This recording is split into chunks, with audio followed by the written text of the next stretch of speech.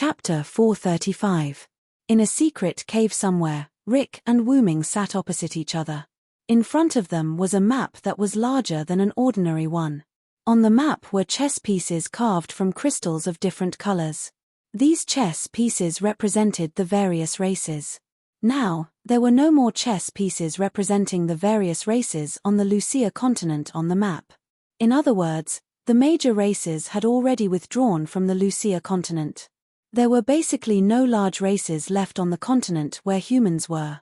In that case, the first step is complete, Wooming said calmly. The goal of not letting the continent where humans were located become a battlefield had been achieved. The battlefield on the Yar-Ala continent has also been formed. Rick smiled as if everything was under his control. In the southeast of the Yar continent, there were chess pieces representing the forest elves, fairy elves, and dragon elves.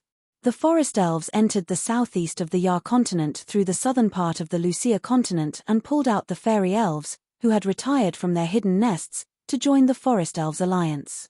With the idea that the enemy of their enemy was their friend, the forest elves pulled in the dragon elves, who were at odds with the goblins.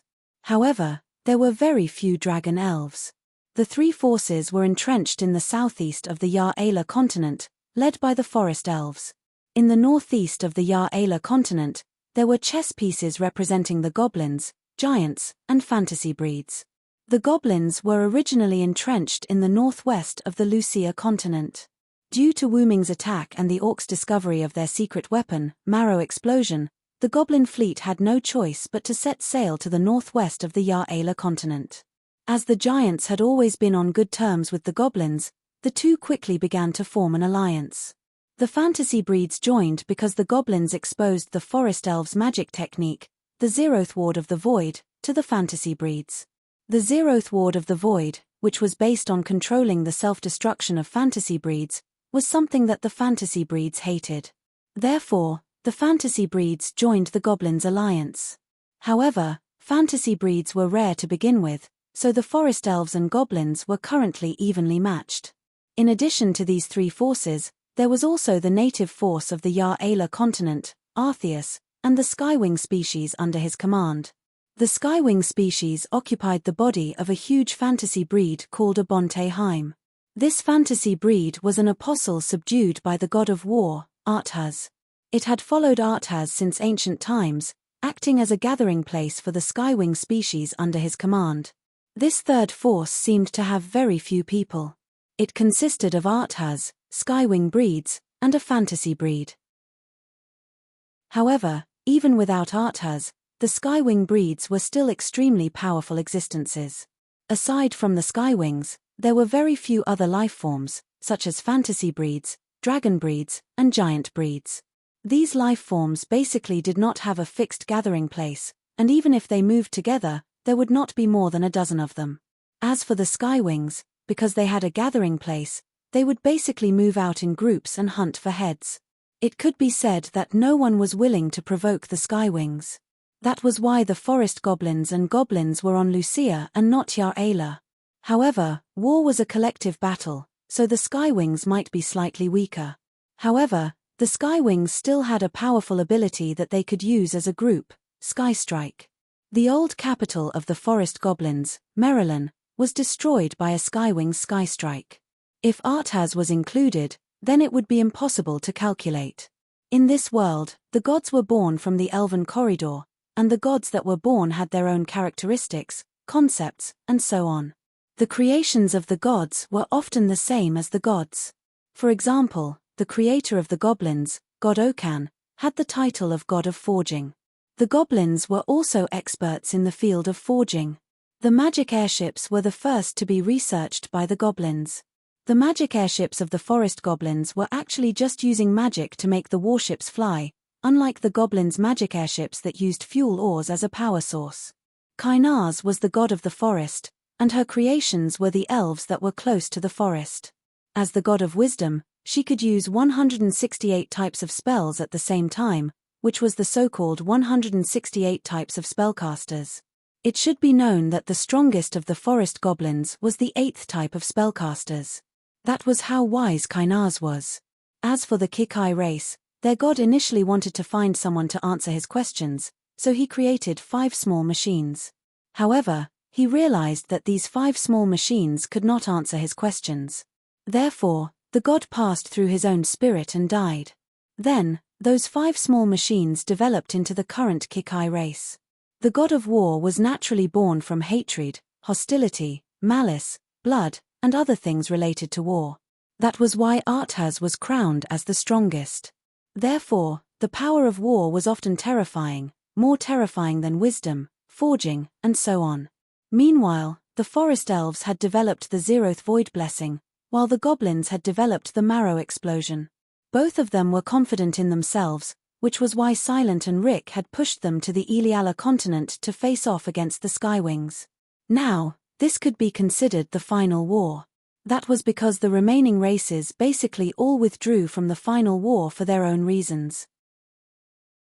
The Sea Dwellers were not interested in the continent and did not want to participate in the war, so they lived in the deep sea. The Moon Song race had always lived on the huge red moon, standing aloof from worldly affairs. The vampires lost in the war and could not participate in the war. As for the demons, those things were actually just demons and monsters, so why would they care about the war? By the way, the beast men fled directly from the sea. They were originally not far from the goblins, so when Rick and the others leaked the information about the Marrow Explosion, they quickly gathered their entire race and retreated from the sea. As for the Kikai race, they did not provoke others, and others did not provoke them, so they lived in peace. Coincidentally, almost all of these races were races whose gods had died. It was precisely because their gods had died that they chose to preserve themselves. After all, the prize of the war was for the gods, and they might not necessarily use it even if it was given to them. The 3 forces are already in their own positions and are on guard against each other. Now, all we need is a catalyst, and the final war will begin. Then, Rick looked at Wu-Ming. Wu-Ming was such a catalyst. Then, there's no time to lose. Let's begin tonight, Wu-Ming said with a nod. Then, Wu-Ming directly entered his spatial door and left the cave. The future of humanity will be decided tonight. Chapter 436. The sunset, and night fell. In the Yar-Ala continent, Wu-Ming floated in the air as he looked at the massive creatures in the sky. Abentheim, the gnome fleet, and the forest elves' magic airship had all settled down peacefully, forming a tripartite balance of forces. Even so, Wu-Ming was still only interested in Arthas. Wu-Ming had learned from studying the forest elves' Zeroth Void Blessing that the technique had extremely high lethality, but it was fine if he couldn't hit it. As for the gnome's Marrow Explosion, Wu-Ming estimated that it could match the Zeroth Void Blessing, but it was still the same.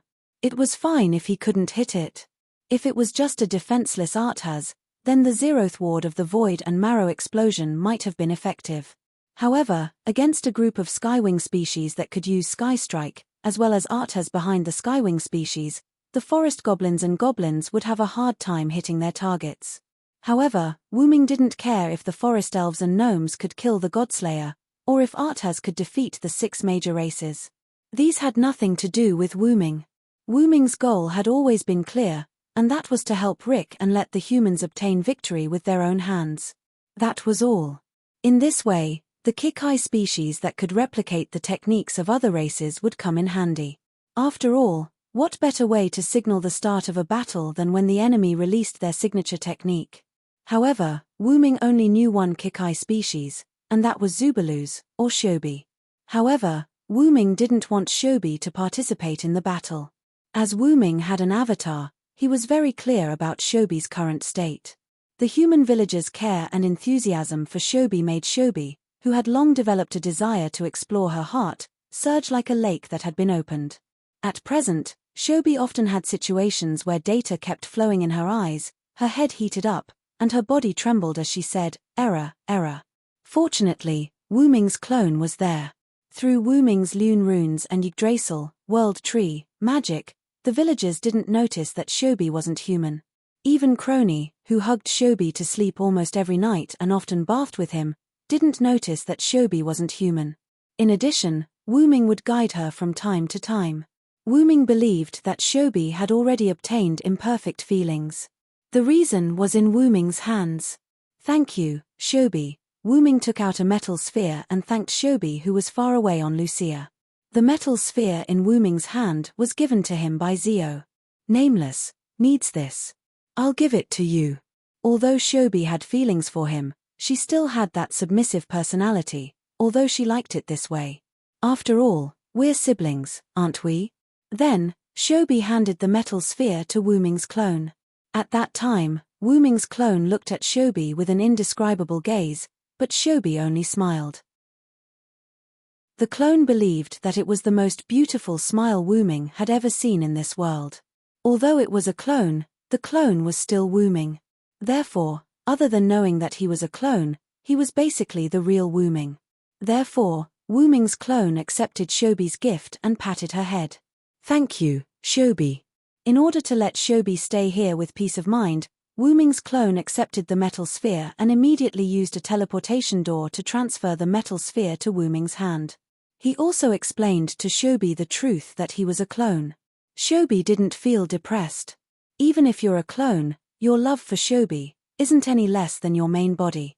This made Wu Ming's doppelganger extremely touched. "We can't disappoint the young lady's kind intentions." At this moment, Wu Ming said as he injected magic into the metal ball. Although it wasn't, Wu Ming's special ability allowed devil power to use these devices that relied on power. In an instant, the metal sphere turned into a simple armor and stuck tightly to Wu Ming's body. "This feeling. Is it the Jikai type?" Wu Ming extended his hand and moved his arm that was already covered in metal. When the clone gave Wu Ming the metal sphere, he didn't tell Wu Ming how to use it. He simply told him to inject devil power into it. He didn't expect it to be an external armor of the Jikai type. However, it didn't seem to be just that. With his mind, a lens appeared in Wu Ming's left eye. Through the lens, Wu Ming could see things like analysis. However, because Wu Ming wasn't a Jikai type, he couldn't understand the data. "I see. Is part of the Jikai type's ability in this armor?" Wu Ming understood the function of this thing. The metal sphere from before could be said to be a byproduct of Shobi's split. It could also be said to be an inferior version of the Jikai type. Wu Ming was no longer surprised by the Jikai type that evolved from just 5 small square boxes. The Jikai type was a bug. Because Wu Ming didn't have the Jikai type's calculation ability, he couldn't inherit all of this power. However, it was still possible to use a weapon. Wu Ming raised his 2 arms that were covered in thin metal and aimed at the gnomes and forest spirits. "Let me try something that contains Shobi's feelings." Pseudo Sky Strike. After Wu Ming finished speaking, the magic power in his body burned fiercely like fuel. Wu Ming's entire body shone like a bright star in the night. Then, 2 long sniper rifle barrels extended from Wu Ming's palms. Simulating the Sky Strike of the Skywing type, the 2 forces instantly condensed, and then, boom, 2 huge cannonball-like sounds resounded through the sky. 2 meteors flew straight toward the forest spirits' magic airships and the gnomes' magic fleet. Boom! There were violent roars on both sides, and flames shone in the night. From the flames, Wu Ming could vaguely see that a few of the gnomes' ships had fallen. On the other hand, the magic airship of the forest fairies was fine. It made sense. The forest spirits' airships were definitely filled with defensive spells. Even if the gnomes' fleet had defensive spells, they wouldn't be able to use them as well as the forest spirits. After all, Wu Ming's previous attack had expended a lot of magic power, but it had only brought down a few of the gnomes' magic airships. Is it because of the imitation? Wu Ming looked at the gun barrel that was still smoking due to the overload. However, he had achieved his goal, which was to start this war that wouldn't start for a long time. Wu Ming looked at the gigantic whale-like fantasy breed, Abendheim.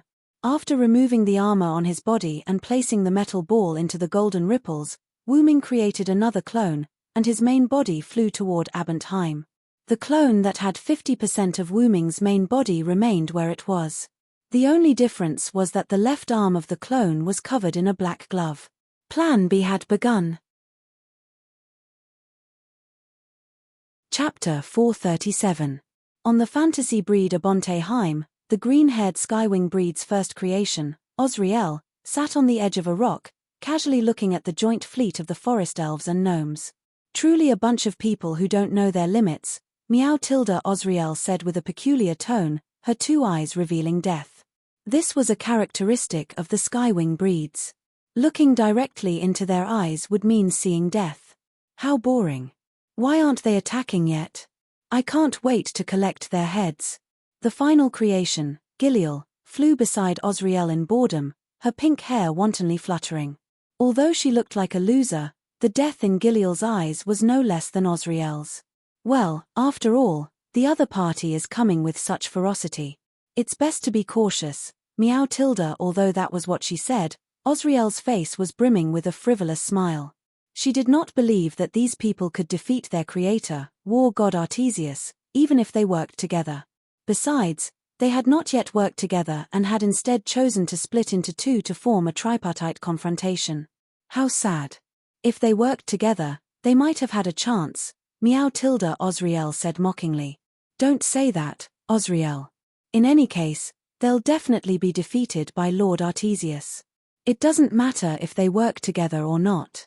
Giliel flew behind Osriel, waving her hands as she calmly said. It seemed that the Skywings were truly confident in their creator, Artesius. After hearing Giliel's voice, Osriel lowered her head as if she had heard something terrifying. Tilda, Osriel, are you still thinking of using the same trick? Giliel seemed to already know the outcome and quickly distanced herself from Osriel, who had lowered her head. Suddenly, Osriel flew up and ran toward Giliel. Wah Tilda, little Giliel Tilda, call me big sister. Meow Tilda, no way, Giliel said evasively, and Osriel chased after her. Then let me hug you for a bit, Tilda, please. Meow Tilda, he Tilda, then try to catch up to me. Then, the two beautiful bird-like girls began to chase each other in the air.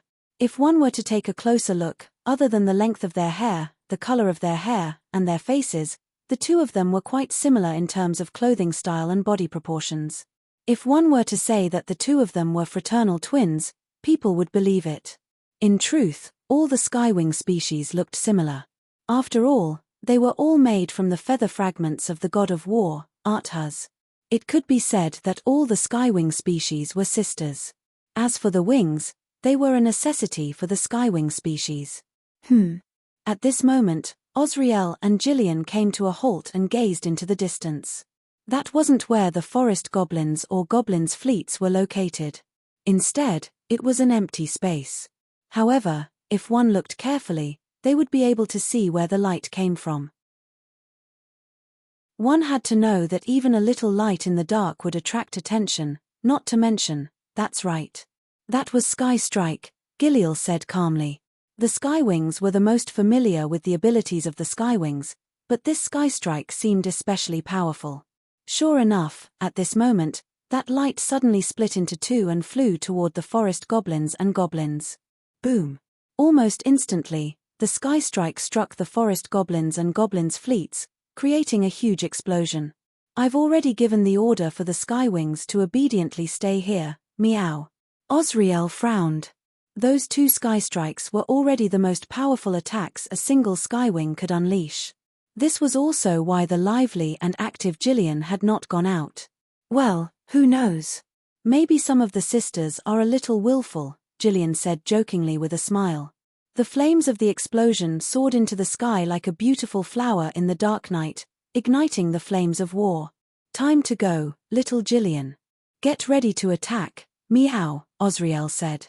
Whether it was the Skywing sisters or someone pretending to be them, the forest goblins and goblins would not turn a blind eye to the provocation of the Skywings just because of a misunderstanding. Is the battle finally about to begin? Gillian smiled happily, the death in her eyes becoming even more apparent. On the other side, on the forest goblins' fleet. Lady Shinka, we've been attacked by the Skywings Sky Strike.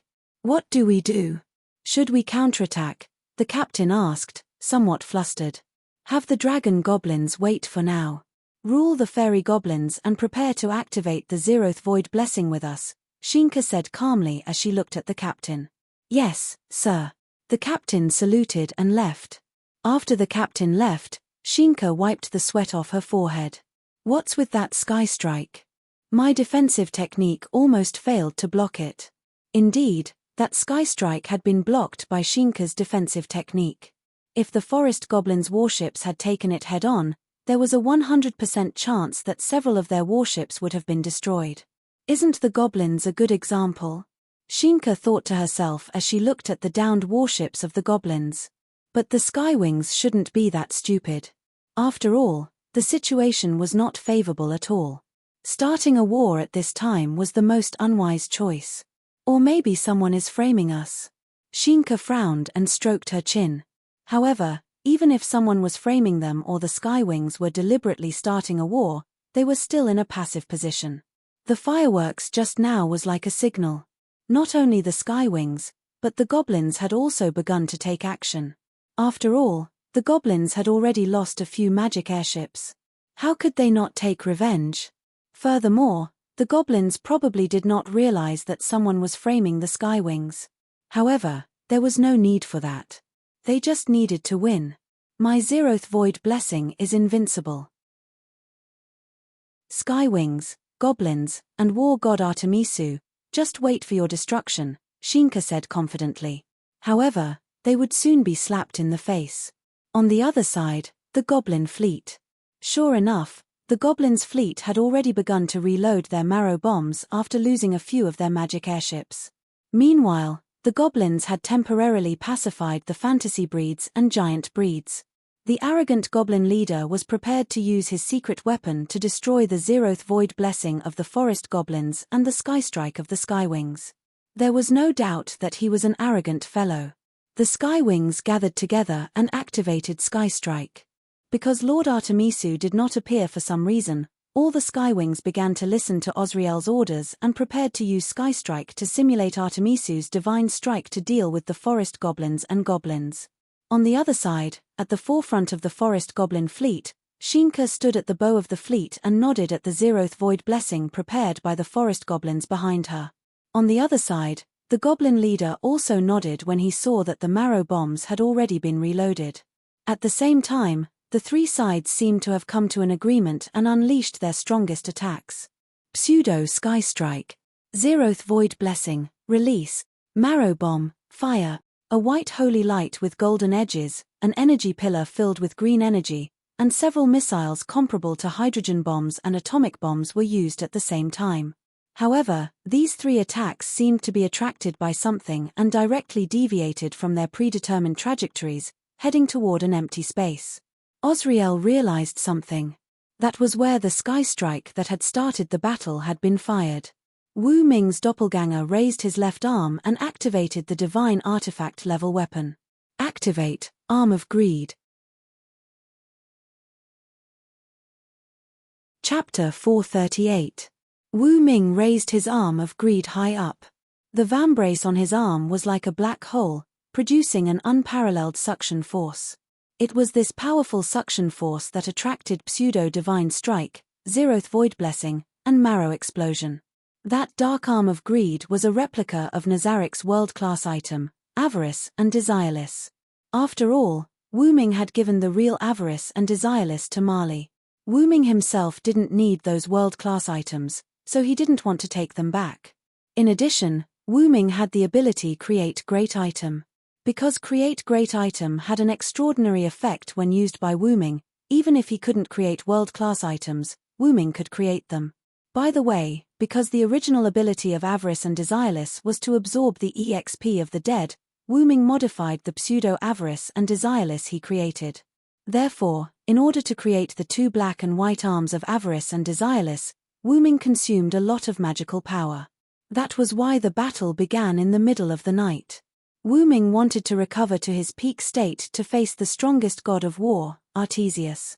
Although it was fine if he didn't recover to his peak state, after all, Wu Ming's magical power was almost infinite. After Wu Ming injected enough magical power into the greedy arm and desireless arm to last for the night, and a lot of magical power needed to activate them, Wu Ming handed the desireless arm to Wu Ming, while Wu Ming himself held the greedy arm. After using the weapon given by Shobi to release the simulated skystrike, Wu Ming used Dependent to split his clone, while his main body rushed directly to the world where Artesius was. Wu Ming's clone stayed in place, wearing the greedy arm left by his main body, and began the second step of the plan. When Wu Ming's dependent split into two clones, those two clones had 50% of the main body's ability. In other words, the clone with Shobi and the clone with the greedy arm were weakened. However, the task of the two clones was not to fight, so it didn't matter whether their strength was weakened or not.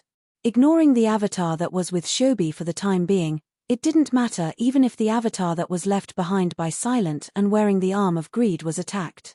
Therefore, the clone with the greedy arm's mission was to die. After Wu Ming transformed Avarice and Desireless no longer collected EXP, it collected power to collect it. In short, it became the ability to store skills and transform them to be released. At present, through the greedy arm, the super skills of Skywing, Forest Elves, and Goblins, such as Pseudo-Divine Strike, Zeroth Void Blessing, and Marrow Explosion, were all absorbed and stored. The Desireless arm, which had the ability to connect with the greedy arm, was responsible for releasing those skills again. The wielder of the Desireless arm was Rika. Now, he was waiting at the target location planned by Wu Ming and Rika. Waiting for Wu Ming to transfer the attacks of Skywing, Forest Elves, and Goblins to the greedy arm, then Rika would launch the Desireless arm, releasing the huge attack stored in it, directly penetrating the core of the planet, and then Rika would obtain the Star Cup. In this way, the war was over. The reason why Artesius didn't show up when Skywing launched the attack was because Wu Ming planned to take advantage of the situation while they were fighting.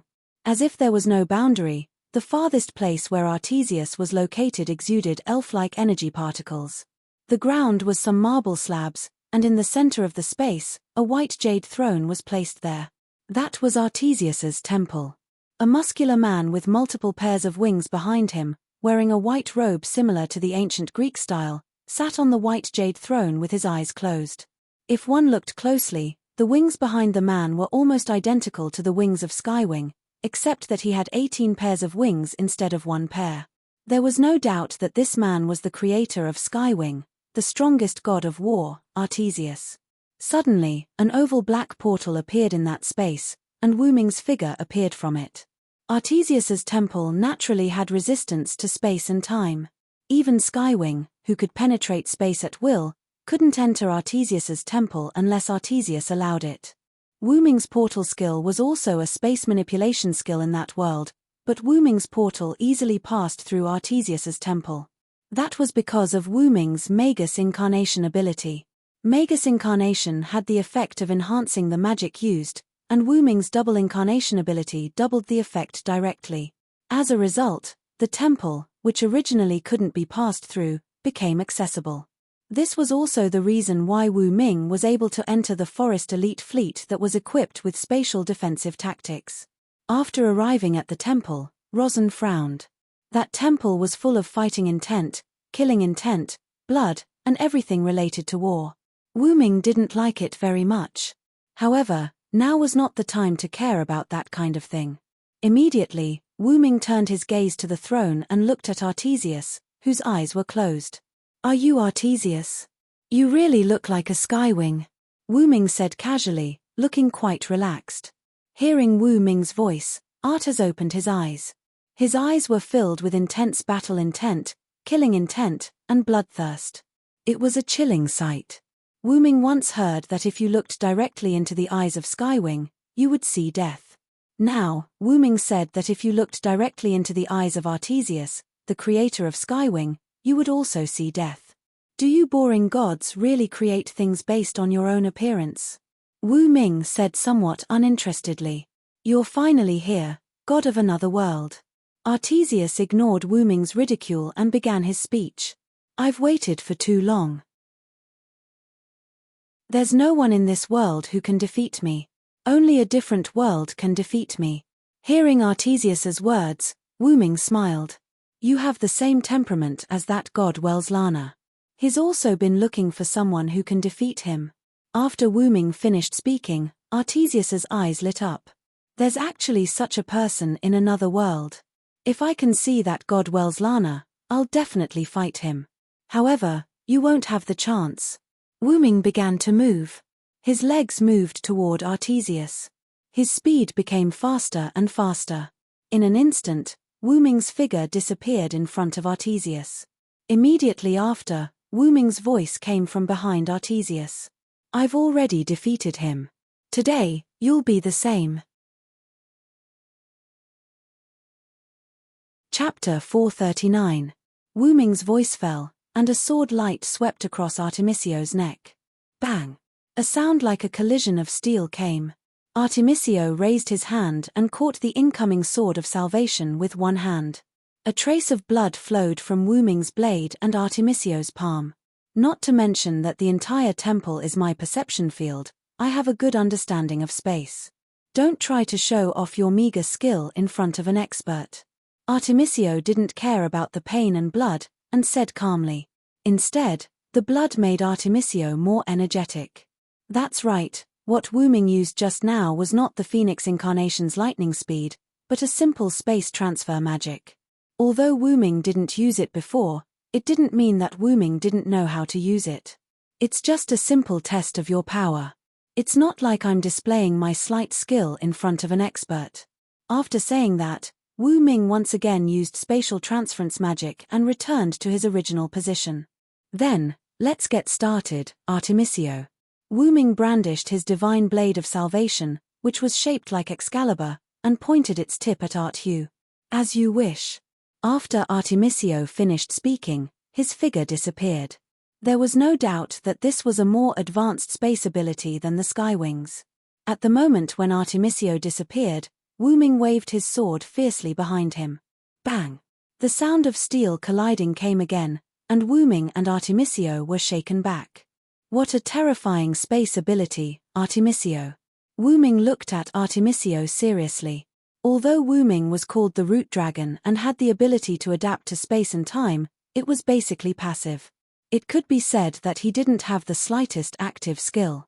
It could be said that the only time and space ability he had was the Phoenix Incarnation and the space transfer magic. It could only be said that Wu Ming was still too young. Perhaps he would have to wait until he reached adulthood to fully master the space ability. As for the Root Dragon, forget it. Let's find another way. While Wu Ming spoke, Artesio also looked at his hand. There was a small bloodstain on his palm and a thick bloodstain on the back of his hand. These were all caused by Wu Ming's divine blade of salvation. The former was caused by Wu Ming being grabbed by Artesio when he ambushed him. With his self-healing ability, the wound was almost healed. The latter was a wound caused by Arthas's sneak attack on Wu Ming and the collision with Wu Ming's divine blade of salvation. The burning pain was transmitted to Arthas's nerves. Immediately, Arthu activated spirit, and the two wounds healed instantly. I didn't think that just contact and collision would be able to hurt me. As expected of a product from another world. I'm getting excited. Due to his injuries, the battle intent in Art's eyes burned even brighter. This is the divine blade of salvation that killed countless god-slayers. Not only that, but it also killed a lot of gods. Wu Ming said to Arthas with a raging smile on his face. When Rama held the divine blade of salvation as the last king, in addition to killing god-slayers, he also killed other disobedient gods. After all, not all disobedient gods were on good terms with the last king. Just like Velaslana, if he met Rama, he would definitely challenge him until he died. Even Rama himself forgot how many enemies he killed, which meant that the enemy was not only the god-slayers, but also the disobedient gods. The divine blade of salvation, huh? Then let me see its power. After that, Arthas gathered energy in the palm of his hand and formed a dark blade. Then, Arthas pointed the blade at Wu Ming. Arthas hoped that someone could defeat him, even if he died. However, this did not mean that Arthas would go easy on the opponent. To Arthas, defeating an opponent that he could not defeat was just a dream. However, Arthas especially hoped that this dream would come true. Therefore, Arthas would use all his strength to defeat Wu Ming. His coming, "You're a traveler from another world." Arthu roared angrily and sped up toward Wu Ming. "I have a name. Just call me Wu Ming." Wu Ming, like Arthas, roared and rushed toward Arthas with the divine blade of salvation. Bang! Two extremely powerful weapons collided with each other, creating a huge boom. Even the air was faintly distorted. Like a signal to start, The sounds of weapons colliding became more and more frequent, and the speed was getting faster and faster. Bang! Bang! Bang! Bang! The two of them kept swinging their weapons at a speed that ordinary people could not see. Whether it was Wu Ming or Arthas, both of them were simply swinging their swords. Using their reflexes and their own reaction speed, the two of them kept attacking each other with all kinds of skills. The two of them kept moving around the temple. Countless sword and saber lights were emitted from the space between the two of them. Those were simple physical impacts caused by the speed and power of the attacks being too fast. The marble floor of the temple was destroyed by the two of them like tofu. Traces of chaos appeared everywhere in the temple. Even the throne of the temple was damaged. It was enough to show the intensity of the battle between the two of them. Bang! Suddenly, Wu Ming and Artemis separated and stared at each other. I didn't expect you to be able to surpass me in hand-to-hand combat. I'm so happy. Arthas smiled like a Spartan as he looked at Wu Ming excitedly. This was taught to me by my master, the Godslayer. Coupled with years of practice, I naturally have such martial arts. I'm quite interested in your martial arts, Arthas. After all, Arthas was born as a god of war and had always been the strongest. Wu Ming originally thought that Arthas would not be so meticulous in this aspect. As a god born from heaven and earth, shouldn't they generally be able to defeat their enemies with one move or use powerful magic? However, not only was Arthas able to fight Wu Ming in hand-to-hand combat, but he was also not at a disadvantage. This was beyond Wu Ming's expectations.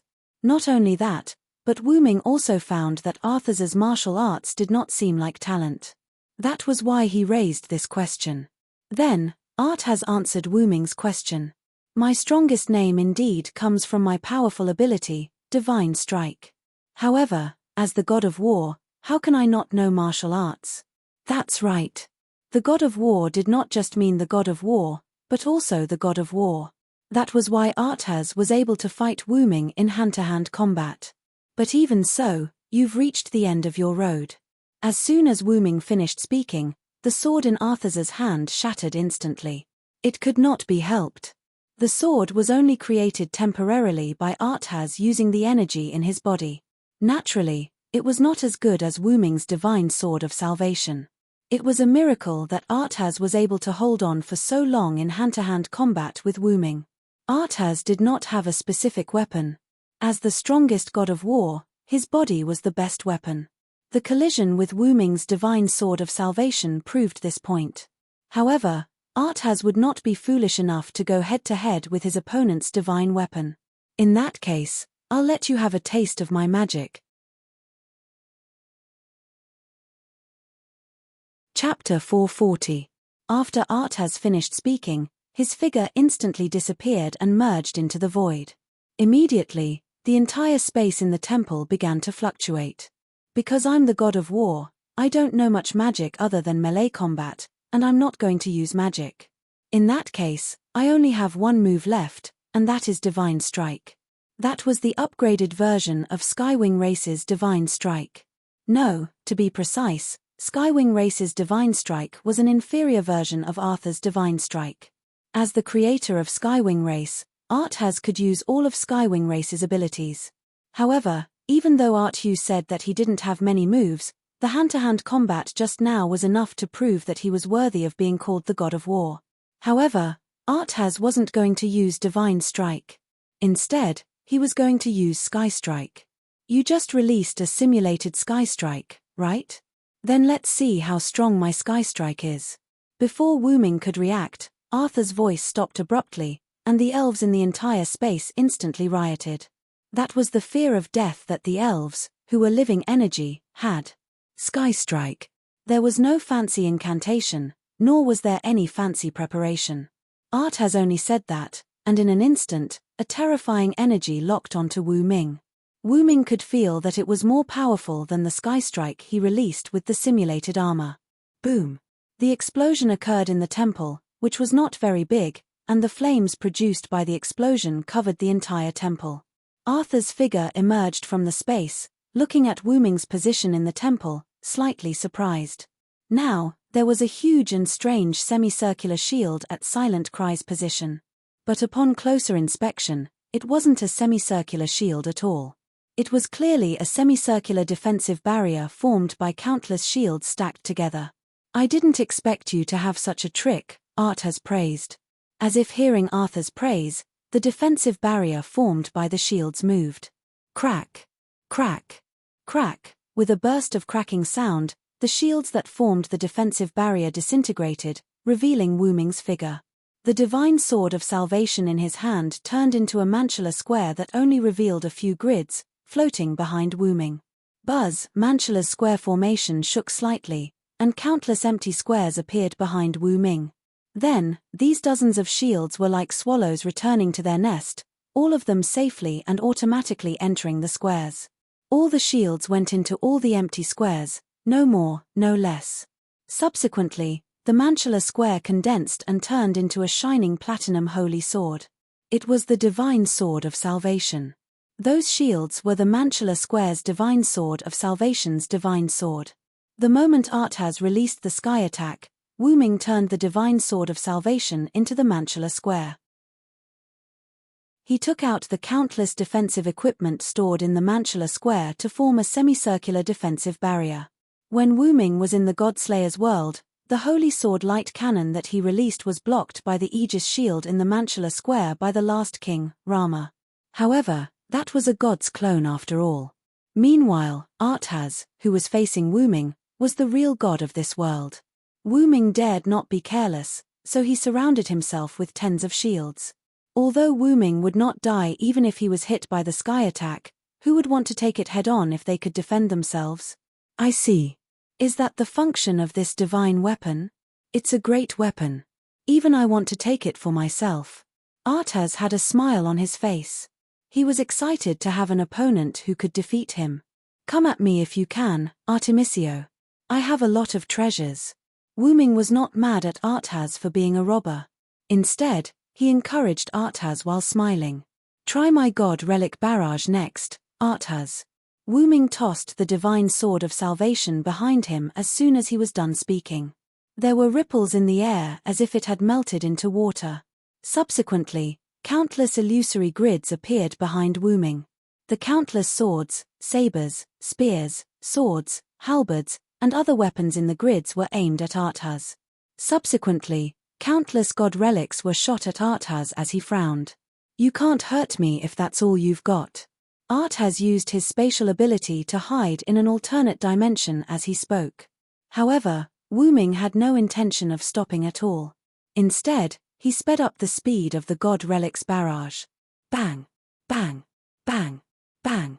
Wave after wave of god relics were shot at where Arthas was hiding. All of the god relics hit the ground directly, causing an intense explosion. It was only natural that such an outcome would happen because Arthas had already entered an alternate dimension. However, some of the weapons were distorted when they passed through the alternate dimension that Arthas was hiding in. Wu Ming stopped the god relics barrage and retrieved all of them with the Mantula formation's retrieval function. Arthas, who had just emerged from the alternate dimension, was next. At the moment, there were wounds all over his body. There were even a couple of piercing wounds on his chest and abdomen. "I can't believe you have a god relic that can pierce through dimensions." Arthas frowned. That was right. There were a couple of god relics that could pierce through dimensions hidden among the god relics. As Arthas was careless, the god relics hurt him when they pierced through his body. Apart from that, the god relics were on par with grade A relics. It was a piece of cake for them to break through Arthas's defense. Wu Ming was surprised that there were only a couple of piercing wounds on Arthas when there were so many god relics at the same time. However, it did not matter to him. "So, I've broken through your dimensional ability, Arthas." Wu Ming smiled at Arthas. Now, Arthas could no longer use his dimensional ability to avoid being hurt. If Lin Huang were to use a skill that targeted space and crushed Arthas's divine marrow, Arthas would die. Arthas wanted someone to defeat him. He did not mind being killed, but he did not want to die in such a humiliating way. The reason why Arthas was still alive despite having so many piercing wounds on his body was that his divine marrow was not hit. In other words, Arthas had protected his divine marrow when he was attacked. However, even if he managed to protect his divine marrow, Arthas would not choose to use his dimensional ability to dodge Wu Ming's God Relic's barrage again. First of all, he would really die if Lin Huang managed to break through his divine marrow's defense. Moreover, Arthas was a god of combat. He knew that the best defense was offense. I don't like defense. Attacking suits me better. Arthas's eyes gleamed as soon as he was done speaking. An energy sword appeared in his hand again. Then, I'll be a little more serious. Then, the two of them began to fight again. Chapter 441. Wu Ming and Artesio's battlefield had changed. Wu Ming felt that Artesio's war god temple was too small, so he took out the staff of Anziwergen and activated the inherent barrier. Artesio was not afraid of the enemy's home ground. Instead, he was more excited. Although the body was made by Wu Ming's main body, the staff of Anziwergen and other items in Wu Ming's Dragonist dimension were real. The principle was to open a new door in Wu Ming's Dragonist dimension. That door was the secret pattern on the root dragon's body made by Wu Ming, so those items were real. The third floor of the great underground tomb of Nazalik. Wu Ming's figure shuttled through the tomb temple on the third floor, followed by a white figure. It was Artesio. The first floor and the second floor were directly destroyed by Wu Ming and Artesio, so the two's battlefield came to the tomb temple on the third floor. Fear the one with wings. Evil people and powerful people are all afraid of me with wings. My wings will bring you curses. Evil people can't hit me. After that, Wu Ming's figure disappeared from Artesio's eyes. Space-time manipulation. Artesio was worthy of being an expert in space-time manipulation. He recognized the nature of the Phoenix incarnation at a glance. Sure enough, you saw through it.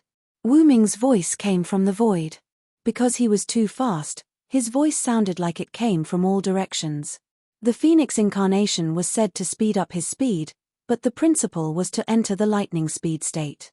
That lightning speed state actually allowed him to enter a different accelerated space from this space-time. In this space, everything became incomparably slow, and one's body also gained the ability to accelerate by a small margin. However, the price was an overload on one's body. If a new Godslayer were to use this skill, his body would experience severe pain due to overload in less than a minute. But for Wu Ming, the root dragon, who had extremely high physical fitness, that was not a problem at all. That was why Wu Ming could use Phoenix without any side effects. Come and feel my space-time manipulation. After Wu Ming finished speaking, he suddenly appeared behind Artemisio. Artemisio, on the other hand, was too shocked by Wu Ming's methods to react. Thus, there was a short lapse in his memory. However, compared to a battle between experts, this moment of inattention would often become the key to victory or defeat. Go down. After saying that, Wu Ming immediately raised his divine power, which was enchanted with Giant's instant cast, and smashed it toward Artesius's heart. Boom. In an instant, Arthu's figure was buried under the dark stone slabs of the Temple of Tombs. At the same time, the entire floor of the third floor shattered. In short, just like the first and second floor, the entire third floor was destroyed. Boom. Accompanied by a loud roar, the sky above the fourth floor of the underground lake seemed to be broken, and countless broken stones and other things came to the fourth floor of the underground lake. Plop, plop, plop. Accompanied by the sound of countless stones falling into the water, Wu Ming's figure floated above the lake. Wu Ming looked at the lake vigilantly. The blow just now did hit Artesio's heart, but Wu Ming had a feeling that Artesio was not dead yet. Although Wu Ming hid his 12 incarnations ability to surprise Artesio, he successfully used Phoenix to speed up Artesio, and then used Giant's power to hit Artesio. However, Artesio must have some means to avoid fatal injuries. Wu Ming heard from Shobi that if you want to kill a god, you must destroy the god's divine essence. Just like human heart and brain, the divine essence was the root of the god. The Elven Corridor was also the first to give birth to the god's divine essence. However, unlike human heart and brain, The god's divine essence was not necessarily in the heart, and it might not even be in the brain, but in any part of the body. Moreover, the god's weakness was really only the divine essence. Unlike human heart and brain, serious injuries to other parts of the body may also be fatal. The god's body was not afraid of physical damage. In fact, the god's body was a practical skin bag. As long as the divine essence was intact, the god could even abandon the body and make another one. Wu Ming did hit Artesio's heart just now. Under that kind of attack, even Artesio's body should be dead if the divine essence was in the heart. Since Wu Ming could still feel that Artesio was still alive, it meant that Artesio's divine essence was probably not in the heart. Not to mention that, Wu Ming put a lot of effort in order to kill Artesio with one blow. Wu Ming's current divine essence was not as powerful as his original body, so he could only use his 12 incarnations one by one, and their power was greatly reduced. In addition, he couldn't use double incarnations normally. The Titan incarnation just now could be so powerful because of overload, but also because of that, Wu Ming's Titan ability was temporarily unavailable. Because Wu Ming used Titan incarnation, the slate representing Titan incarnation in Wu Ming's heart was in a blood-red state, which meant that this ability was temporarily unavailable. That was the price of instantaneous power, but it was also the price of overloading, and that price would take about 3 days. Titan incarnation was Wu Ming's most commonly used ability. After all, it was simple and crude. Now that this ability was sealed, Wu Ming could be said to have lost a great help.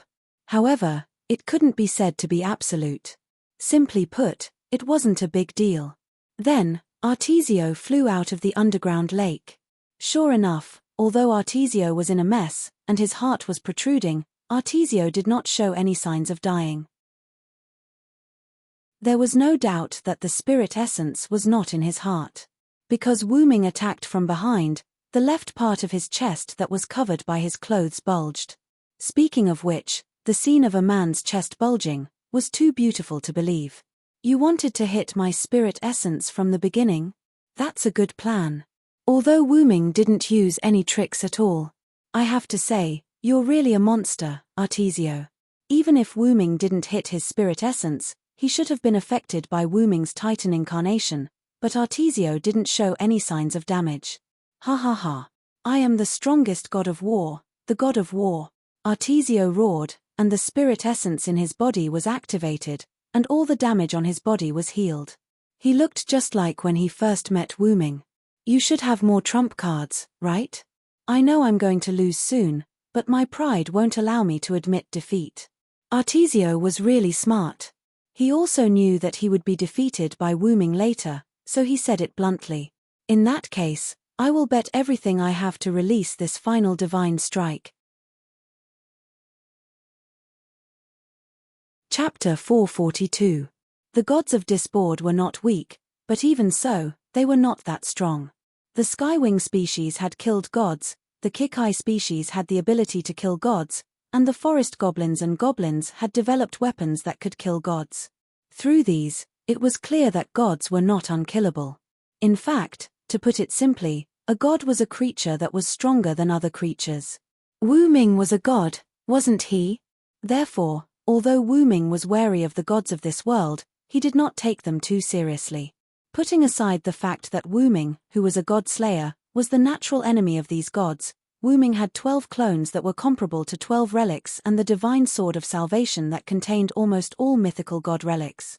Not to mention, the divine sword of salvation was powerful. It was a holy sword that had the power to split a star. Then, after Wu Ming met Arceus, he did not think that the gods of this world were weak. Although he was prepared for it, Arceus's strength still surprised Wu Ming. Arceus's powerful body could fight Wu Ming to a standstill. His martial arts skills were not invincible, but they were not weaker than Wu Ming's. He was only slightly weaker in hand-to-hand combat with Wu Ming. His almost endless spirit energy was used to power his powerful sky attack, and its power was comparable to the Skywing's divine sword. Arceus could kill gods, so it was not unreasonable for him to be called the most powerful god of war. However, that did not mean that Wu Ming was afraid of him. Wu Ming had already estimated that only Arceus, who was known as the most powerful god of war, could fight him. Arceus was slightly weaker than Wu-Ming in hand-to-hand combat. His sky attack could not break through the defense of Wu-Ming's god relic shield, and his hiding space could be broken. Moreover, Wu-Ming could adapt to time and space, so he was immune to most of the damage and skill effects in time and space. It could be said that Wu-Ming had the upper hand over Arceus. When Arceus saw Wu-Ming, he felt a little uneasy. "I'm no match for him." This was Arceus' thought. However, Arceus did not believe in empty words, nor would he bow down to Kiran's overbearing aura. Only when he was completely defeated, or even killed, would Arceus admit that he was the strongest god of war. But his wish to be defeated had been fulfilled. Thus, Arceus and Wu-Ming began fighting one-on-one. He did not even bother with his Skywing subordinates, which was why Arceus did not show up. The Skywing species had been created by Arceus as a weapon to kill him. However, Arceus was not a pedantic person. After knowing that his creations could not kill him, Arceus did not count on the Skywing species. It was rare for him to meet someone who could defeat him. Arceus was excited. However, after using so many means, both Wu-Ming and Arceus knew that even if the two of them continued to fight normally, they would not be able to finish it in a short time. Arceus did not like to drag things out. He was ready to use his ultimate move. Wu-Ming, on the other hand, was passive. In fact, the battle with Arceus was not bad. Wu-Ming did not want to end it so quickly, but if it was his opponent's opinion, Wu-Ming would still respect it. "Then, I'll also prepare a big one." After Wu-Ming said that, he let go of the Sword of Salvation, and the Sword of Salvation merged into Wu-Ming's body like a spirit. Immediately, Wu-Ming raised his right hand and began to gather magical power. In Wu-Ming's inner world, there were 10 small stone plates on the huge stone plate, one of which was already shining red. That was the stone plate representing the Titan. Immediately, the pointer in the center of the stone plate turned, and the long and short pointers pointed to the stone plate at 11 o'clock. The stone plate was engraved with a slowly burning sun, which made people feel hot just by looking at it. In an instant, the stone plate representing the incarnation of the sun turned scarlet, which meant that the sunstone plate could no longer be used. "For victory, come to me quickly, immortal sun, please grant me a shining steed. Spirited horse, with the lifeline of my origin dragon, I bestow upon the eternal glory. Bring me the shining wheel of light that symbolizes me." With Wu-Ming's words, a small fireball appeared in Wu-Ming's hand.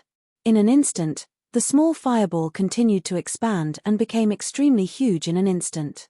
Inside the fireball, the shape of a steed could be vaguely seen. The steed was constantly restless, and the fireball exuded intense heat. The extremely high temperature made the space begin to distort, and it felt like it was going to break. Wu-Ming looked at Arceus on the opposite side. At that moment, a large number of spirits flashed around Arceus's body, and the sky above the underground lake on the 4th floor of Nazalic instantly became dim. A huge cloud tornado slowly hovered above Arceus's head. Arceus was even more flashy than Wu-Ming. "Divine strike." Arceus's voice fell, and a huge pillar like a huge holy sword beam connected to Arceus through the cloud tornado above the sky, and countless energy spewed toward Wu-Ming. Wu-Ming simply gathered his power and then threw it in the direction of Arceus's divine strike.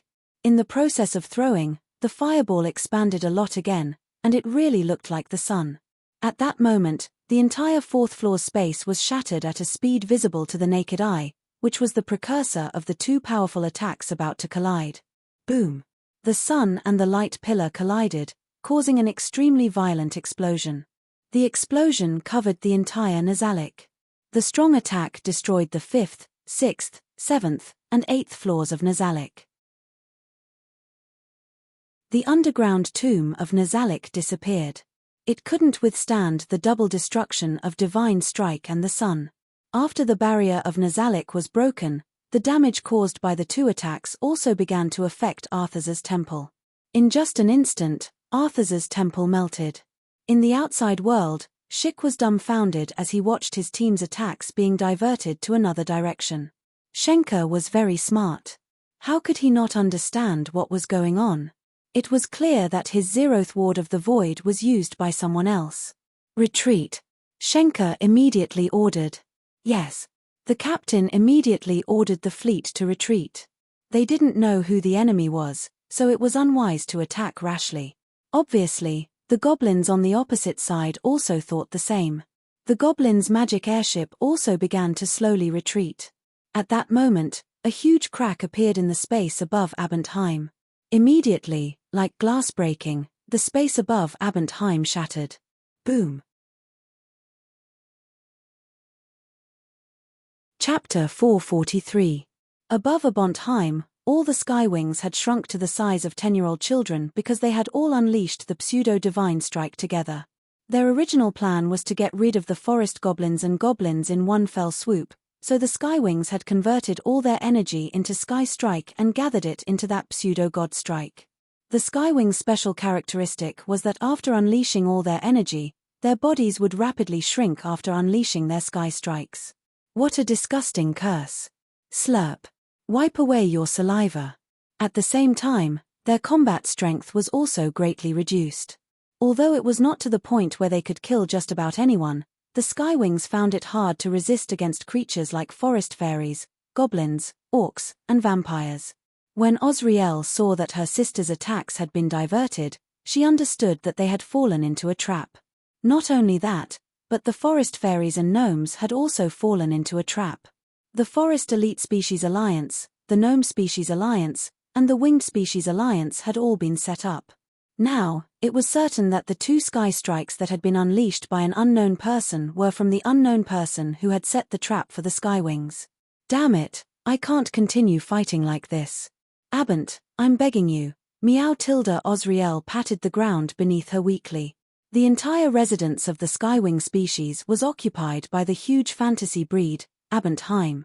After Osriel finished speaking, a ripple appeared. It was Abentheim nodding. Even if the skywings could no longer fight, there was still Abentheim, a fantasy breed that had been personally named by Arceus. A fantasy breed that could catch Arceus's eye and was willing to follow him could not possibly be weak. After all, even though Arceus the god of war was a stubborn old man who had a death wish, he truly acknowledged the strong. However, at this moment, the space above the skywings, or rather, above Abentheim, shattered. Bang! Like glass shattering, the space above Abentheim exploded. The shattered space shards rained down on Abentheim. What? What happened, Meow? Osriel said uneasily. The reason why she felt uneasy was because she had sensed the aura of her master, the god of war Atreus, from the shattered space. It was an extremely weak aura, giving people the feeling that she was about to dissipate and die.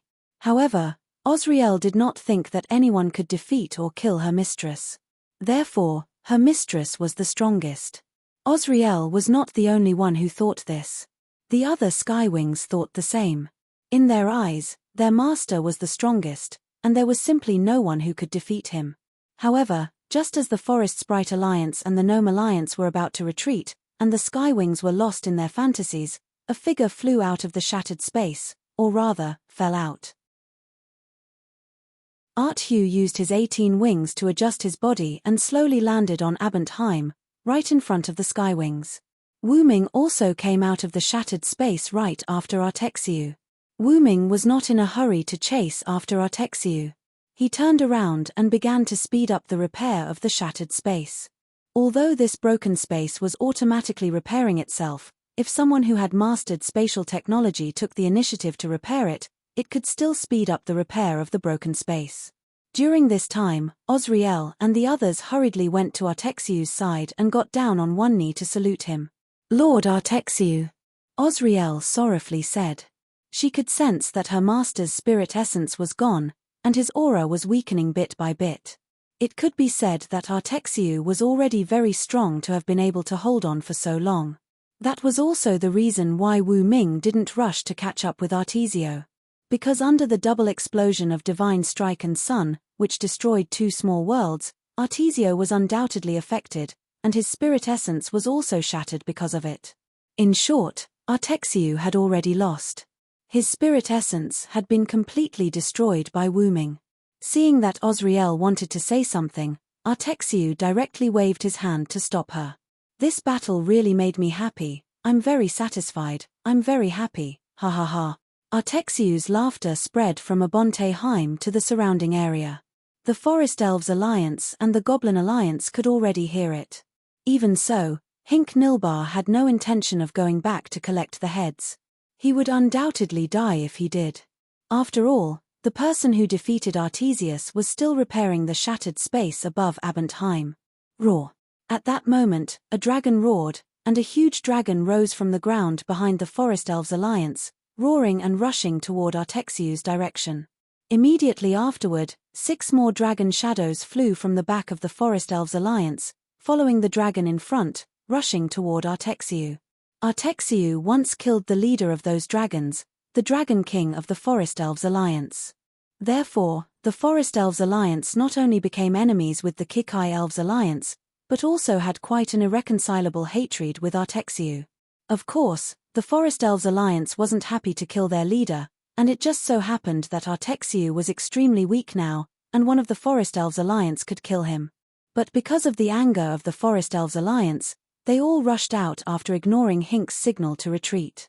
And they were ready to kill the enemy with all their strength. Bending whistle. 2 words came out of the Forest Elves Alliance's mouth, bending whistle. It was something similar to the Sky Strike. After releasing Sky Strike, the Sky Strike would turn the Sky Strike into a 10-year-old child's body, and its power would be suppressed.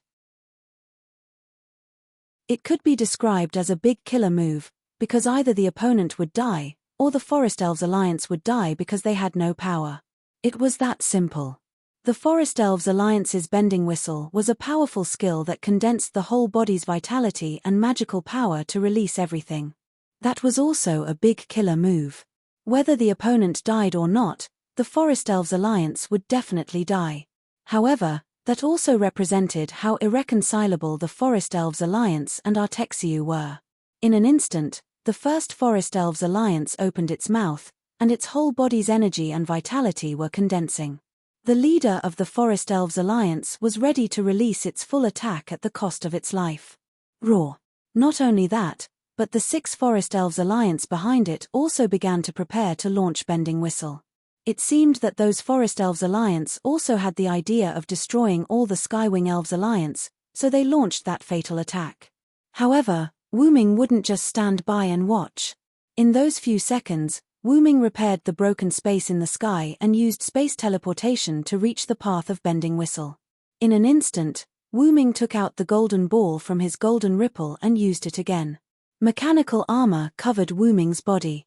Pseudo-Dragon Roar. Chapter 444. Pseudo-Dragon's Roar. As Wuming's voice fell, Wuming raised his hand, and a terrifying dragon breath burst out from the barrel in Wuming's hand.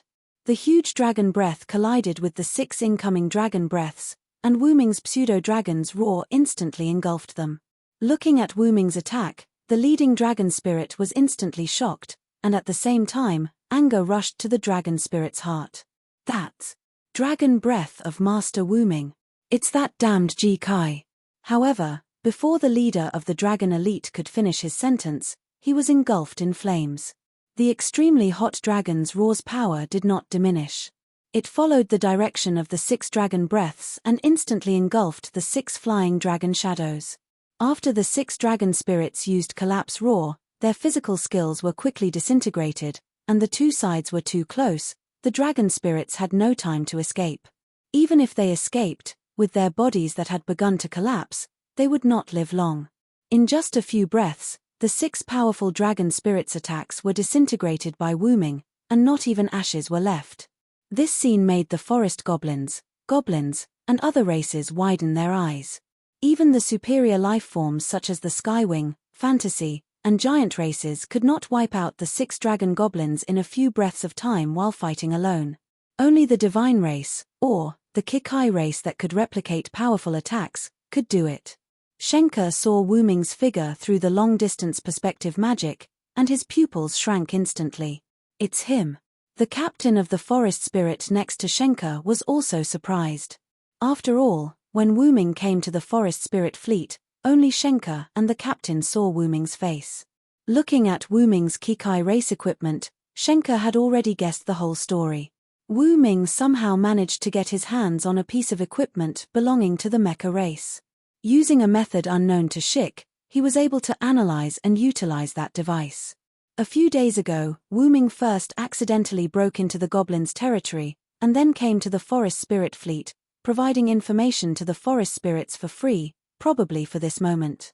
It was clear that the goblins had also come to Iliala because of silence methods, forming a tripartite balance of forces with the Skywings and the Forest Goblin Alliance.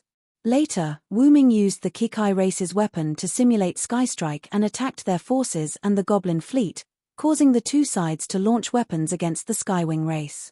In order to counterattack, the Skywing race also used their strongest move.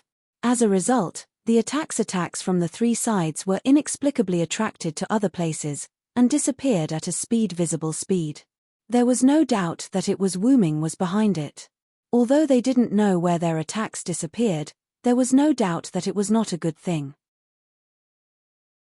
Are the forest spirits ready to use the teleportation spell against the fleet? Because of the sense of crisis, Shenka had already ordered people to prepare the teleportation spell, ready to teleport the entire forest spirit fleet away. Yes, we're ready, and we're just waiting for your order, the captain said calmly as he saluted Shik. If you're ready, just activate it, you idiot. Shenka glared at the captain angrily. We're preparing to escape. Since we're ready, what are we waiting for? Do we want them to attack us? After all, we don't know Wu Ming's current situation, and we don't know if he's a friend or foe. Yes. I'll give the order now. The captain was surprised by Shenka's anger. This was the first time he had seen this lord angry. The captain left to inform the teleportation spell, while Shenka still stood at the bow of the warship, looking at Wu Ming, who was using the X-ray vision spell. How dare you toy with me, Shenka Nilbar, in the palm of your hand. Even if you're a god, wait for my revenge. After all, the zeroth ward of the void that she, Hink Nilbarian, had developed was not for anything else but to slay a god. And the god that Hink Nilbarian wanted to slay the most was the creator of the forest elves, the forest god Kainaz. As long as there's no more Lord God, Nina and I can be together. Hee. Shenka's expression darkened. Accompanied by Shenka's laughter, the entire forest spirit fleet disappeared from the battlefield. At the same time, the goblins' magic airship had turned around. Intense flames erupted from the huge nozzle behind it. Then, the entire goblin fleet flew into the distance like a meteor shower. The fairy, dragon, fantasy, and giant species that had cooperated with the two sides were all dead. The fairy was in the forest spirit fleet, while the fantasy and giant species were behind the goblins. When they saw the goblins fleeing, they fled as well. Since their allies had fled, what was the point of them staying here? Thus, only the infant skywing species, fantasy breed Abonte Heim, and Arthas, whose body was starting to fade, were left on the battlefield. Wu Ming did not care about the forest spirits and goblins. After eliminating the dragon spirits, Wu Ming landed on Abonte Heim. In an instant, Abont Heim exuded a threatening aura, and the skywing, who had already turned into an infant, nervously looked at Wu Ming, protecting his dying master. Now, no matter how stupid the skywing species were, they knew that their master, the most powerful war god Arthas, had been defeated, and the price was his life. They're quite loyal to you, Arthas. Wu Ming did not do anything but stood in front of Arthas and said in a light tone. They are indeed a group of subordinates worthy of my trust. Unfortunately, I didn't pay attention to them in the past, Arthas said calmly. Wu Ming and Artesius didn't look like enemies who had just fought to the death a few minutes ago. Instead, they looked like longtime friends. When Wu Ming's son and Arthas's divine strike destroyed Wu Ming's barrier and arrived at Arthas' temple, Wu Ming's son had already overwhelmed Arthas's divine strike and destroyed Arthas's divine essence in the temple's throne. That's right, the reason why Arthas was unharmed after being hit by Wu Ming's giant was because Arthas's divine essence was not in his body. Arthas was worthy of being called the strongest. To be able to keep his body from dissipating with his divine essence, it could be said that Arthas was truly the strongest in this world. Wu Ming thought so. After that, Wu Ming used the power of flood and annihilation to offset Wu Ming and Arthas's attacks. After all, if the explosion caused by these two forces was allowed to continue expanding, not to mention whether the Skywings and Abent Heim, who were closest to the Artexiu temple, would be able to survive, the planet would be bombarded with nuclear bombs again. Wu Ming used the power of flood and annihilation at the same time. The all-encompassing water wrapped around the explosion. The power of annihilation annihilated these powers, but the price was that the two avatars were like the sun and the giant. They fell into a red state and could not be used. Then, the temple was destroyed, and Arthu and Wu Ming came here from another dimension. The rest was what happened just now. Immediately, Wu Ming said the key words. "Are you satisfied with this battle, Arthas?"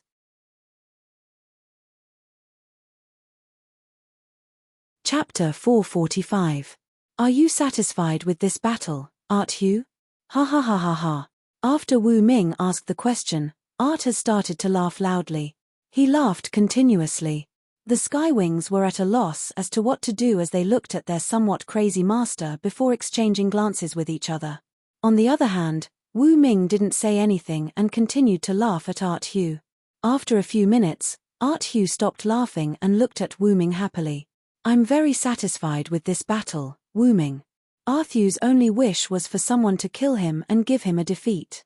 "Since you can separate the divine marrow from your main body, why don't you store it somewhere else?" Wu Ming asked. He had not properly protected his only weakness and had instead placed it in the most vulnerable place. No matter how he thought about it, it was somewhat abnormal. Arthu's temple was the battlefield between Wu Ming and Arthu. Although the temple had initially been affected by the shockwaves from their battle, Wu Ming had used the fact that the battlefield was too small to activate the inherent barrier of Nazalic. Wu Ming did not think that Arthu was so wise as to predict that Wu Ming would find Arthu's temple too small and hide his divine marrow in the temple's throne. Unless, of course, Arthu had chosen death. "When you came to this world, I already knew my end," Arthu calmly said as he began to tell a story. "I really don't know you, but the Starcup told me that if I were to fight you, you would be strong enough to kill me." Arthu's words left Wu Ming puzzled. Starcup. Could the Starcup communicate with others? Was that not a scepter that represented the ownership of this planet? I'm not mistaken. That is indeed the Starcup, but that thing should be a replica or a clone of the Starcup because the real Starcup is still in the Elven Corridor. I can sense it. Arthu was a god born in the Elven Corridor where the Starcup was born, so he naturally had the ability to sense the Starcup's exact location, though it was very vague. It said that it could give me power. As long as I have it, I can defeat you. The method is very simple. I just need to choose it and hold it with both hands, Arthu continued. However, since Arthu said so, he definitely did not choose to accept the Starcup's power. I didn't choose that thing's power. As a god of war, taking shortcuts is a disgrace to me. Knowing that he would be defeated and killed, choosing to live with the power given by someone else was extremely ironic to Arthu. My god essence wasn't taken out by myself and placed on the throne of the temple. It was taken out by the Starcup. Arthu's words shocked Wu Ming. Did the Starcup come to life? After I rejected the Starcup, I was ready to use my power to destroy it, but the Starcup seemed to have been prepared for this. When I rejected it, it took advantage of my momentary distraction and drilled into the divine marrow in my body. Then, under my strong resistance, the Starcup and my divine marrow were ejected out of my body. After that, the Starcup sealed my divine marrow in the throne, and the Starcup disappeared. Listening to Arthu's series of strange words, Wu Ming was dumbfounded.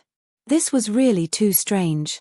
Logically speaking, the Starcup was a lifeless symbol of the planet's power, so it should not have come to trouble Arthu without permission. However, Wu Ming did not think that Arthu was lying, because Arthu did not know how to lie at all. He was a real man. However, this also explained why Arthu was not that strong when he fought Wu Ming. In addition to hand-to-hand combat, magic battles, and ordinary chasing attacks, Arthu had also used his ultimate move, Divine Strike. No matter what, Arthu was recognized as the strongest. If that was all he had, it was unlikely that he would be known as the strongest in the world. It turned out that his divine marrow was a little affected.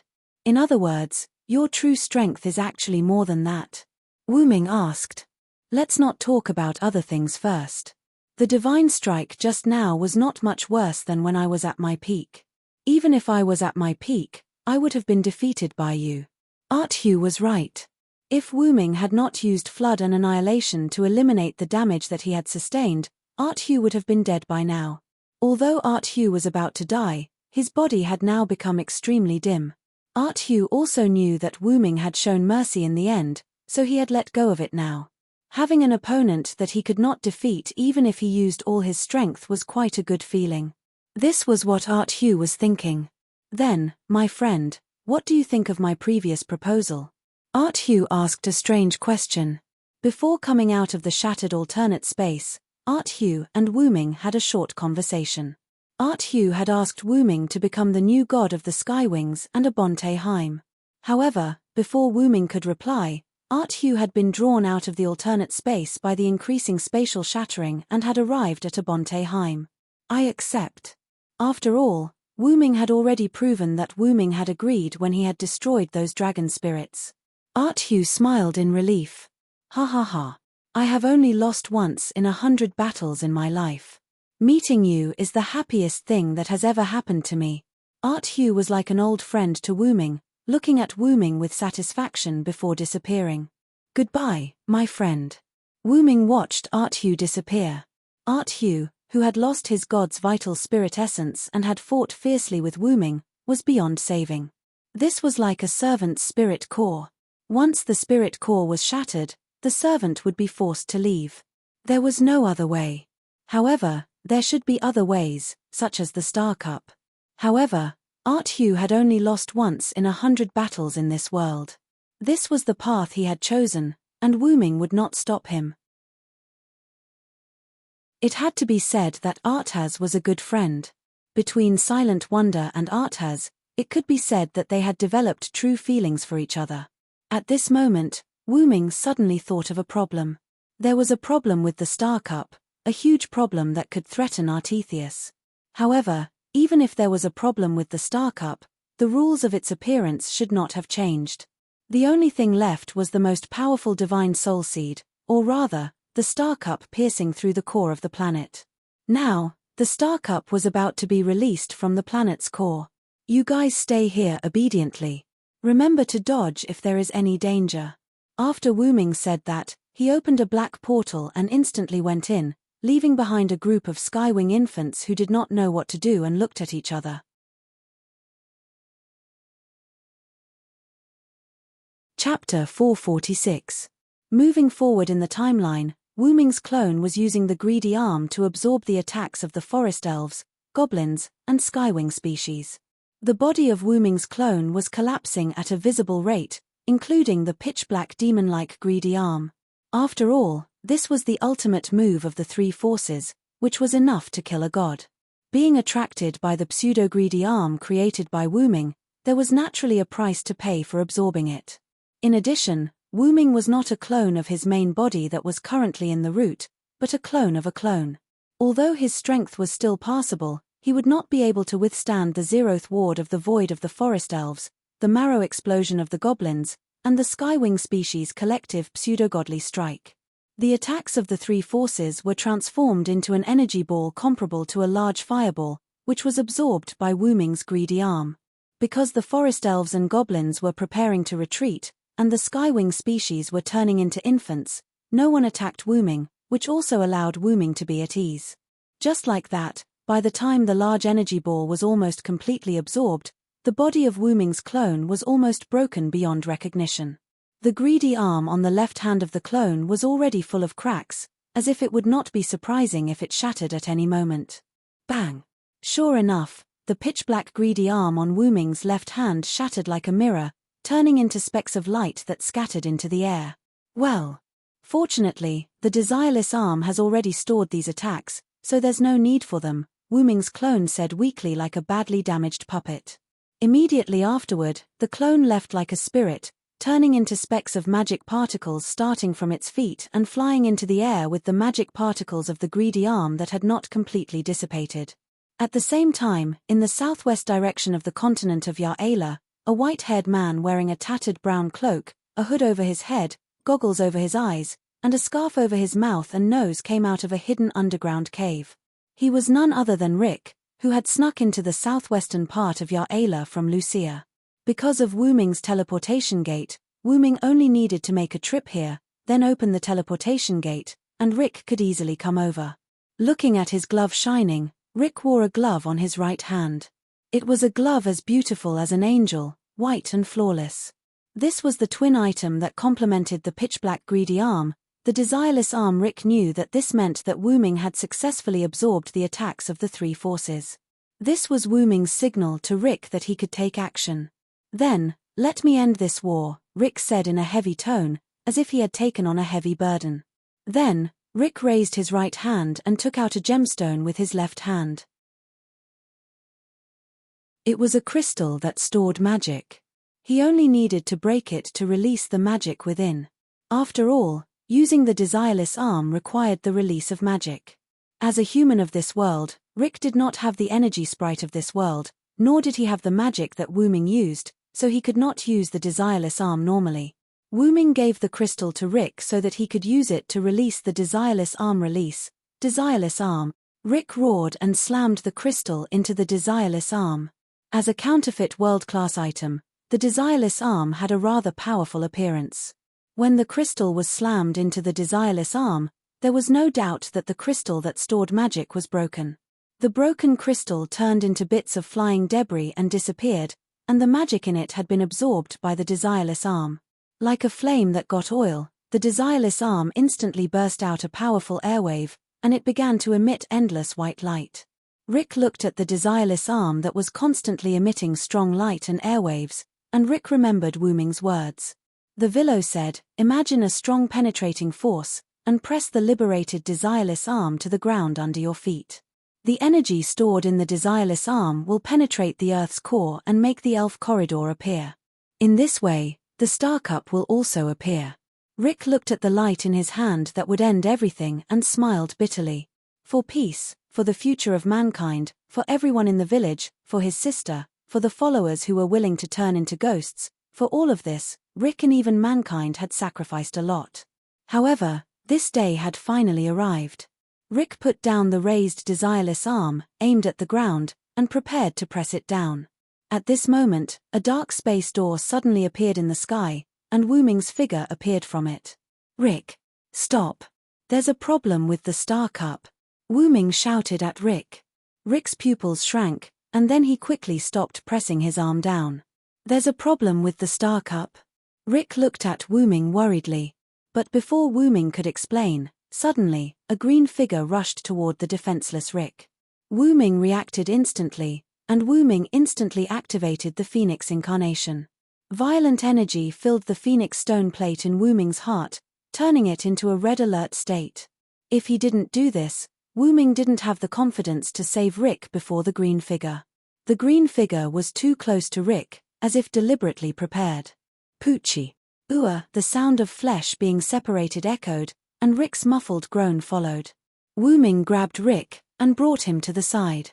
The green figure held something in her hand, and came in front of Wu Ming.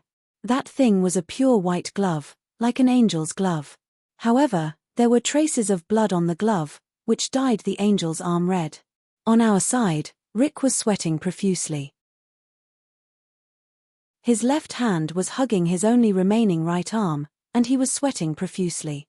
That's right, the green figure took away the desireless arm along with Rick's right hand. At this moment, Wu Ming also clearly saw the green figure. The one who snatched Rick's arm was a female. She had long ears like the elves of the forest, and her golden hair reached her waist. Although her soft green clothes were a little conservative, they still couldn't completely cover her voluptuous and sexy body. Forest spirit? Rick looked at the woman in front of him with some resentment. "No, I'm afraid that's the creator of the forest spirit, forest god Kainaz." After sensing the creature in front of him that looked like a forest spirit, Wu Ming was very sure that her aura was similar to Arceus. Without a doubt, this was a god. Forest god Kainaz. Rick clearly didn't expect that a small character like him would be targeted by a god. However, Kainaz is a bit strange. Wu Ming narrowed his eyes and looked at Kainar's. Although it was indeed forest god Kainar's, right now Kainar's eyes were lifeless, as if he was a puppet.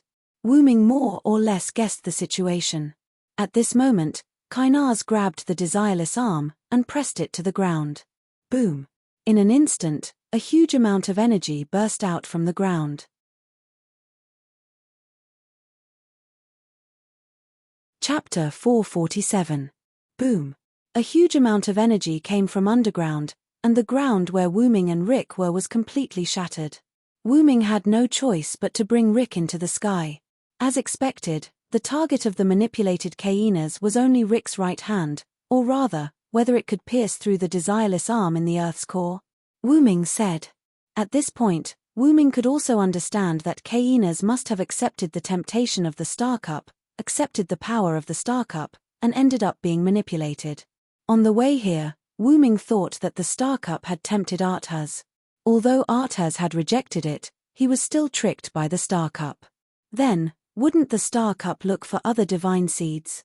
The answer was no. Hyenas was the new divine seed that the Star Cup was looking for. After hyenas accepted the temptation of the Star Cup took control of Hyena's body and used him like a puppet. Its purpose was to save itself from the elf corridor.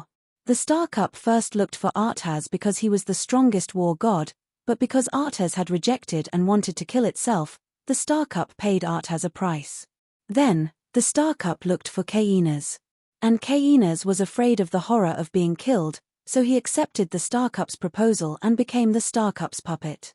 He was arranged to be next to Rick, and was ready to liberate the real Star Cup in the elf corridor.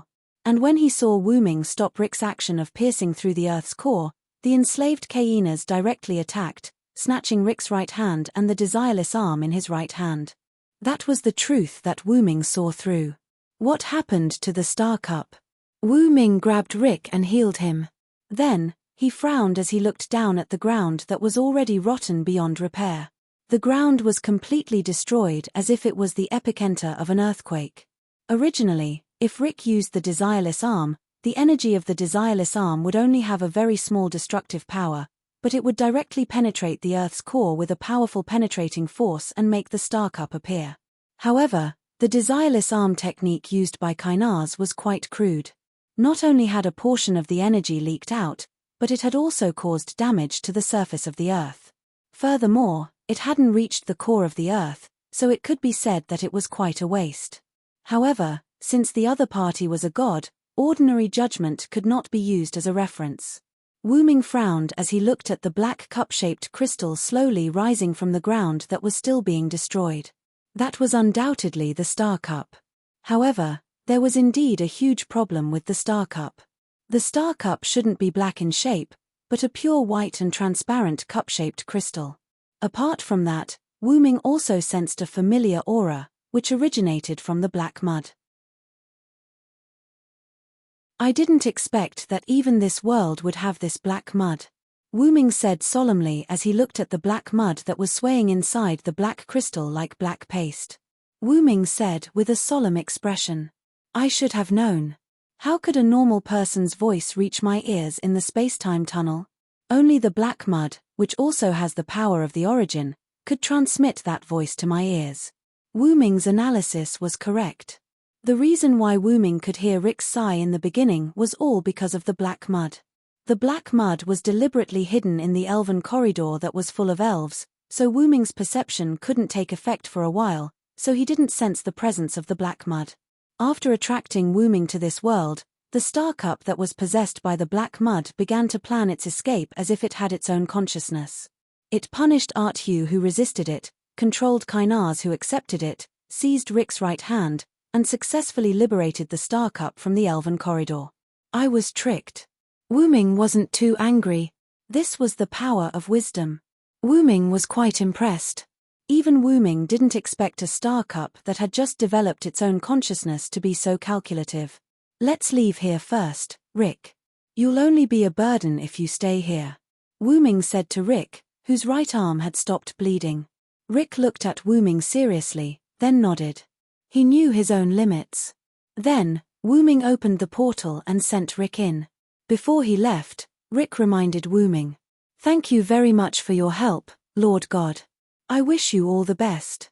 With that, Rick threw himself into the black portal. Then, the portal closed. Wu Ming looked at the star cup's position. Just like a strange phenomenon, the liquid in the star cup flowed out directly and wrapped around the star cup to form a human figure. Then, the human figure took shape and appeared in front of Wu Ming.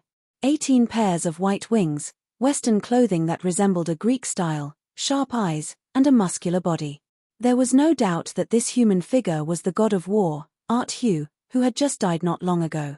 However, Wu Ming wasn't stupid enough to think that this fake guy in front of him was Art Hugh. Although the appearance was the same, the aura was completely different. Oh, are you the Dragon of Origin? What a familiar stranger, Art Hugh said in a frivolous tone. There was no doubt that this wasn't Art Hugh. It's all thanks to you that I could come out so quickly, Art Hugh, who was formed by the Star Cup's consciousness, said. If it weren't for Wu Ming, it would have taken a year and a half for the Star Cup to come out. After all, even in the final battle, Rick had to use other means to penetrate the core. Without Wu Ming, this time would have been delayed. You know what you are, don't you? Wu Ming looked at the fake Art Hugh in front of him seriously. Of course. I'm the Star Cup's consciousness. I'm just a tool, an item. I belong to whoever wins the battle, the Star Cup's consciousness said frivolously, using Arthur's appearance. This annoyed Wu Ming. It was an insult to the dead. But thanks to this, I have my own consciousness. The Star Cup's consciousness smiled proudly. Then, it raised one of its hands, and countless black substances appeared on its hand. This was the black origin soil that Wu Ming was familiar with. If it's you, you must recognize this as well. This thing tells me that you're an enemy. The Star Cup's consciousness smiled at Wu Ming. Wu Ming closed his eyes, then let out a long breath. This was a little troublesome. Wu Ming had thought about what would happen if the big shots of each world were swallowed by the black origin soil. Although Xingque wasn't considered a big shot, Xingque had developed a consciousness after being corroded by the origin black mud that came out of nowhere. However, this was nothing. In the hands of a good person, the black origin soil was a good thing. In the hands of an evil person, the black origin soil was an evil thing. The consciousness born by the Star Cup was something similar to the world's consciousness. However, these people or things affected by the black origin soil would regard Wu Ming as an enemy.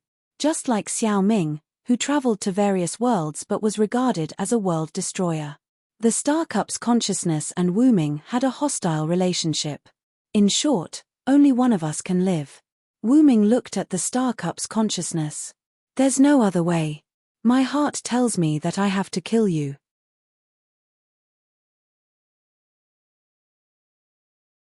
Chapter 448. Then, let's cut the crap and get started. As soon as Wu Ming finished speaking, the magic power in his body erupted, creating a strong hurricane that blew against the land that was already damaged beyond repair. The huge magical power directly caused the sky and earth to change. Large dark clouds formed a cloud tornado that slowly floated above Wu Ming's head. I will deny the sky, deny the earth, the storm will destroy everything, and the rain will cover everything. With this supreme divine power, I will make everything in heaven and earth bow down to me. Wu Ming raised one hand and pointed to the sky. As he chanted, the huge cloud tornado in the sky began to roar along with the hurricane, forming a tornado that could tear steel. Ha! Wu Ming shouted and swung his raised arm down heavily. In an instant, a gigantic tornado followed Wu Ming's hand and smashed toward Artemis, who was formed by the consciousness of the Star Cup. Rumble. The tornado collided with the earth and burst out like a big explosion, instantly filling the air with smoke and dust. Whoosh! A winged silhouette flew out of the smoke. It was the Star Cup's consciousness that was using Artethu's appearance. Artemisio, who rushed out of the smoke and dust, was in a mess, as if he had rolled several times on the ground. However, although he looked embarrassed, Wu Ming was sure that he did not hurt Artemisio. I didn't expect you to have such powerful power. You really deserve to be called the Root Dragon. Artemisio looked at Wu Ming with admiration. I still have a lot of tricks up my sleeve. I'm afraid you won't be able to enjoy them. Wu Ming also looked at Artemisio. Now, half of Wu Ming's 12 avatars could not be used because of the previous battle and various other things. Wu Ming used Gargantuan to attack Artemisio and destroyed his heart. Sun collided with Artemisio's Sky Strike. Flood and Annihilation were used to offset the aftermath of Wu Ming and Artemisio's ultimate move. Wu Ming used Phoenix to save Rick. It could be said that Wu Ming's usual abilities were basically unusable for the time being. However, the remaining 7 avatars were not his usual abilities, and it was enough to make Artemisio suffer. Dragon Seed, Warrior, Vitality, Storm, Ally, Thunder God, and Sorcerer. In addition to Dragon Seed, Vitality, Sorcerer, and Sorcerer, which were semi-passive abilities, whether it was Warrior, Storm, or Thunder God, their power was immeasurable. However, I, who has obtained Artemisio's body, is not to be trifled with. Artemisio's face instantly became ferocious, and then Artemisio's body rushed straight toward Wu Ming. All Evilders, be afraid of my power. Now I will have the majesty of 10 mountains, the power of 100 rivers, and the strength of 1,000 dragons. The majestic me will raise the fierce mark of the dragon seed. After Wu Ming finished chanting, the stone plate with the dragon carved on it suddenly lit up in his heart at 1 o'clock. Then, Wu Ming's body suddenly agitated, and Wu Ming's body became bigger, and he also faced Artemisio's consciousness. Boom! Wu Ming and Artemisio's consciousness collided, making a loud noise, and the whole land made a miserable sound. It could be said that now, in the southwest of Ya'ala, the place where Wu Ming and Artemisio's consciousness fought was almost sinking. More than 1,000 meters of smoke and dust filled the air. Then, along with the sweeping of a hurricane, the surrounding dust dissipated, and Artemisio's consciousness lowered its arm that released the hurricane. As expected of the root dragon. To think that you can contend against me in such a situation. The consciousness of the star cup that was using Artethu's appearance showed a rare serious expression instead of the frivolous expression it had before. You're not only using Artemisio's appearance, but you're also using his abilities, right? Wu Ming's voice sounded from the surrounding dust. Wu Ming sensed that the other party was using the same move as Artemisio. If it weren't for the fact that Wu Ming clearly knew that the other party was Artemisio's consciousness, perhaps he would have thought that Artemisio and Wu Ming were fighting. Of course. Artemisio is dead and has returned to the elf corridor. I happen to need a strong body, and it's all thanks to you that you were able to kill Artemisio. After the death of a living species in that world, they would return to the elf corridor. It felt like hell, but it was not quite the same. After Artemisio disappeared, he came to the elf corridor. As a result, Artemisio was swallowed by Artemisio's consciousness in the elf corridor. Wu Ming even suspected that Artemisio's spirit essence had been invaded by Artemisio's body. After being rejected, Artemisio's spirit essence was pulled out. Although it seemed to be placed there, in fact, Wu Ming felt that Artemisio's spirit essence was a means to pave the way for Artemisio's body. As Artemisio's consciousness, it didn't have a physical body, so it could only find a body that matched its identity, which was the body of a divine seed. That was why Artemisio's consciousness could use the defective product that was more powerful than the real one. That was because of Artemisio's power and the power of the root black mud. And the most important thing was Wu Ming's current incarnation, Dragon Seed. A huge, both ferocious and holy white dragon claw stretched out of the smoke, giving the feeling that it could kill Artemisio with just a light squeeze. The huge figure in the smoke shook, and in an instant, a huge white dragon appeared in front of Artemisio's consciousness. That was the power of Dragon Seed, which could turn him into a real fantasy breed dragon. The current Wu Ming was different from his previous incarnation. Originally, the dragon that Wu Ming transformed into was just a kind of dragon in name, but in fact, it was not a dragon. It was just like the golden wolf Bio in the Night of the Sorcerer. It was a wolf, but it was not a wolf. In addition, Wu Ming's dragon seed incarnation had undergone various baptisms for a long time, and the dragon that he transformed into was no longer an ordinary fantasy breed. At least, it was at the level of the fantasy breed king. Feel the power of my incarnation, Wu Ming shouted, and then Wu Ming's huge dragon claw slapped Artemisio's consciousness. At the same time, Artemisio's body, which was controlled by Artemisio's consciousness, frowned a little uncomfortably. Although Artemisio's body could not be seriously injured, it was still the strongest war god so far. Artemisio's physical ability could fight with Wu Ming barehanded in his current state. Wu Ming now understood why the other party had sealed Arthas's god essence in the throne of the war god temple. Arthas had probably died so that the Star Cup's consciousness could take over his place. This was also part of the other party's plan. I'll let you have a taste of the power of war god in his strongest state. Artemisio's consciousness roared and slammed into Wu Ming's dragon claw. Boom.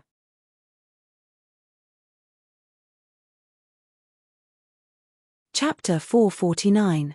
In the southwest corner of the continent of Ya'ela, what was originally a wasteland had turned into a broken wetland with water constantly flowing in. The reason why the water entered the ground was because the battle between Wu Ming and the consciousness of the Star Cup that was using Arthas's body had caused 2, 3, 4, 5 damages to the ground that was originally penetrated by Desireless Arm.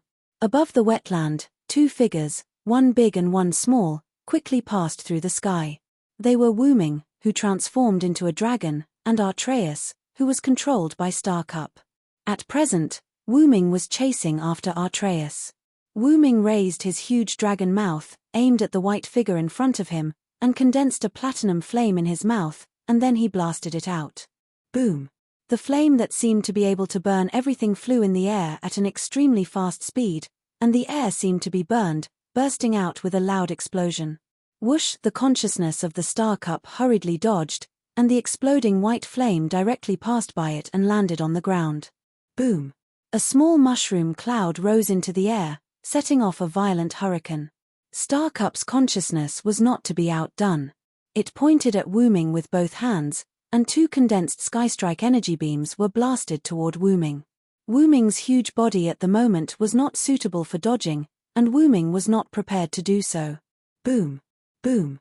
Wu Ming's 2 huge white dragon claws slapped the 2 incoming Skystrike energy beams, and the 2 Skystrike energy beams were directly sent flying. The energy pillar became like a hard object instead of an energy that would explode upon contact. It was sent flying by Wu Ming. Boom! The Skystrike energy beams, like Wu Ming's white flame, fell heavily to the ground, and burst out with a roar, accompanied by a whistling hurricane, and 2 small mushroom clouds rose slowly.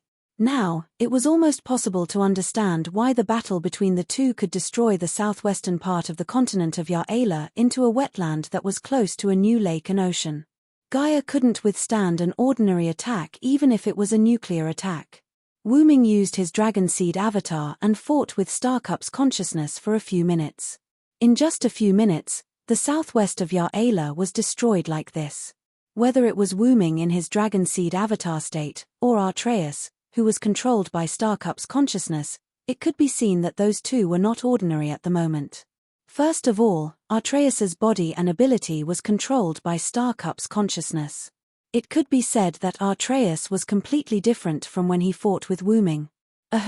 Well, he was not the same person. Previously, Arthu's spirit essence had been sucked out by the Star Cup. No matter how strong he was, he wouldn't be that strong. But now, the Star Cup's consciousness that was using Arthu's body was able to fully display the strongest ability of the war god Arthu. Not only could he use Heavenly Strike at will, but he also had the assistance of Star Cup and Black Root Mud, so his energy was unlimited, and his physical strength was also extremely strong. He could fight with Wu Ming in his Dragon Seed avatar state for a while. It was worth mentioning here that Wu Ming and Star Cup's consciousness were fighting in close combat before. However, Star Cup's consciousness found that its attack couldn't cause any significant damage to Wu Ming, so it became a long-range battle in the air. That was because of Wu Ming's first avatar, Dragon Seed avatar.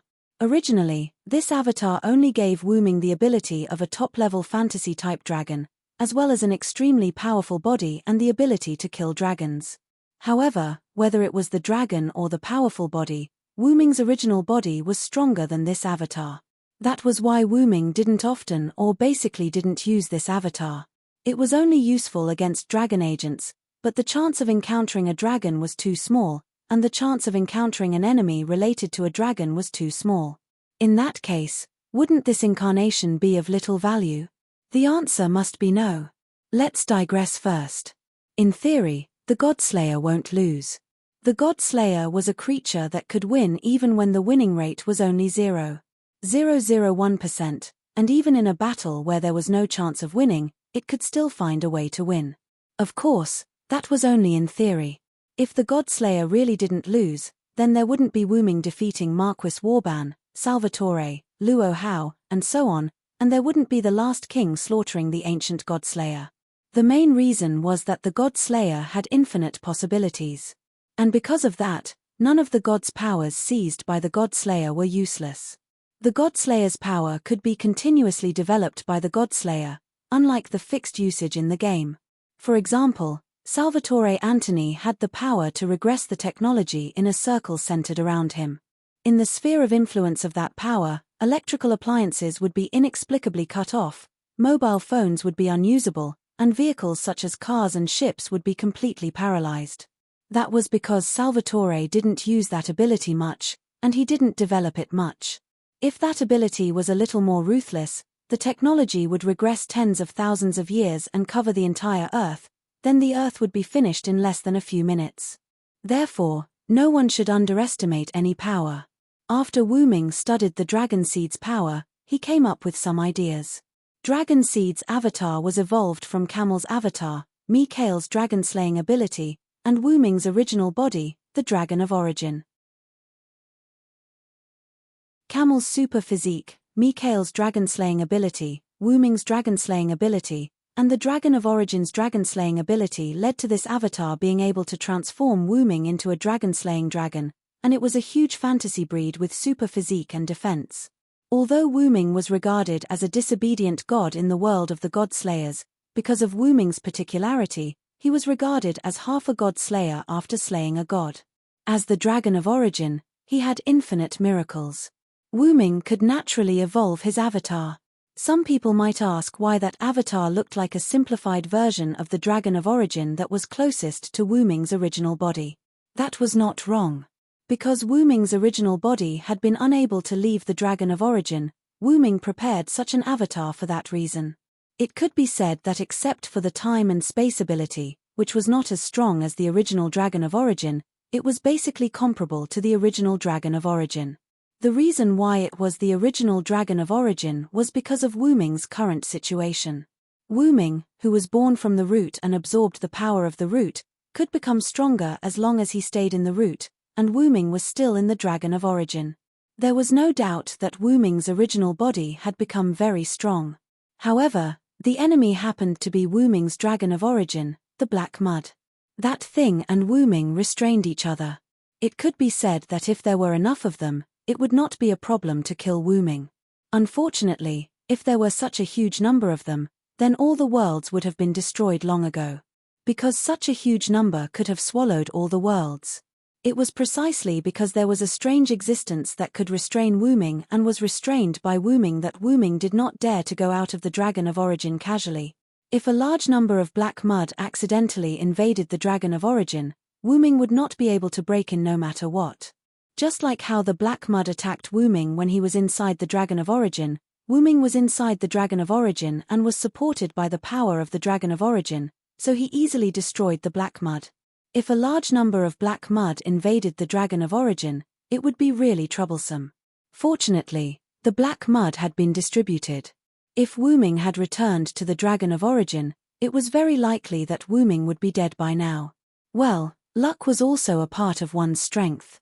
Returning to the main topic, the huge white dragon was still chasing after the Star Cup's consciousness. Wuming's persistent pursuit made the Star Cup's consciousness feel rather helpless and was on the verge of tears.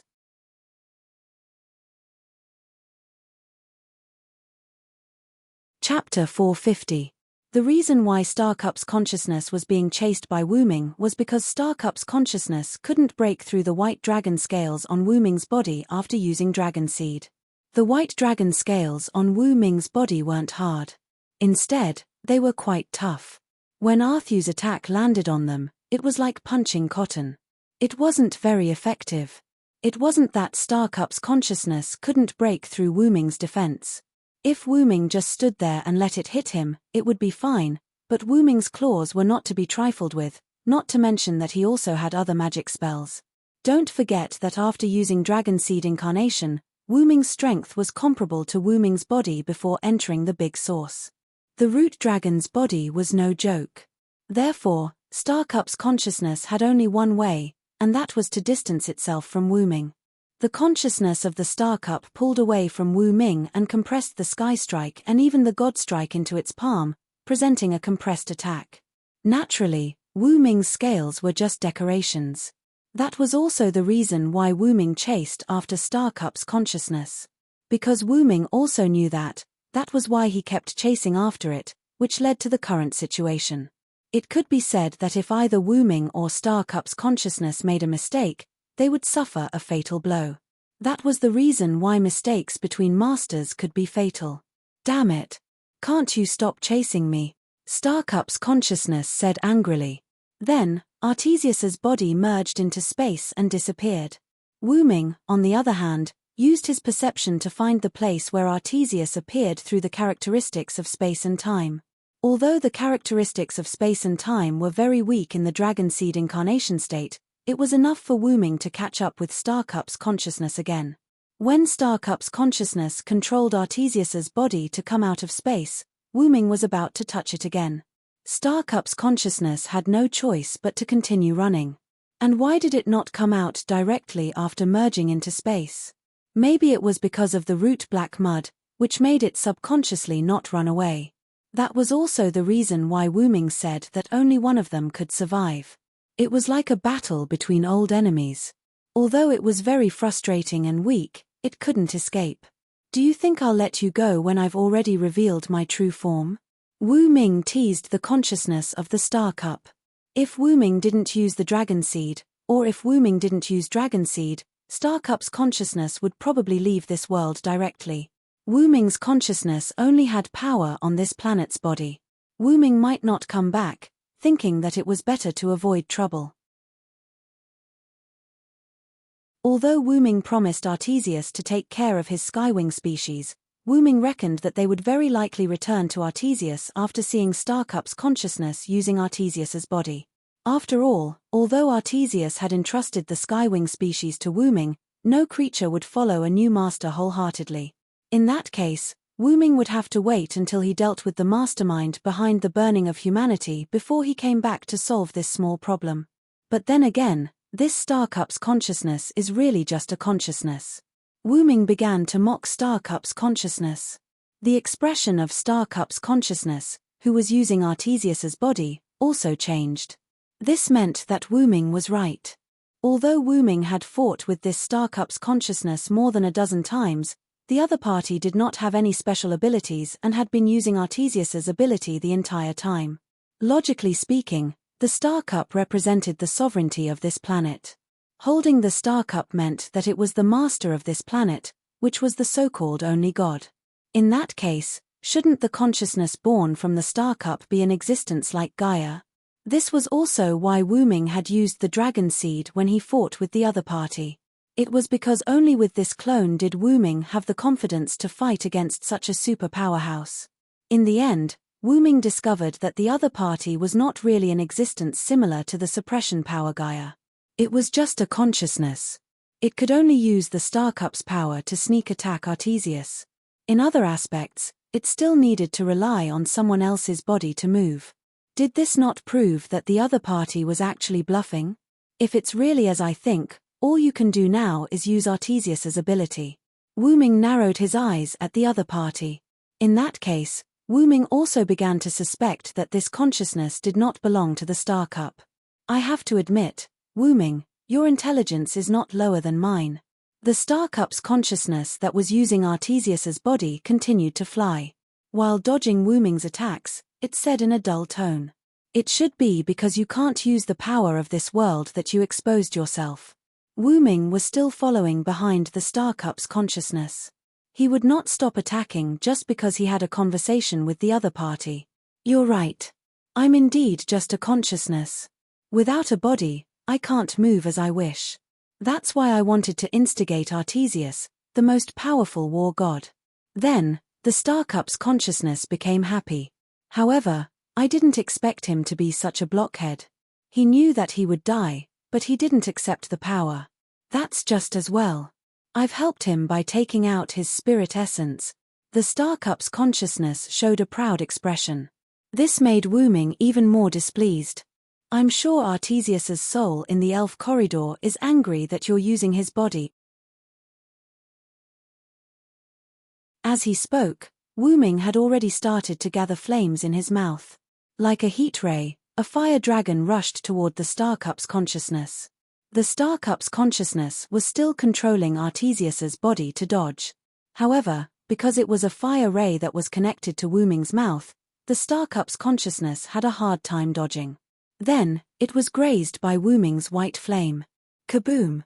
The space fluctuated violently. The other party escaped into space. The remaining flames swept across the ground, or rather, the ground that had turned into a sea made a series of explosions. Due to the excessive power, Wu Ming had already distanced himself from the Star-Cup's consciousness after he stopped shooting the flames. Ha ha ha. You've finally fallen for it, Wu Ming, the Star-Cup's consciousness said proudly. I didn't show it earlier. Insulting Artesius while using his body was enough to make Wu Ming slightly angry. It used this to provoke Wu Ming so that Wu Ming could not stop the flames in time. In other words, Wu Ming had used a skill that required a long time to cast. At the same time, the Star-Cup's consciousness controlled Artesius to gather a thin light needle with unknown energy in its hand. It was a divine strike that was even more condensed and mixed with the power of origin. You can condense the divine strike to such a degree? Wu Ming was shocked. Although he had expected Wu Ming to use the divine strike that was mixed with the power of origin to attack Wu Ming did not expect it to be able to condense the divine strike to such a degree. If it was the divine strike, Wu Ming's scales would not be able to block it. This is my advantage as the Star-Cup's consciousness and the origin black soil, the Star-Cup's consciousness said proudly. Goodbye, Dragon of Origin. The Star-Cup's consciousness shouted and threw the divine strike at Wu Ming. The divine strike needle thrown by Artesius' body was quite fast. Wu Ming, who could not use Phoenix for the time being, could not dodge it. The divine strike needle was aimed at Wu Ming's brain. It had to be said that the Star-Cup's consciousness was quite high. If it pierced through his heart, Wu Ming would definitely not die. However, if it pierced through his brain, even if he did not die, he would fall into a coma. In this way, Wu Ming would become a lamb waiting to be slaughtered. However, it did not matter what the Star-Cup's attack was because Wu Ming was prepared to defend against any kind of attack. No, he could steal it. With a flash of golden light, Wu Ming flew into the sky unscathed. The Star-Cup's consciousness looked at Wu Ming in disbelief. How is this possible?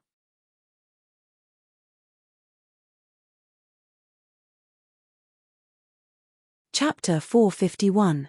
The heaven and earth anomaly that was triggered by the divine striker needle just now gradually disappeared along with the disappearance of the divine striker needle. The sky became gloomy again. Because the sky was gloomy to begin with, and because it was night time, the sky seemed even gloomier at this moment. Logically speaking, the divine striker needle released by the Star-Cup's consciousness should have hit Wu Ming. However, the divine striker needle disappeared after a flash of golden light, and Wu Ming was completely fine. Checkmate. Wu Ming took advantage of the Star-Cup's consciousness shock and flapped his huge wings as he charged toward it. The Star-Cup's consciousness quickly recovered from the shock and quickly retreated. He was prepared to use his spatial ability to escape into space and get away from Wu Ming again. He must still have some trump card. The disappearance of the divine striker needle must be related to the opponent's trump card. I don't believe that trump card can be used continuously. If there's another chance, he'll be done for. The Star-Cup's consciousness thought as he looked at the huge dragon shadow that was approaching him and smiled proudly. As long as it was not the end, the victor was not certain. Then, he was caught by Wu Ming's dragon claws. Bam!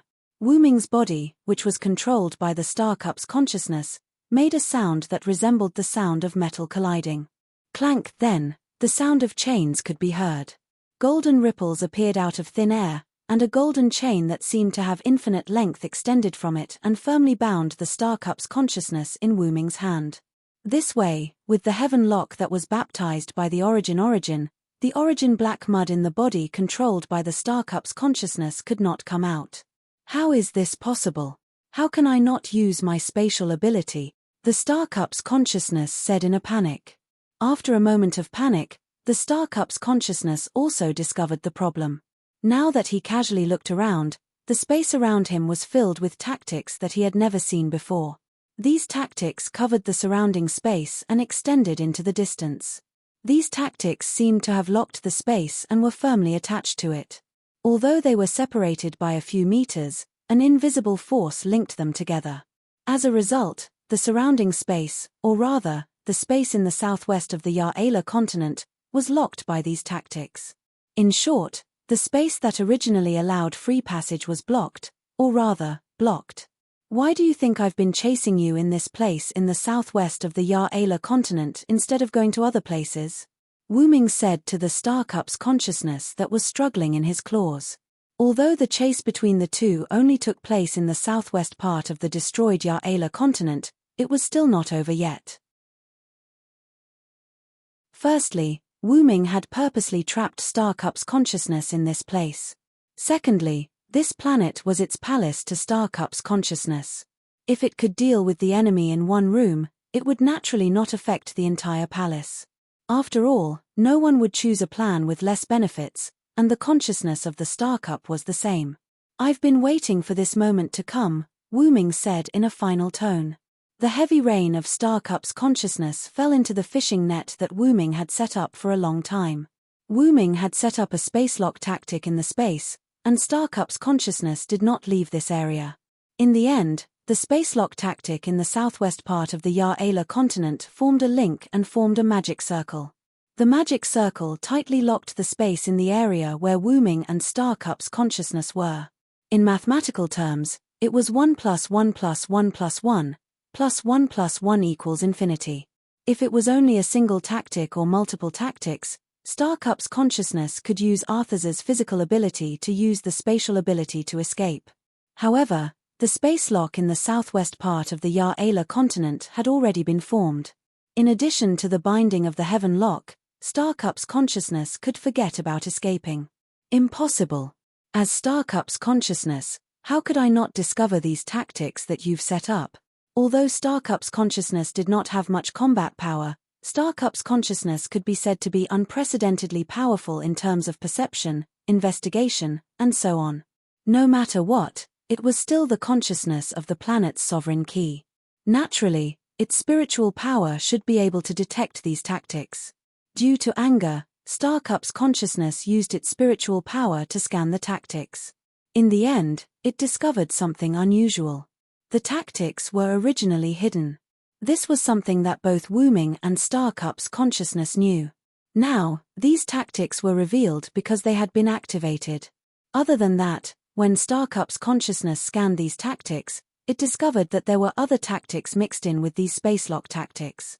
It was because of these other tactics that Star Cup's consciousness did not notice the existence of these spacelock tactics. Those are tactics that can block perception. Star Cup's consciousness was completely shocked. That's right. There were some shielding tactics mixed in with the spacelock tactics. These shielding tactics were like the spacelock tactics. They were linked together and formed a magic circle. It was these shielding tactics magic circles combined with the spacelock tactics magic circle that caused Star Cup's consciousness to be captured by Wu Ming. Even if it's you, it's impossible for you to have a tactic that can block my perception. As the planet's sovereign key's consciousness, it was impossible for its spiritual power not to notice anything. Also, why did my divine firing needle disappear? How many trump cards are you hiding? Star Cup's consciousness seemed to have gone crazy at the moment. It gave off a feeling that it was at the end of its road and would definitely die. However, Wu Ming did not say anything else. You don't need to know about this. Return obediently and apologize to Arthur. As Wu Ming spoke, a trace of lightning and wind appeared on the dragon claw that was holding the Star Cup's consciousness, as well as an invisible source of power. After all, Starcup's consciousness that had the origin black soil had to be dealt with using origin power. Sizzle sizzle. Lightning crackled. Countless divine lightning surged out of Wu Ming's body. Whoosh, whoosh. The raging storm was mixed in with the thunder and lightning. Two different forces converged on Wu Ming's dragon claw that was holding Starcup's consciousness. No. You can't do this. I am Starcup's consciousness. I can help you gain control of this planet. Starcup's consciousness seemed to be aware of its death and frantically begged for mercy. On the contrary, Wu Ming felt a bit strange. Arthas was a wise man. Other than that, Wu Ming didn't think that destroying Arthur's body would kill it. Boom. Wu Ming didn't waste any more time and directly crushed the clone's body with the power of Thunder God's avatar and Storm's avatar. The voice of Starcup's consciousness stopped abruptly. Wu Ming looked at Starcup that was revealed and looked at it vigilantly. He constantly scanned it with his spiritual power, but he didn't find the existence of Starcup's consciousness. Is it really dead? Wu Ming wondered. Of course, it wasn't that simple. In the distance, the current capital of the Forest Elves, Temple of Kainaz. In the Temple of Kainaz, where the Forest Elves worshipped, with a stream of light, a green figure with burning flames appeared.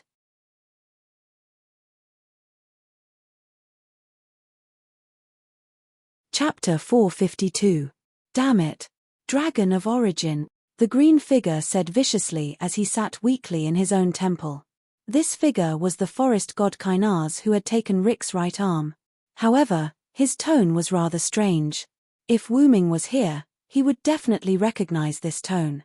This was Kainaz, who had just been destroyed by Wu Ming and replicated by Arthur's body. Arthas had rejected the Star Cup. In order to ensure that he could come out of the Earth's core, the Star Cup's consciousness chose another god, which was Kainaz.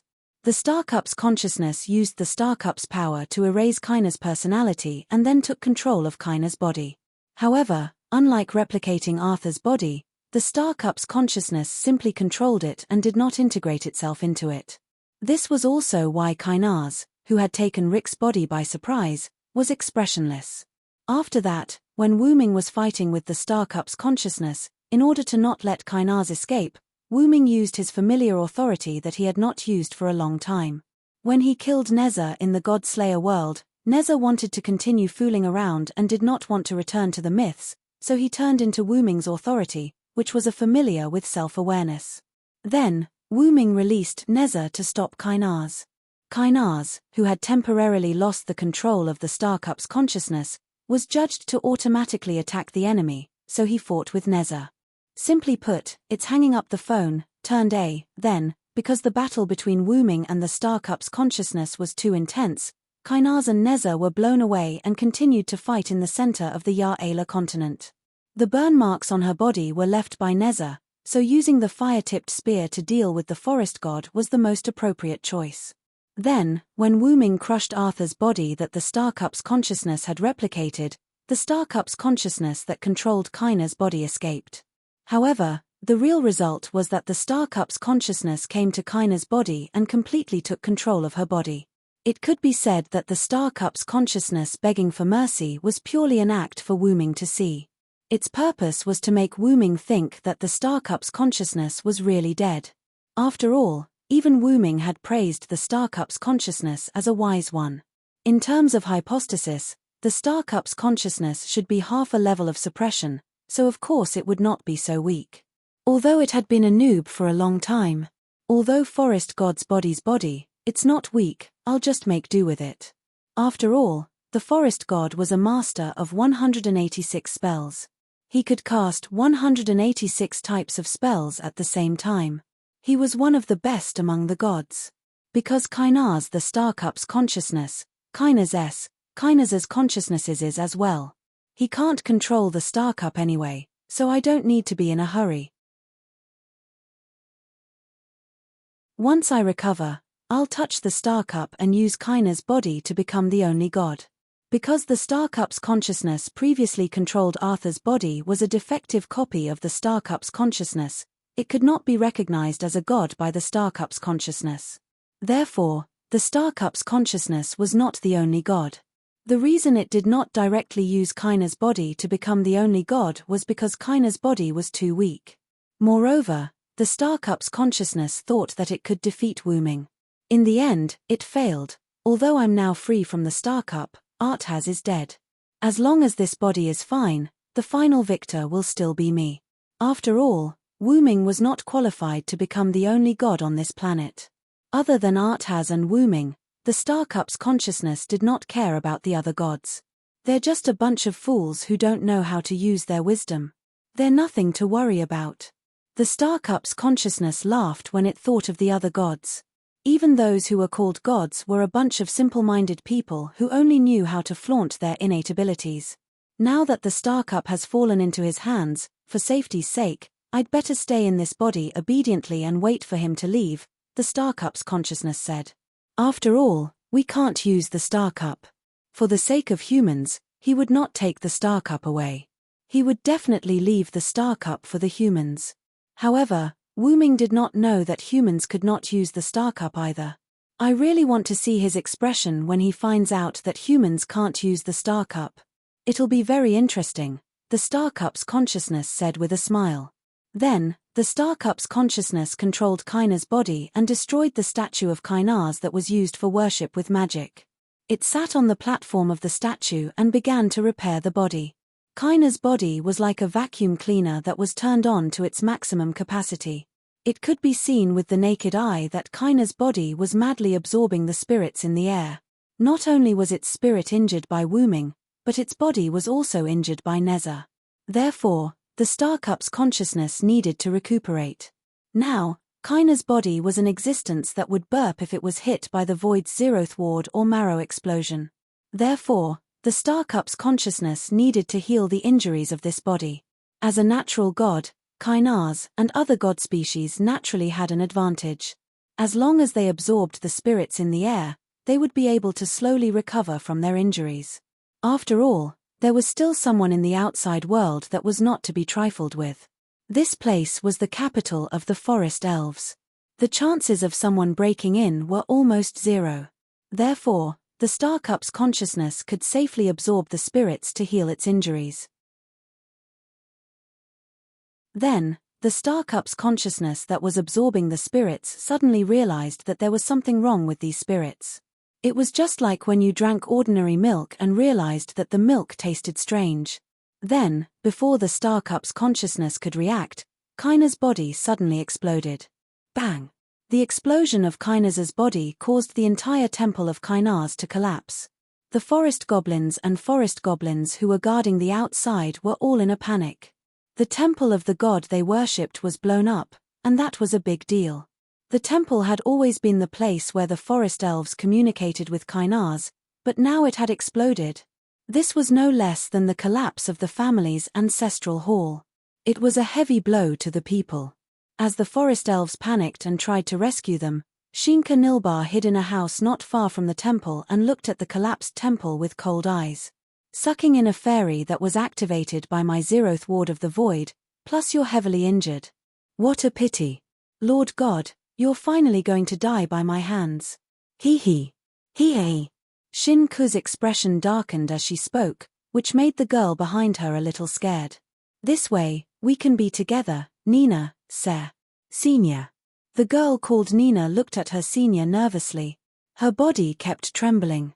Perhaps, she would be very lucky in the future. At the same time, Wu Ming, who was still checking the Star Cup, suddenly noticed that something was wrong with the Star Cup. You finally came out, Star Cup's consciousness.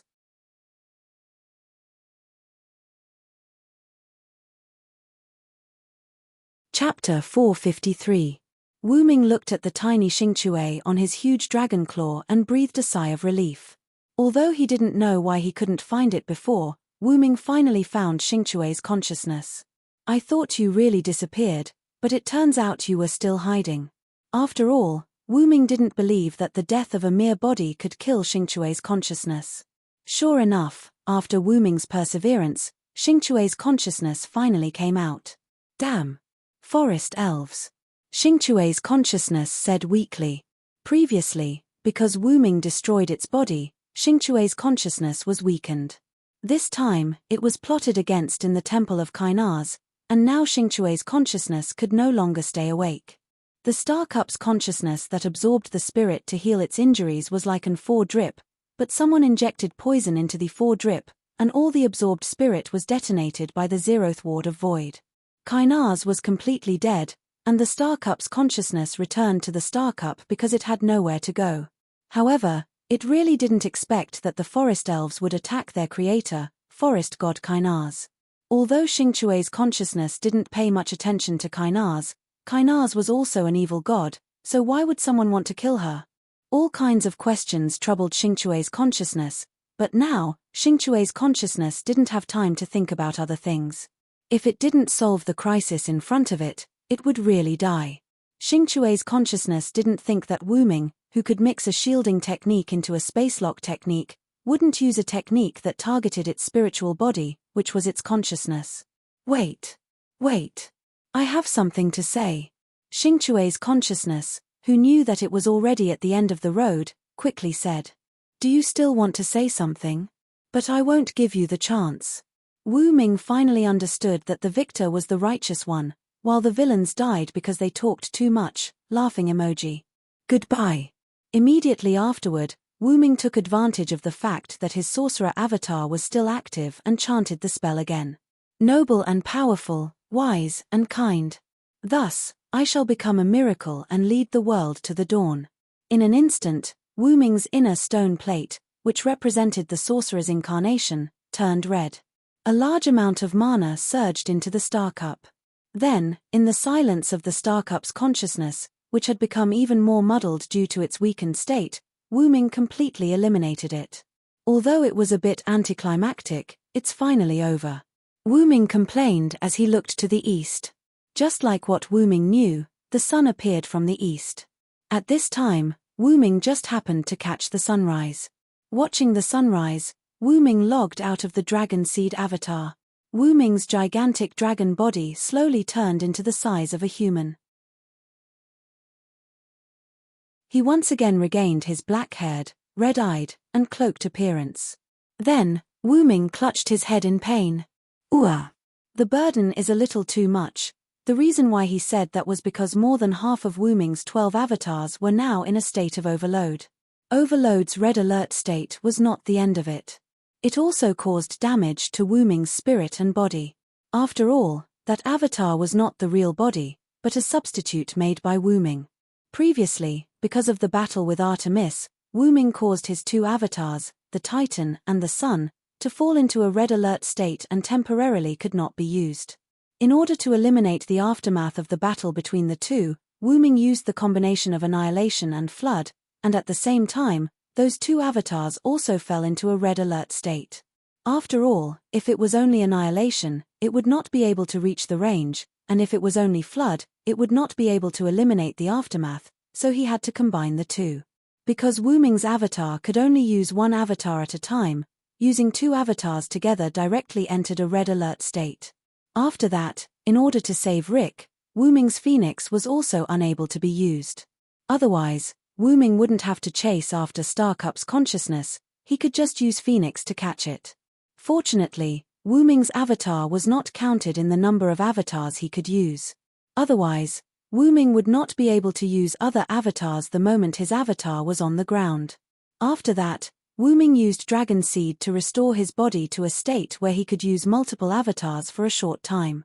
With that, Wu Ming secretly used Sorcerer's avatar to set up a space blockade and a space shielding technique. The reason why Star Cup's consciousness did not notice it was because Sorcerer's avatar's casting effect was enhanced. After that, because he needed to destroy Artemis's avatar that Star Cup's consciousness copied, Storm and Thunder God also fell into a red alert state for the time being. In addition to Warrior's avatar, Wu Ming had a total of 8 avatars in overload. Previously, Star Cup's consciousness provoked Wu Ming with words, which made Wu Ming angry, and then attacked Wu Ming with Firing Needle. At that time, Wu Ming used Warrior's avatar to seal Firing Needle. After all, Wu Ming was also a man who fought Artemis before, so he was very familiar with Firing Needle. Although Wu Ming's warrior avatar evolved from Welaslana's warrior avatar, unlike Welaslana's warrior avatar, he didn't need to chant to use it on the enemy, he only needed to know the knowledge to use it. However, because it was instantaneous, and because of the power of firing needle, Warrior's avatar also fell into overload. And Sorcerer's avatar also fell into overload because of Starcup's consciousness just now. Now, Wu Ming only had 3 avatars left: Dragon Seed, Dependent, and Vitality. 9 avatars fell into overload. Because of that, Wu Ming felt very uncomfortable, both physically and mentally. After all, Wu Ming's mental power was quite strong, and he meditated every day. At that moment, he just felt a little tired. On the contrary, his physical body had some problems. Because this body was made, not only could it not allow Wu Ming to exert his full strength, but its physical strength was also far inferior to his original body. 9 of the 12 avatars fell into overload, and Wu Ming felt extremely painful. Looking at Starcup in his hand, Wu Ming threw it casually, and golden ripples swallowed Starcup. Then Wu Ming opened the portal, found a plane, and sat cross-legged. I'd better heal my injuries first. The reason why he didn't sit on the ground was because the battlefield just now had turned into an ocean. The one with the supreme divine power, the god protects him, the devil hates him, no enemy can get close to him, like a fountain of vitality that constantly surges, granting the world equal protection. As soon as Sorcerer's avatar finished speaking, the elves between heaven and earth began to surge, but Wu Ming did not absorb those elves. First of all, what Wu Ming needed was magical power, not elves. Second, those elves were alive. If possible, Wu Ming would not hurt them. In that way, Wu Ming closed his eyes and began to recover. And those elves wrapped around Wu Ming's body as if they were protecting him. A little bit of starlight danced with the divine person.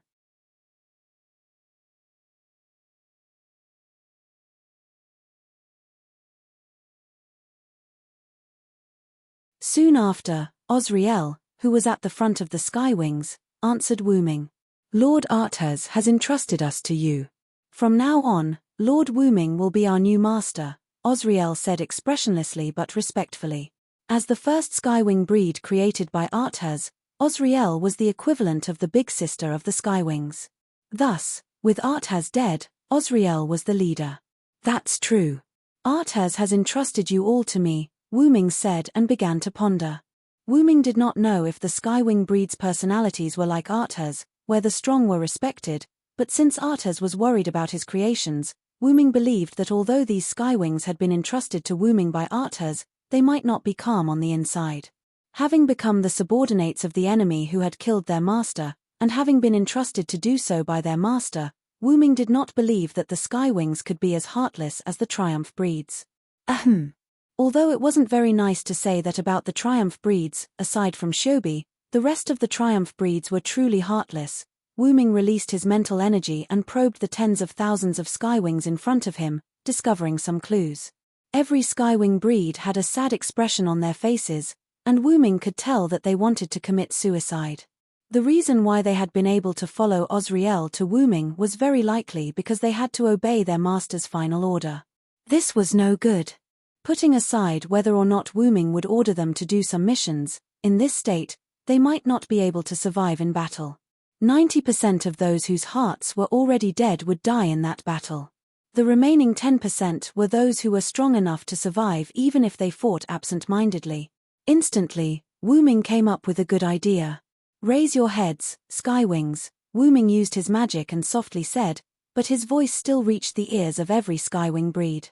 The Skywings raised their heads and expressionlessly looked at Wu Ming.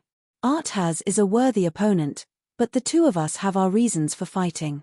Arthas was doing it for his lifelong wish, while Wu Ming was doing it for Arthas not to snatch the Star Cup. In the end, Arthas's death could be considered an accident. Wu Ming had not expected Arthas's spirit essence to be sealed into the throne by the Star Cup's consciousness.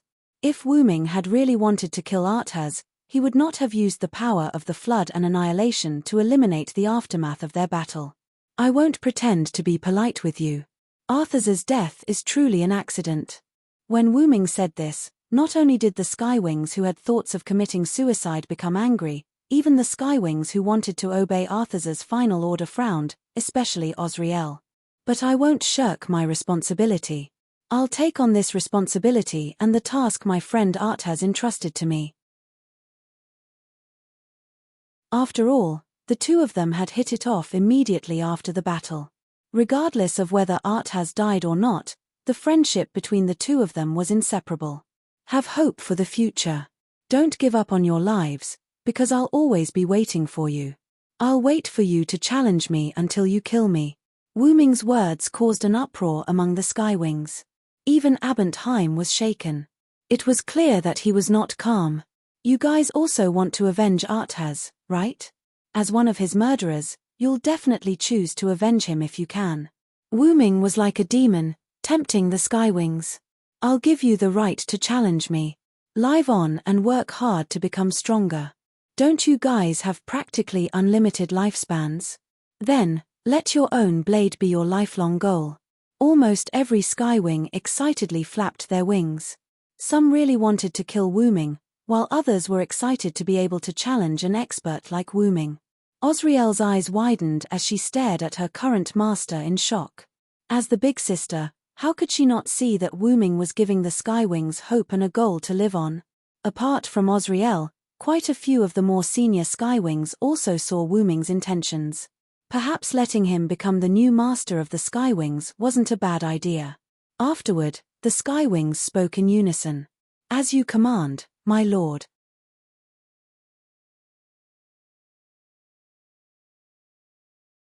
Chapter 455.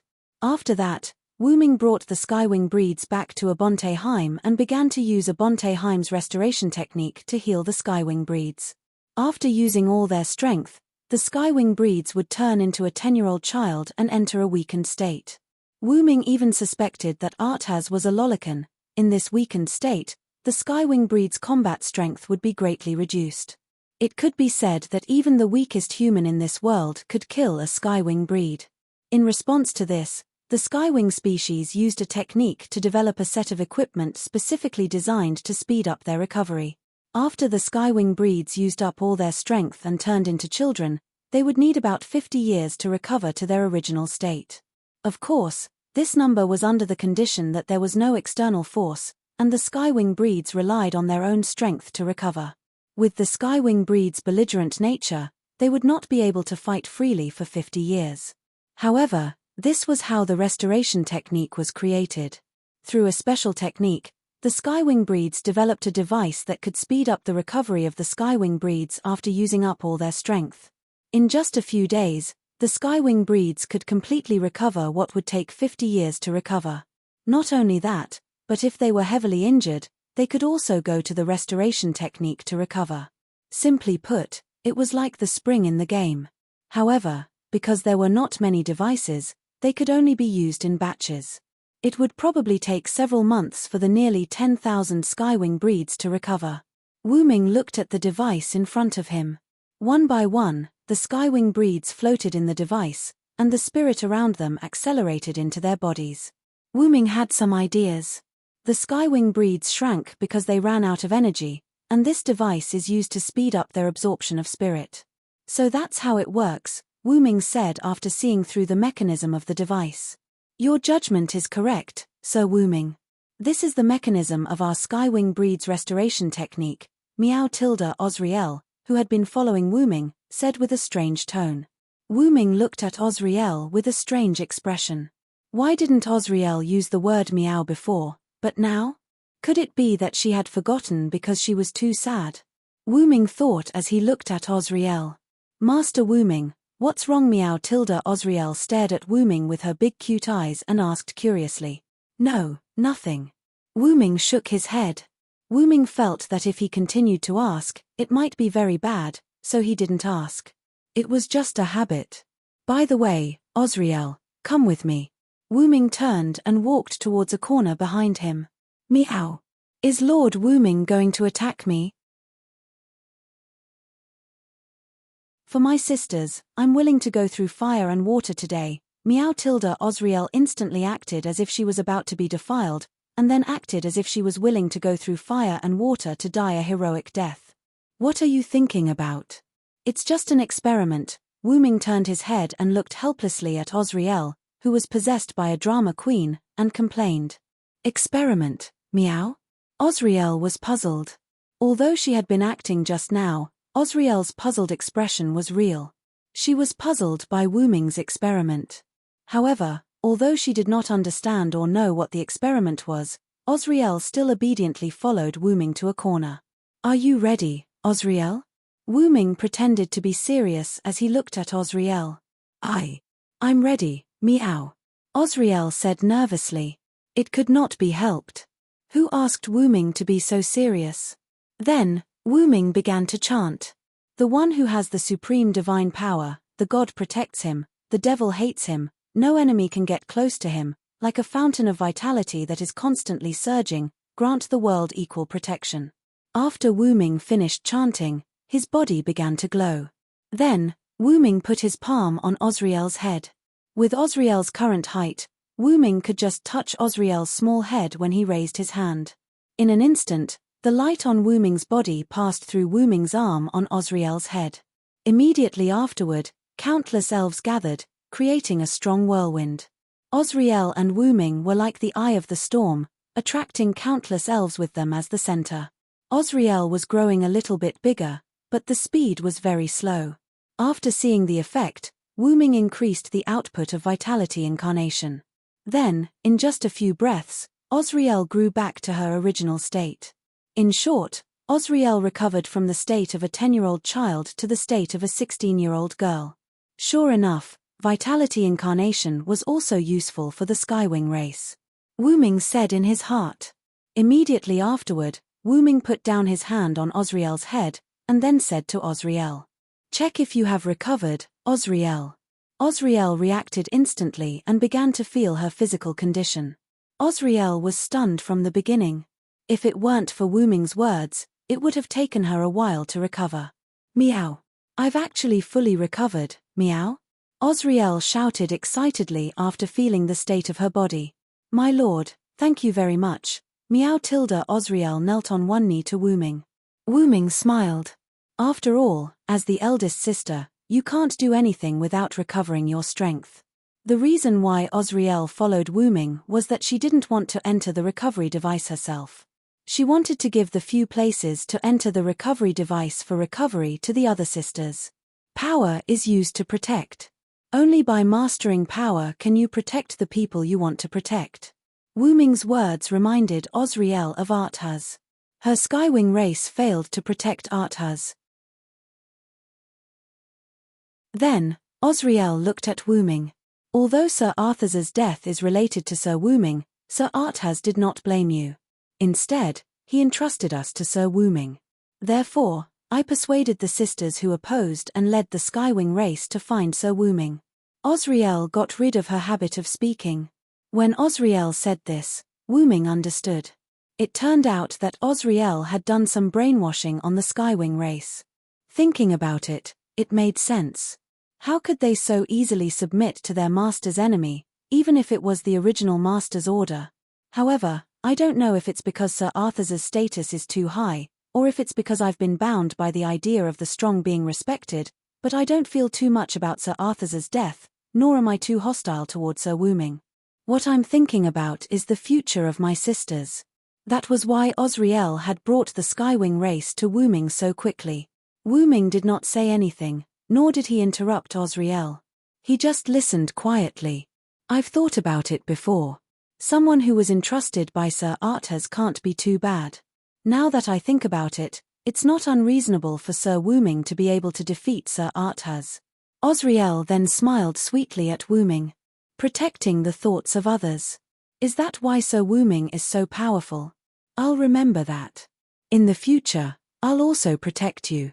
In order to make up for the regret of not being able to protect Sir Arthas, in order to protect Sir Arthas's final order, in order to protect my sisters, and even more so, to protect my dearest master. After Osriel finished speaking, one of the 12 stone plates in Wu Ming's heart automatically lit up.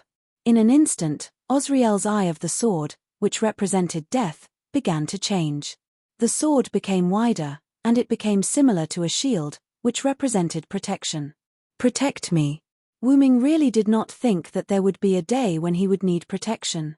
If that day came, the enemy would not be someone that Osriel could deal with. However, it was her intention. I'm really looking forward to it. I'm waiting for that day.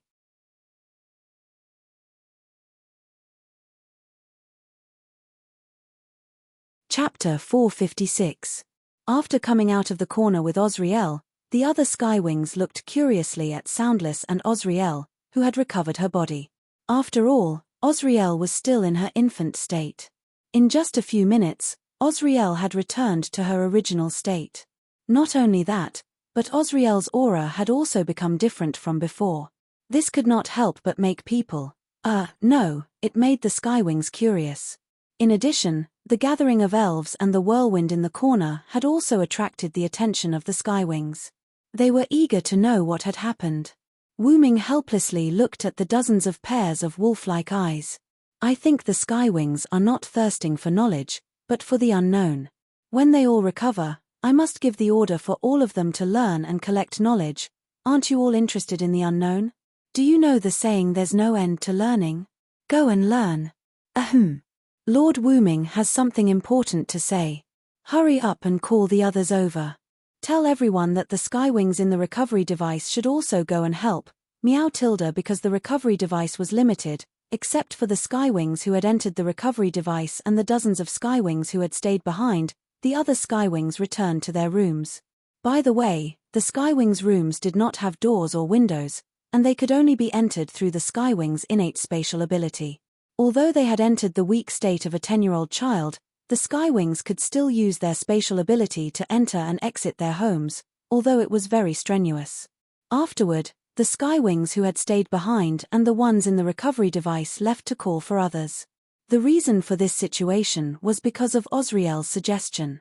First, let's talk about the change in Osriel's eyes.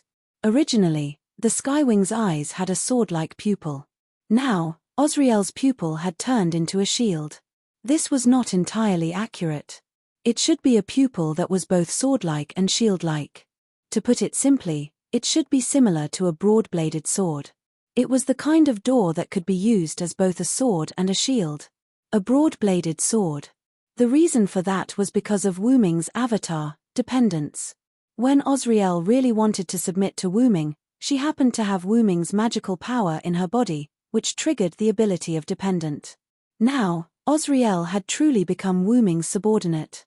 Moreover, she had signed a contract and formed a connection with him. Wooming could summon Osriel to help him at any time. In a sense, it was the same as Athena, Guinevere, and Lancelot in the Godslayer world. However, it was more troublesome to summon Athena and the others' subordinate deities, while the connection between Osriel and Wooming was brought by the dependent, so Wooming only needed to use the dependent avatar to summon Osriel, which was much more convenient than summoning Athena and the others. Osriel also noticed that she had a connection with Wooming, but because she wanted to be loyal to Wooming, Osriel did not mind at all. Then, Osriel proposed that all the Skywings should sign a contract with Wooming. Wooming was a little reluctant. After all, not all the other Skywings would be willing. The only belief of the Skywings was Arthur's, and Wooming did not explain much about Arthur's spirit marrow, so in the Skywings' hearts, Wooming was the murderer of Arthur. The Skywings would follow Wooming nominally, but if they really signed a master-slave contract, Wooming judged that not too many Skywings would accept it. Anyway, that was what Wooming thought, but he could not resist Osriel's half-instigation and half-coercion. Osriel told Wooming that even if he could not form a contract with all of them, he could at least form a contract with some of them. Lord Wooming, you're not that bad in the eyes of the Skywings, meow. Besides, you're underestimating the Skywings too much, meow. These were Osriel's exact words. Afterward, Wooming and Osriel came together. Of course, it was also necessary to help the Skywing breeds recover. After all, Silent Wonder had agreed to Arthu's request. Now that the Skywing breeds were his kin, he had to treat them better. The Skywings were created god-slaying weapons, so they had strict rules when it came to discipline. Even though there were nearly 10,000 of them, the Skywings quickly gathered. Not long after, all the Skywings were in front of Wooming. Because there was not much space on Abonteheim's body, the ground, the air, and the trees were filled with skywings. They were all waiting for Wu Ming to speak. Wu Ming glanced at Osriel, and she bowed to Wu Ming before retreating behind him. I've gathered everyone here mainly to recover your bodies. Osriel is an example.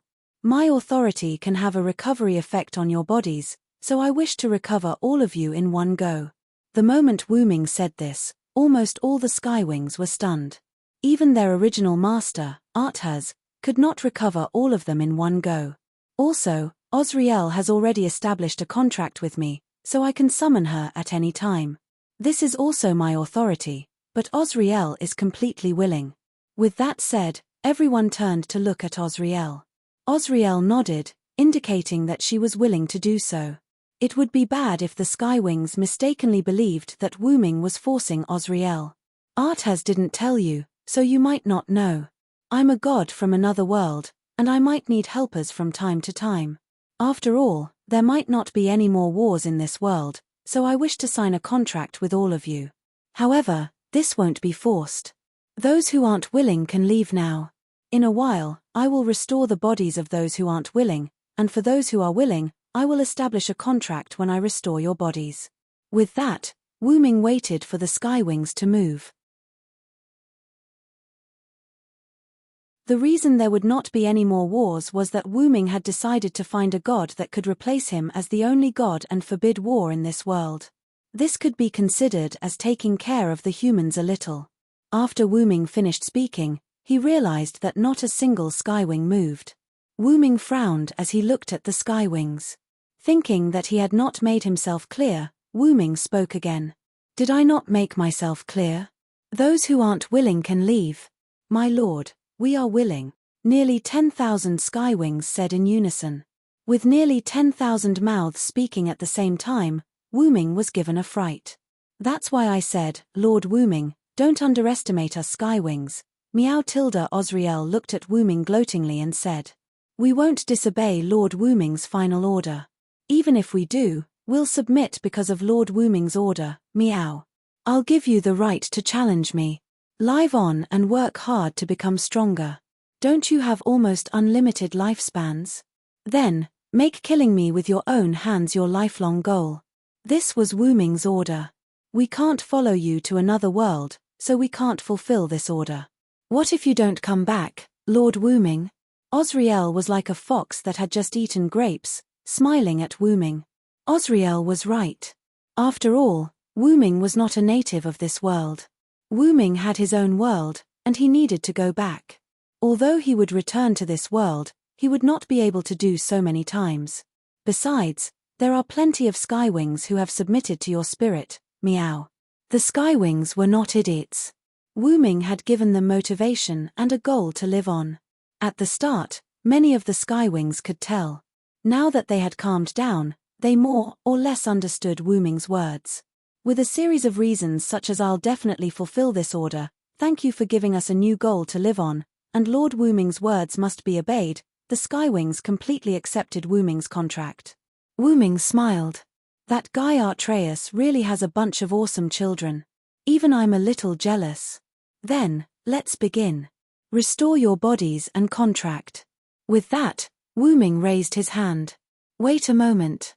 At this moment, an extremely pleasant voice was heard.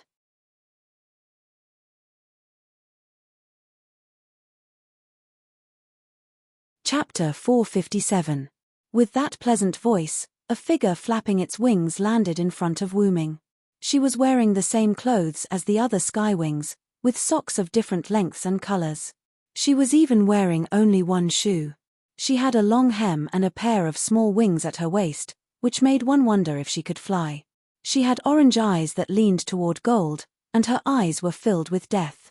She had long pink hair that glowed with fluorescent light, and a halo that resembled a magic array on one side of her head, making her look extremely mysterious. Wu Ming could not help but sigh in admiration. They really were sisters. Osriel's clothes were similar to the girls', and aside from her heterochromatic eyes, her hair color being different from the girls', her halo being more complicated, and her face being a little different, Wu Ming would believe that the two of them were sisters. On the other hand, because the other skywings had always been in the shape of children, Wu Ming could not tell how similar they were. Thus, Wu Ming chose a skywing that was the same size as Osriel, and he began to compare them. However, there were a few things that caught Wu Ming's attention. The skywing girl's figure was as graceful as an angel's, but her eyes were as cruel as a demon's, and her entire body reeked of blood. Although the skywings were all 16 or 17-year-old girls, because of the war, they were filled with ruthlessness and death, and Osriel was no exception. However, the skywing in front of Wu Ming had a more ruthless and bloodthirsty aura than the other skywings. She was undoubtedly known as a god-slaying weapon. Wu Ming looked into her eyes. Although she was smiling, the death in her eyes was no less than the other skywings. In fact, the other skywings could not even catch up to her. This was an extremely dangerous fellow, more dangerous than any of the skywing species present. This was Wu Ming's conclusion. Even more interesting was that she did not have the body of a child like the other skywings. Instead, she had the body of a normal girl like Osriel. "Little G, why are you only back now? Where did you run off to earlier, meow?" Osriel had a look of exasperation on her face as she spoke to the skywing girl known as Little G. "I was attracted by the battle between Lord Arthas and Lord Wu Ming Tilda then. I was sent flying by the shockwaves of the battle. I happened to meet a strange human with a broken arm, so I played with him a little." Tilda the girl called Koji smiled sweetly at Osriel. Wu Ming, on the other hand, found some clues from these words. Based on her words, Wu Ming could tell that she had been drawn over while Wu Ming and Arthas were fighting. This meant that she had spatial abilities that surpassed other skywing species. Otherwise, she would not have noticed the fight between Wu Ming and Arthas. Afterward, she might have been sent flying by the shockwaves of the spatial explosion, which was why she did not follow Osriel and the others to find Wu Ming. Furthermore, Wu Ming could sense that this skywing was much stronger than Osriel's. Furthermore, this skywing did not have the slightest hint of violence. Furthermore, this skywing was able to leave Abonte Heim on her own accord. Furthermore, this skywing had not transformed due to exhaustion. There was no doubt that this skywing was unique. "Lord Wu Ming, she is Gopriel, the final skywing species created by Lord Arthas. She is the final product of an alien being. It can be said that she is stronger than any of us skywings, and there is an example of her single-handedly conquering a superior race." Wu Ming immediately understood. It was no wonder she was so special. It turned out that she was an alien being created by Arthas. Under normal circumstances, the first and last products were both special. As the first product, Osriel had the authority to command the skywings, while Gopriel, as the final product of an alien being, had the greatest strength. However, the fact that her body had not changed caused Wu Ming to misunderstand. Why was Gopriel called an alien being? It was because she was an alien being. As god-slaying weapons, the skywings naturally had strict team assignments. Meanwhile, Gopriel did not have a team and acted alone. It was very likely because of this that Gopriel did not participate in the release of Pseudo-Godstrike. However, this did not surprise Wu Ming. Gopriel's lack of participation was very likely due to Osriel's orders. No matter how stupid Osriel was, she would not let all the skywings fall into a weakened state. Gopriel was the backup plan that Osriel had left behind. Wu Ming's guess was not wrong. Due to Gopriel's stubbornness, she left Abonte Heim, and Osriel could no longer care about Gopriel. She brought Abonte Heim and all the skywings to Wu Ming. After that, Gopriel found Abonte Heim and returned. Wu Ming did not think that Gopriel did not know about Arthur's death, but from her expression and aura, as well as the emotions she displayed, Gopriel did not seem too sad. However, Wu Ming did not pay attention to that. What Gopriel had just said concerned Wu Ming. "You said that you met a human with a severed arm. Where is he?" Wu Ming looked at Gopriel solemnly. Unsurprisingly, the human with a severed arm that Gopriel had met was Rick. Wu Ming had sent Rick directly to Lucia.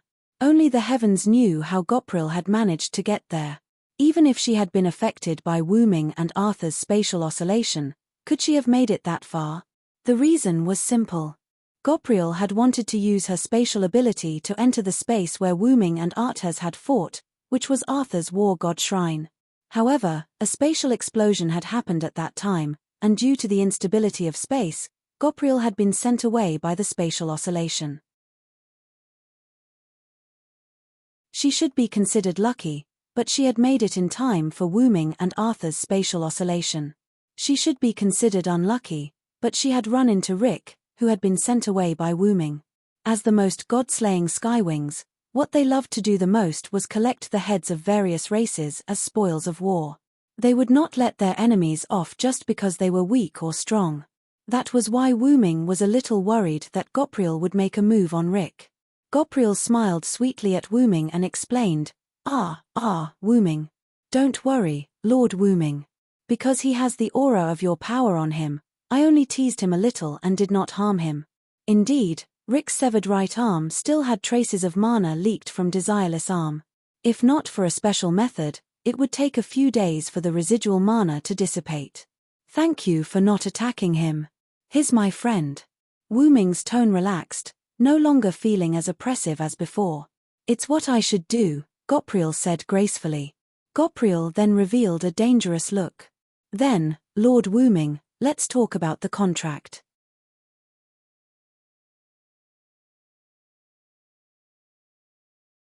Chapter 458. For her to stand up at this time, there was no doubt that she had some objections to Wuming's contract. I heard that Sir Arthurs has entrusted us to you. Since that's the case, I'll definitely abide by this rule.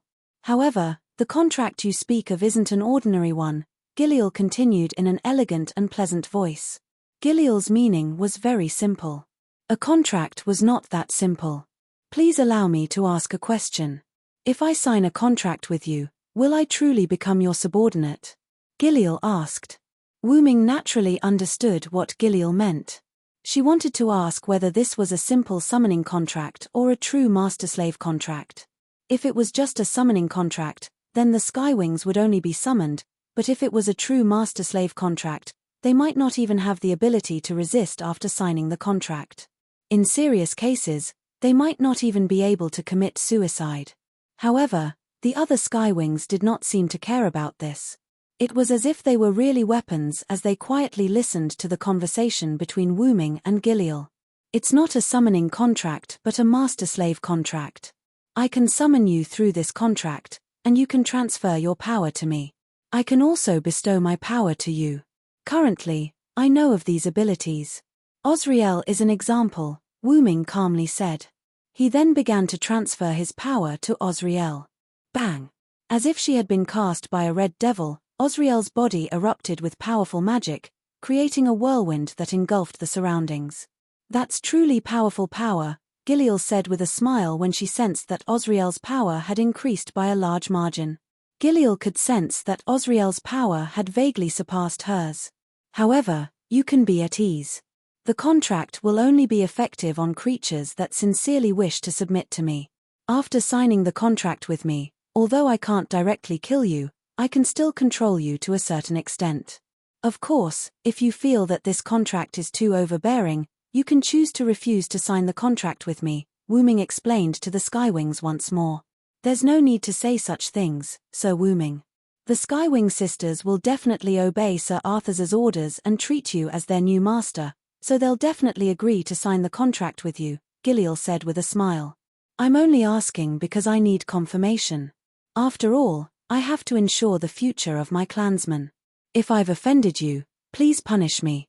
Seeing Giliel's apologetic look, Wuming simply waved his hand. There's no need for punishment. You're not wrong.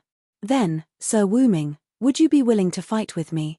As if she had already expected Wuming's answer, Giliel smiled and looked at Wuming. However, the ruthlessness and deathly aura in her eyes became even more intense. Wait a moment, little Giliel. How can you be so rude to Sir Wuming, meow? Osriel frowned and said. After being strengthened by Wuming's power, she appeared extremely dignified. If only I could get rid of that last quirk, Wuming laughed when he heard that. I'm afraid that you wanted to fight with me from the start, Giliel. Indeed, after saying so much, apart from confirming the future of the Skywings, Giliel actually wanted to fight with Wuming even more. Although it's a little rude, Sir Wuming, I won't lower myself to fight someone I don't agree with, even if it's you who defeated Sir Arthas. Instantly, Giliel's eyes were filled with killing intent. Giliel! Osriel roared at Giliel. This time, Osriel did not use her pet name of Little Giliel or her quirk of meow. It could be said that Osriel was already angry. You're quite to my liking. Then, let's fight. Wu Ming also revealed a smile, as if his interest had been piqued, and he looked at Giliel wantonly. Hey!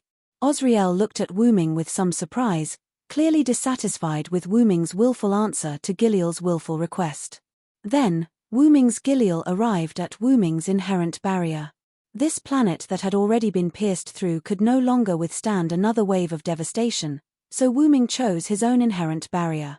Because it was the ability of Anzavulga's staff, the first 8 layers that were destroyed had not yet recovered, unlike the ordinary inherent barrier, which would remain intact after the magician activated it again. Although the 9th and 10th layers were quite narrow, Giliel did not say anything. It was better to say that for Giliel, any kind of battlefield made no difference. While the Skywing species waited patiently, several minutes later, Silent Wonder came out of the inherent barrier with the miniature Gopril in hand. "Eh? So fast, meow." Osriel had a surprised expression. This opportunity is really careless. She used all her energy to release Heavenly Strike after a few simple exchanges, so naturally, it's going to end soon. After Wu Ming resisted Giliel's attack, Giliel, who had no energy left, could be said to have lost. I'm a little excited, but I didn't expect Wu Ming Sama to be able to resist my Heavenly Strike. Gopril, who was being carried by Silent, wasn't embarrassed at all. Instead, she smiled proudly, as if she had won the match. Although I can't use most of my powers, I can still use magic. When Giliel used Heavenly Strike, Wu Ming entered his magician avatar and used one sealing technique after another to directly seal Giliel's killing move. After all, in theory, in the face of a tsunami, you only need a flame countless times larger than a tsunami to evaporate the tsunami. Silent had made use of the principle of quantitative change leading to qualitative change. Relying on a magician's extraordinary use of magic sealing spells, he had sealed Jillian's moves. Fortunately, Giliel's Heavenly Strike was just a simple energy attack. If it was a noble phantasm, Wu Ming would not be able to seal it, at least not now. It's really annoying, meow. In short, Kitsune lost. Meow tilde Osriel turned around, and her face instantly became like an idiot. However, because Giliel was being carried by Wu Ming, she did not see Osriel's face and said with a smile, "Ah, that's right. Wu Ming Sama got my approval. Wu Ming, hurry up and let all of us Skywings sign the contract." "All right, let's do it as soon as possible." Wu Ming also nodded. He had wasted too much time with the Skywings. However, Wu Ming Sama, before that, can you give Kitsune to me for a while? Meow tilde Osriel turned around and looked at Giliel like an idiot. "Hey, Senior Osriel, you're like this again. I don't want to be your pillow." Meow, ha ha ha tilde it's still up to Master Wu Ming. Meow tilde that's enough, you two. There are still so many people watching.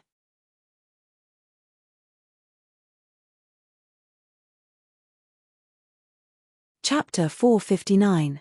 After that, Wu Ming entered Vitality Incarnation and released his mana, enveloping all the Skywings. Immediately afterward, the Skywings returned to their girl forms at a speed visible to the naked eye, but thanks to that, Wu Ming's Vitality Incarnation also entered a red alert state. After all, there were close to 10,000 Skywings. Fortunately, because it was not overloaded, the Vitality Incarnation was only used for a short period of time, so it would recover in a few days.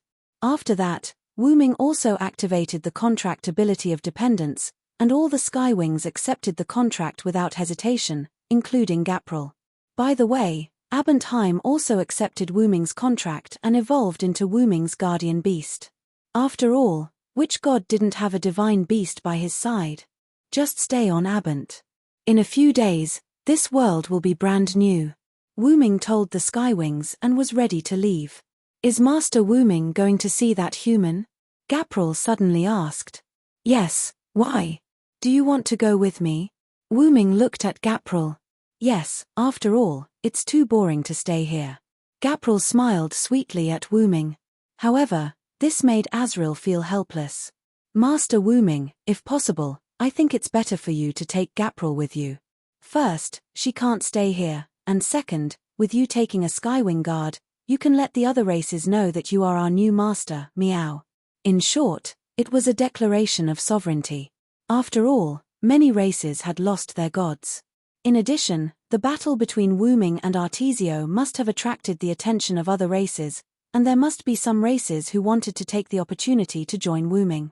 After all, almost no one knew that the Star Cup was already in Wu Ming's hands. Many of those secluded clans did not really want to retire. If they won the Star Cup for their own gods, they would naturally rise in status. Who didn't want status and power? It was just that they couldn't fight anymore, so they had to withdraw from the war.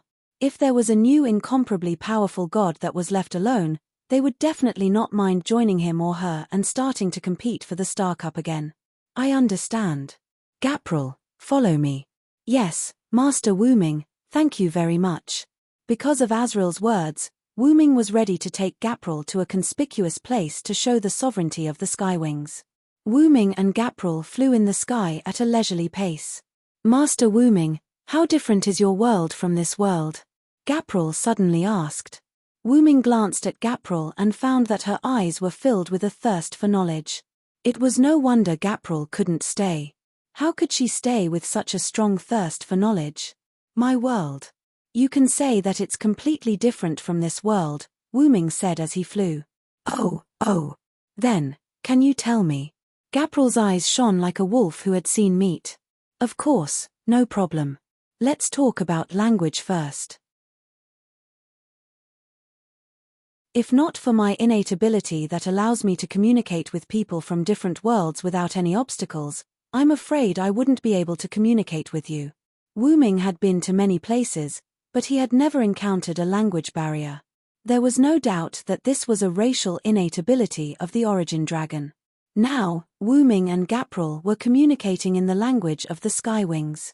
Every time he came into contact with a new species, Wu Ming could always subconsciously speak the language of that species and communicate with them.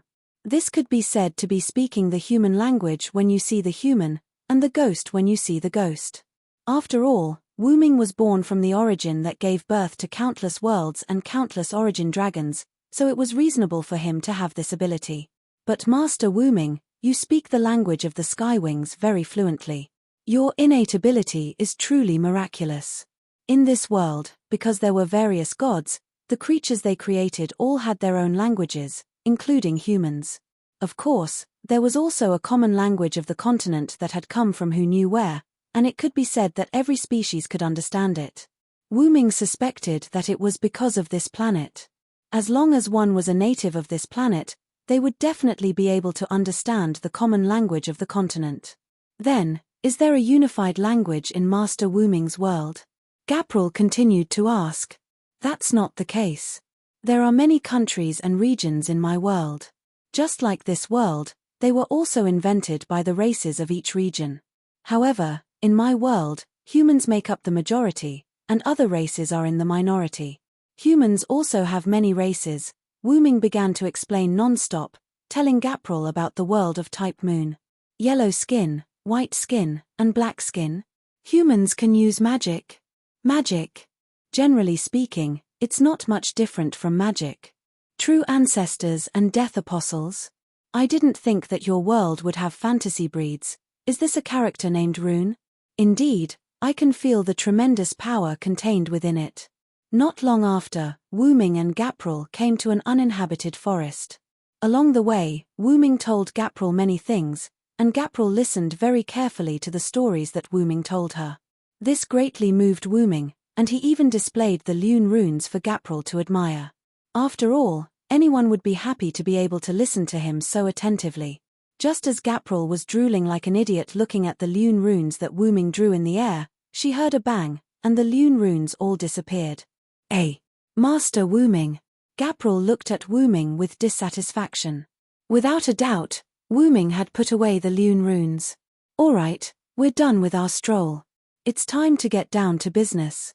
Wu Ming would not forget about business just because he was having a good time chatting with Gapril. Yes. Then, Master Wooming, you should have summoned me earlier. He. Gapril then turned into an idiot again, letting out an extremely idiotic sound. Yes, I got it. Wooming bitterly smiled. He did not see any other skywing species being so curious. Could it be because Gapril was the final product? Wooming even began to suspect that the skywing species that had robbed the old capital of the forest fairies and stolen all the grimoires was Gapril. Gapril's thirst for knowledge was truly too exuberant. Shaking his head, Wooming no longer thought about this. He purposefully looked around before opening a teleportation gate and entering with Gapril. The spies of the other species hidden in the surroundings wiped off their cold sweat and quickly retreated.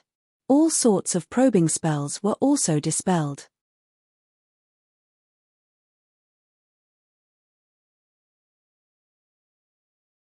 Chapter 460. In a cave, the water around him shimmered with the light of special ores. Rick was still wearing his tattered clothes from the forest god's attack. He sat on a stone bench uneasily. However, he was not alone. In this cave, there were other ghosts that Rick had chosen. Rick had asked them to rest in other caves. Rick wanted to be alone in this cave. They were all missing an arm or a leg, but fortunately, none of them were missing. Wooming's potion was indeed effective. None of them were crippled or had their skin fester due to the black ash, but they were still missing an arm or a leg. The ghosts did not always apply the black ash. They only applied it when they arrived at their destination and began their mission. This meant that they did not have any black ash on them when they were on their way. Putting aside the demons hidden on the continent, there were also those who were alone or hidden in the path that the ghosts had to pass through. Any single person of another race who accidentally discovered the ghosts was enough to pose a fatal threat to the ghosts. Coupled with the dangerous environment, it was a miracle that the ghosts were only missing an arm or a leg. There were no casualties. This is the possibility of being human. However, in the face of absolute power, we humans are still too weak, Rick said self-deprecatingly when he thought of everyone's efforts. Rick had been returning to this stronghold ever since Wooming teleported him back to Lucia. However, his luck was not good. He ran into a skywing on his way back. How is that possible? Aren't the skywings at war with the forest goblins and goblins? Rick was dumbfounded. Without the black ash, the skywings had long seen through his human identity. Now, Rick was prepared to die. Oh, a special human. This feeling of facing death with equanimity. Are you prepared to die? As he had lost his right arm, Rick took out a dagger with his left hand and glared at the skywing in front of him. Although Rick used his left hand to wield the dagger, it did not affect him much. To survive in such a world, it was necessary for both hands to master the way to use weapons. Not a bad eye. Looks like I'll have a decent spoil of war today. The Empyrean wing smiled. As someone who was very familiar with other races, Rick naturally knew that the spoils of war the skywings were talking about were the severed heads. Well, it just so happens that I have something to do right now. I'll put your head on your neck first. It was as if the Empyrean wings were playing a prank on him.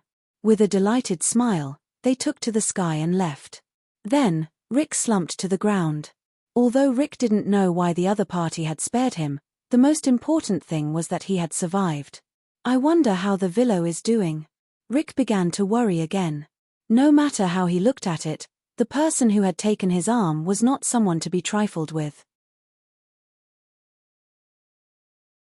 Not to mention, Wooming had called her the forest god Kainaz. Although he did not know if it was the real forest god Kainaz, Rick knew that the enemy was not to be trifled with. The Earth's core has indeed been pierced through, so the star cup should have been released as well. Then, the Earth's crust shook violently last night. Could it be that the gods were fighting for the star cup? Rick frowned. Rick saw the Earth's core being pierced through, but he did not see who had obtained the star cup. Therefore, Rick guessed that the Earth's crust shaking was caused by the gods fighting for the star cup. Rick's guess was not wrong. Wooming and the star cup's consciousness were indeed fighting for their lives. It was inevitable that whoever won would obtain the star cup. However, if you think about it carefully, this is also beneficial to humans. No matter which god gets the star cup, the war will naturally end. However, Rick immediately shook his head. A god who can't ensure the safety of humans, possessing the Star Cup is equivalent to giving humans an unprecedented disaster. Rick sighed helplessly. I can only rely on you, Lord God from another world. After all, Rick still dared to prance around under the eyes of a god, but Rick really did not dare to snatch something from a god. It should be said that he could not snatch it. Humans without power could only lead the war to an end. If humans really had the power to change the outcome of the war, then humans would not be where they were today. Then I'm really honored, Rick. Suddenly, Wu Ming's voice sounded in the cave. Lord God. Rick looked at the source of the voice excitedly, but his voice came to an abrupt stop. It was not because of Wu Ming, but because a skywing species was following behind Wu Ming. Moreover, it was the skywing species that had let him go. In an instant, countless questions arose in Rick's mind. Why would the Lord God have a skywing species behind him? Wasn't the skywing species a subordinate of the war god Arceus? Could it be that the Lord God and Arceus worked together? Many questions filled Rick's mind. Seeing Rick's eyes constantly changing, Wu Ming easily guessed his thoughts. Arceus is dead. I defeated him. Wu Ming's words shocked Rick. To be able to defeat the war god who was known as the strongest in this world, did that not mean that this Lord God from another world was even stronger than the war god? Then, the skywing species behind you is... Rick looked at Jillian, who was still smiling. Now, the skywing species has already defected to my command. These words made Rick lose his composure. Let's put it this way. Just treat it as my reward for defeating the final boss. Wu Ming smiled at Rick. How can there be such a reward for defeating the Demon King and subduing the Demon King's army? Rick roared angrily. Forget it. Let's not talk about this for now. Rick rubbed his head as if he had a headache, then looked seriously at Wu Ming. Star Cup. How is it? Hearing Rick's words, Wu Ming smiled, and then golden ripples appeared beside him. Seeing the golden ripples for the first time, Jillian showed interest and curiously stared at the golden ripples. Wu Ming reached his hand in, then out again. In an instant, the cave, which was originally extremely dark even with the light of the oars, became as bright as the outside. The reason was the cup-shaped object in Wu Ming's hand, which was emitting endless light. Without a doubt, this was the Star Cup. Jillian and Rick both looked at the cup in shock. This was the symbol of the planet's ownership. Although the two of them had no intention of becoming the planet's master, they could not help but care about the Star Cup. This thing was simply too beautiful. This was Rick's first thought. Rick was deeply immersed in the warm light of the Star Cup and did not speak for a long time.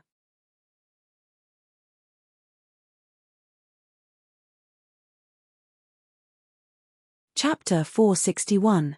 So this is the Star Cup. Rick said in a confused manner. Yes, this is the source of the gods' dispute and war, the Star Cup. The entire planet was engulfed in the flames of war. Countless lives were lost. The sky lost its light and was shrouded in darkness. The ground was covered in black ash. The cause of all this was the beautiful little cup that was glowing in front of him. The ownership of the planet. The throne of the only god. Now, this war can finally end. Rick clenched his fist and lowered his head. A few drops of tears rolled down his cheeks as he spoke in a choked voice. Looking at Rick in this state, Wu Ming's Jillian seemed to have realized something. Her eyes were filled with thoughts. At the very least, you humans participated in ending this war. You were the victors from the beginning. Usually, only those who yearn for peace will get what they wish for in the end, Wu Ming said to Rick with a smile on his face. Also, I believe that even without me, you can save this planet. The possibility of humans isn't some weak force. From the beginning, Wu Ming had sensed endless possibilities from Rick. The feeling that Rick could end the war even if he did not come to this world lingered in Wu Ming's heart. If Shobi met Rick, he would most likely be influenced by Rick's inner feelings. With Rick's opportunity and the Kikai Seed's ability, the possibility of ending the war was quite high. Of course, since Wu Ming was here, he would naturally choose to help. Wu Ming was glad that he came. Otherwise, even if Rick's plan was perfect, he would still die in the end. The star cup did not allow non-gods to become the only god. Wu Ming could feel the rejection from the star cup towards Rick and Gopril. It was as if they would turn into ashes if they were to touch it. Wu Ming's hand was wrapped around it. Wu Ming, on the other hand, was judged as neutral by the star cup because of the root dragon's power. The star cup would not allow Wu Ming to become the only god, nor would it harm Wu Ming. It truly treated Wu Ming as neutral. But now, there's another big problem. Wu Ming smiled bitterly as he lifted the star-holding cup. Wu Ming started to explain when Gopril's big, curious eyes and Rick's teary eyes looked over. Because I'm not a native god of this world, the star cup doesn't recognize me, and the star cup can only be inherited by the gods. In other words, whether it's a creation of the gods or a human, they can't control the star cup. Wu Ming told them the bad news. Jillian wasn't moved. She wasn't interested in these things, and Rick's expression didn't change much as though he had expected it. You don't seem surprised, Wu Ming asked. While I was waiting, I also guessed that humans might not be able to use the star cup. Furthermore, I didn't have any intention of obtaining the star cup, so I wasn't surprised, Rick said slowly. Besides, I originally wanted you to become the only god, although it's impossible now. Rick shook his head regretfully. The three fell into silence. Hey, Rick, have you ever thought about how gods are born? Wu Ming suddenly asked. Facing Wu Ming's question, Rick didn't answer immediately. Instead, he began to ponder. My lord, isn't it because the elven corridor gave birth to a divine seed? Seeing that Rick didn't answer, Jillian spoke up. However, Wu Ming smiled and shook his head. Of course, Wu Ming wouldn't ask such a simple question. Otherwise, Rick wouldn't be deep in thought. What I mean is, why would the elven corridor give birth to a god? Is there a source beyond this? Jillian also fell into deep thought. She wasn't very interested in this kind of thing and had never thought about it before. She simply gave up after thinking about it for a while. If there were no god seeds, then there would only be one kind of creature in the world. Because only humans were born to live on this planet, the other creatures were all created by the gods. Wu Ming's words gave Rick some idea. From what I know, every world has faith. If the gods rely on faith, they can become extremely powerful. Wu Ming began to tell the story. Faith can provide the gods with endless power. The more people believe in the gods, the more powerful the gods will be. However, once the believers disappear, the gods who rely on faith will instantly fall to the bottom. This was basically the reason why the gods in the Type Moon world retreated. People began to understand the magic that could only be used by the gods, and it was Solomon who created the magic. People began to understand mystery, no longer held reverence, no longer believed, and slowly began to believe in science. As for the gods, they can also be born from faith. Wu Ming's words shocked Jillian. My lord, do you mean that the divine seed is born from faith? Then, Jillian began to think. The divine seed was born from faith. If that was the case, before there were divine creations and gods, whose faith gave birth to the divine seed? Jillian looked at Rick. Without a doubt, the answer was humans. They had no power, no spirits in their bodies, and were extremely weak. However, they were able to play a role in ending this great war. Although in Jillian's eyes, humans were still insignificant, this war was just humans basking in her lord's glory. You should have thought of it, Rick. The humans' faith gave birth to the gods, and the gods created various races. Wu Ming nodded, then looked at Rick. The forest god, the forge god, the war god, the doubt god, the ocean god. All the gods had their own duties. The war god was born from war, hatred, and blood. The forest god was born from nature, greenery, and plants. The ocean god was born from the ocean, various gods, and so on. Ah! Of course, I have thought of it. The thoughts of the foolish ancestors turned into a disaster for their descendants. How ironic. Rick clenched his fists tightly. At this point, he finally understood everything. Why were humans different? Why were humans without any special characteristics? Why were humans without gods? Why were humans so weak? It was all because there were only humans on this planet. Because of the human thoughts, this magical planet's mother gave birth to her younger brother in her own body. However, in the end, the younger brothers of the humans created various descendants, and the younger brothers ignored the humans as their elder brother in order to fight for the position of the family head. Or rather, they never thought of themselves as having an elder brother from the beginning. These humans were probably the servants of the family, the younger brothers thought. Then, the Earth's mother was scarred, and the only elder brother could not stand it anymore. He began his journey to end this farce of a family power struggle. "What a crappy family drama," Wooming mocked. Then, Wooming looked at the disappointed Rick. "Hey, Rick, we need a new god, don't we?" Another sentence made Rick realize something. "You mean?"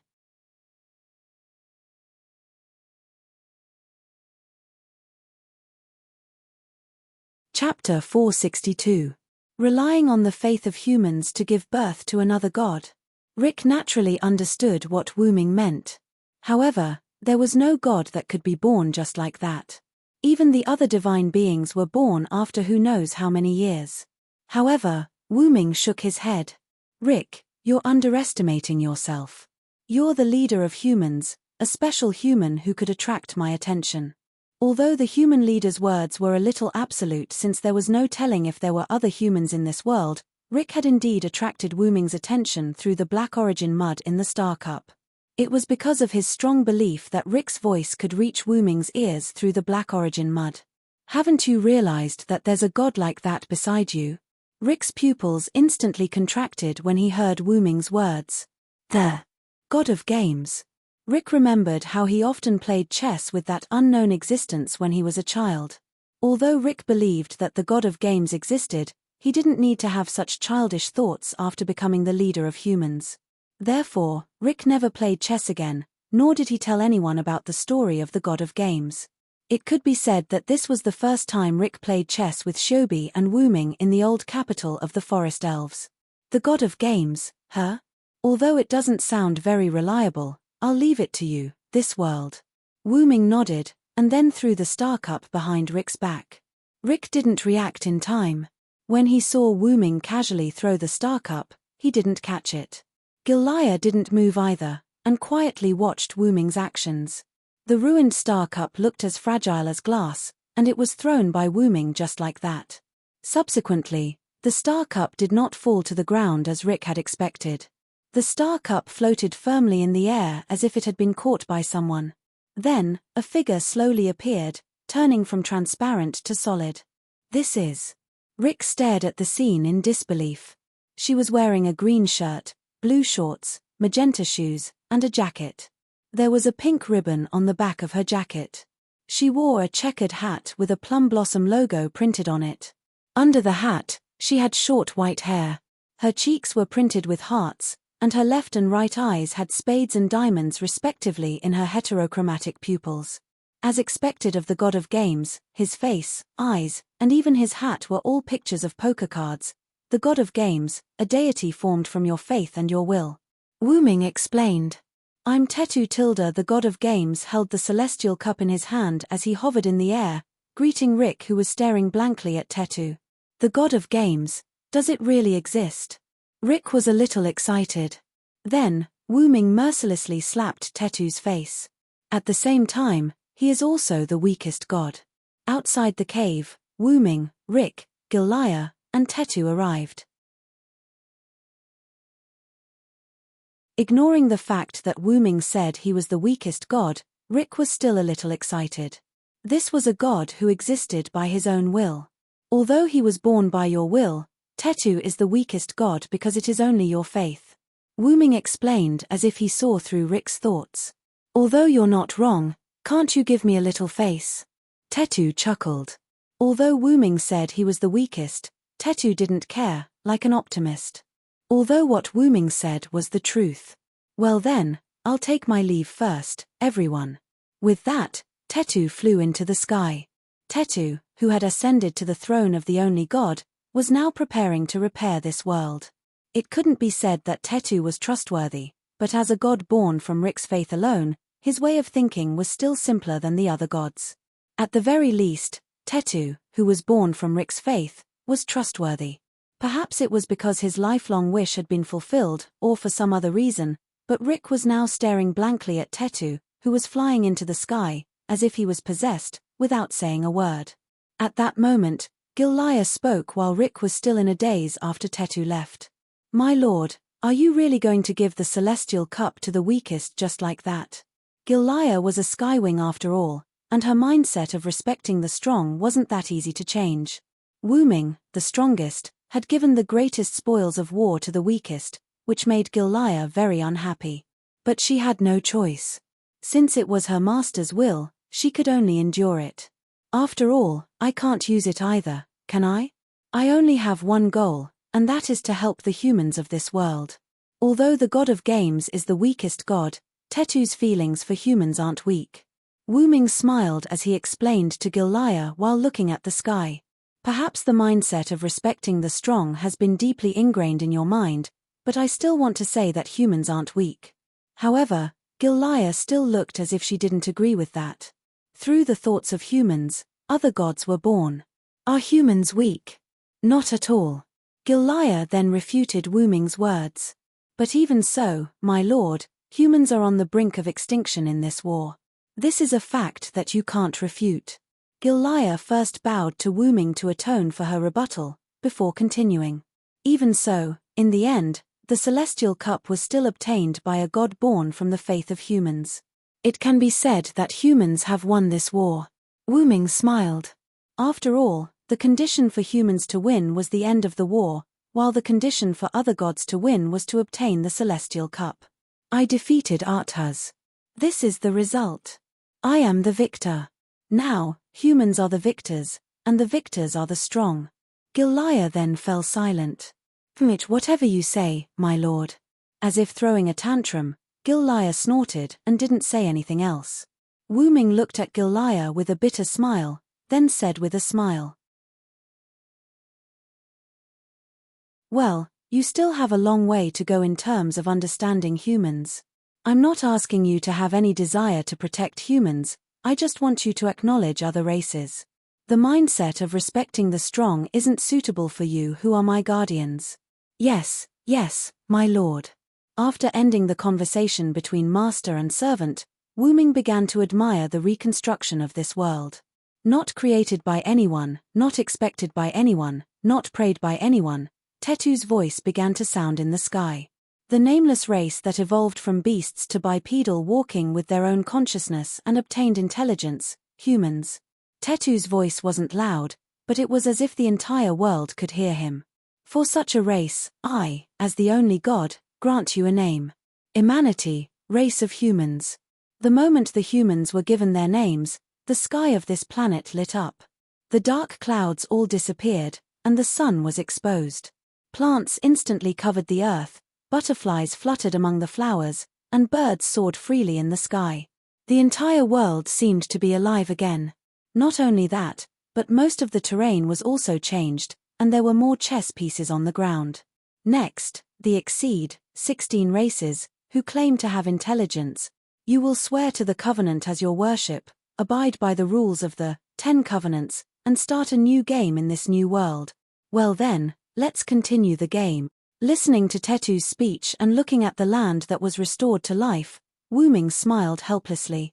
"Well done, but all I can say is that as expected of the god of games. So, my lord, do you want the celestial cup back?" Gilliah egged him on. Well, looking at the tears of joy flowing out of Rick's eyes as he looked down at the land that was restored to life, Wu-ming turned to leave. "Since I'm not interested, I'll leave the rest to the players."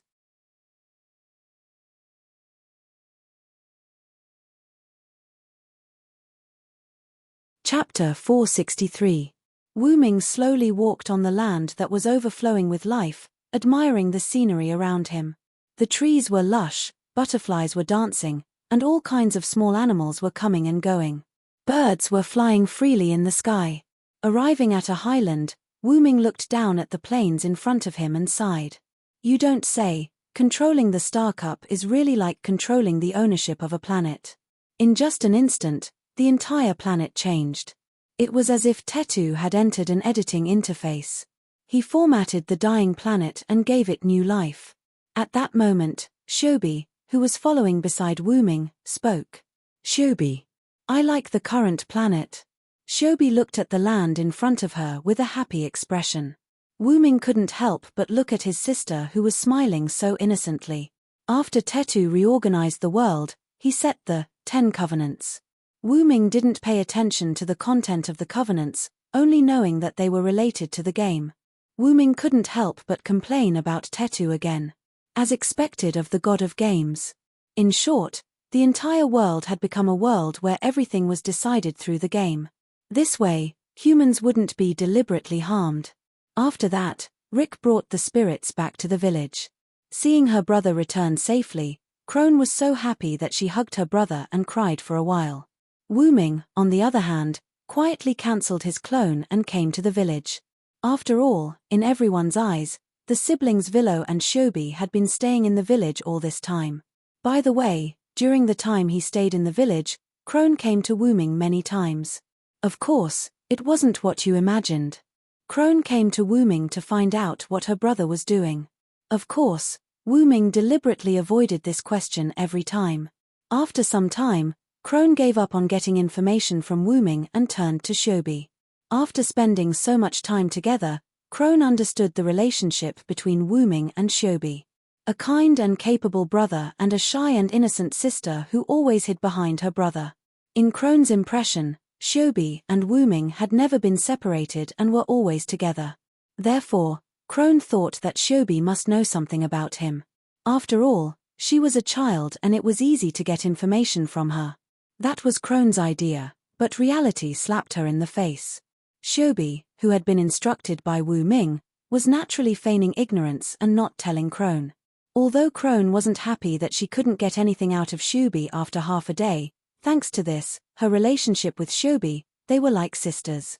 Thanks to Crone, Wu Ming, but Shobi, Shobi, Shobi, Shobi, Shobi, Shobi. Even if Crone was willing to accept Shobi after knowing her identity, it didn't mean that others were willing to accept her. Therefore, after a few days of recuperation in the village, Wu Ming decided to leave with Shobi. He would let the image of a kind and reliable brother and a pure and timid sister be fixed in the hearts of Crone and the others. Wu Ming used the excuse of Shobi and I are going back to our hometown and the current world is decided by the game, so there's no need to worry about safety to leave with Shobi. Wu Ming still remembered the scene of everyone sending them off. Crone hugged Shobi and cried, while Rick and Wu Ming shook hands. Rick knew that once Wu Ming left, it was very likely that he would never see him again in this lifetime. Take care, Villo. You too, Rick. There weren't many words, nor were there any words of gratitude.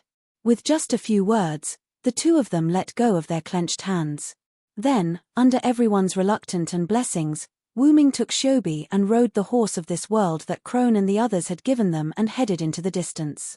After traveling for a while, Wu Ming released the horse and let it return to nature. Then, Wu Ming and Shobi walked on the ground. After all, the two of them really didn't need any means of transportation. How does it feel to gain feelings, Shobi? Wu Ming gently touched Shobi's head and asked. Shobi put her hand on the power furnace in front of her chest and slowly answered Wu Ming. Shobi can't say.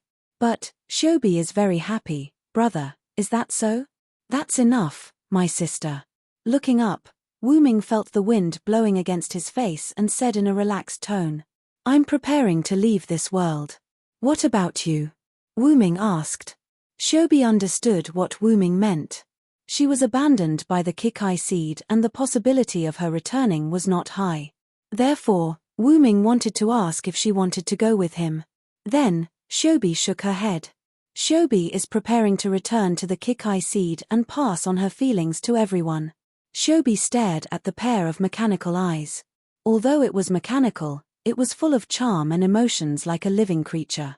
This is going to be a tough road. Are you ready? Wu Ming once again patted Shobi's head and exhorted his sister like an elder brother. Yes, Shobi is ready.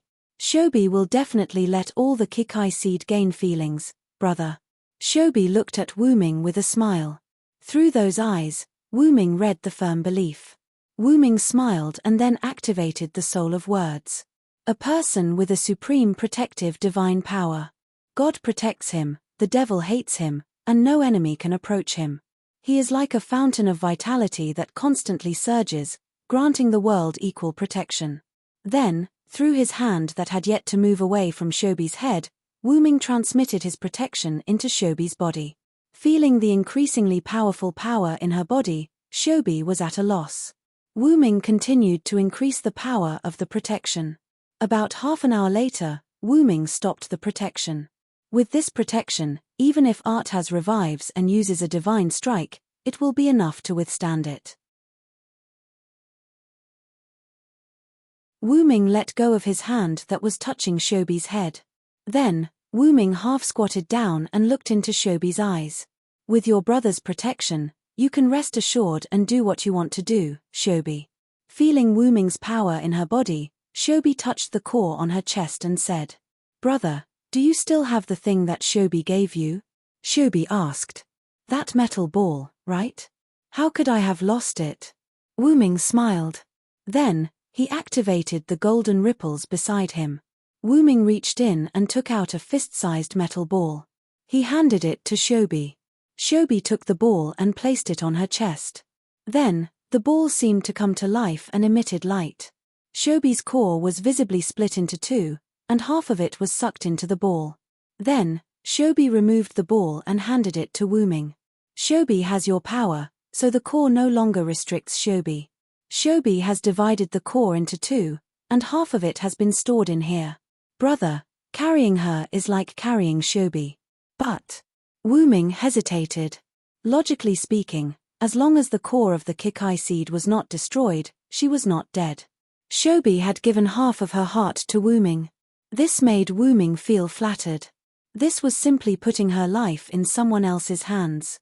Brother also said that the world is not dangerous now, and I believe in my brother. Shobi looked at Wu-ming, her eyes full of expectation. She believed that Wu-ming could protect Shobi's core. This was what Wu-ming read through Shobi's eyes. "Give me the heart, I will never let it go for the rest of my life. Shobi too, with your brother's power, Shobi will not let go of your brother." The wind blew, brushing the grass on the ground.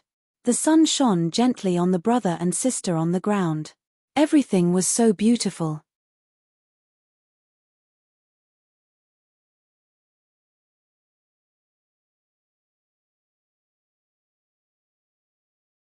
Chapter 464.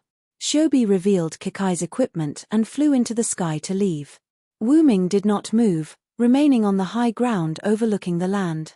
"My lord, are you leaving?" With a spatial ripple, Gopril's voice came from behind Wu-ming. Gopril was a skywing, after all, so Wu-ming had her avoid arousing suspicion and not appear in front of Crone and the others. And because the atmosphere between Wu-ming and Shobi was just right, Gopril tactfully did not appear. Once Shobi left, Gopril appeared from space. "What? Are you excited because you can't wait to go to my world?" Wu-ming half joked. "Well, a little." Gopril smiled, the wings on her back trembling, showing how unsettled she was. Alas, Wu-ming cruelly shattered Gopril's fantasy. "For the time being, I probably won't summon you. Just obediently stay on Abonte." "Hey! How could it be like this?" Gopril was like a deflated balloon, powerlessly slumping to the ground. "This world has already become meaningless. Master, please hurry and take me away." Gopril was like a canary in a cage, looking at Wu-ming with a pitiful gaze. That was because T2 had turned this world into a game where everything was decided. That meant that there would be no more killing. This was hell for the Skywings, who loved to kill and snatch kills, as well as the god-slaying weapons. As a cute girl, it's not good to always talk about killing and fighting. You need to learn how to cultivate your character. How about this? Tell Azrael to give an order to all the Skywings that the new generation of Skywings is no longer a killing machine but a collector of culture. The current mission of the Skywings is to collect the culture and knowledge of this world. Whether it's to collect books or use magic to record them, gather as much knowledge as you can. The moment he said this, Gopril became interested. She had always liked all kinds of culture. By the way, after collecting the culture, the Skywings need to study it and learn the advantages of it. Don't be like bookworms who only know how to copy. Yes, Tilda, my lord, your subordinate will do it right away, Tilda Jipril replied playfully, then fled into space and disappeared. Wu Ming smiled helplessly and shook his head. Then, Wu Ming said to no one, "Aren't you going to come out and meet me? After all, I'm your benefactor who helped you ascend to the throne of the one God." After Wu Ming finished speaking, a child's voice sounded. "Ha ha ha, Tilda, are you leaving? Do you still need me to send you off?" Te2 appeared in front of Wu Ming and laughed happily. It had to be said that after becoming the only god, Te2 could be said to be an omnipotent god. However, he could only be omnipotent on this planet. In any case, the current Wu Ming had no confidence in defeating the current Te2. If he were to leave this world, while he would not be completely useless, he would still be much weaker. At the very least, in another world, Wu Ming would be able to grind Te2 to the ground.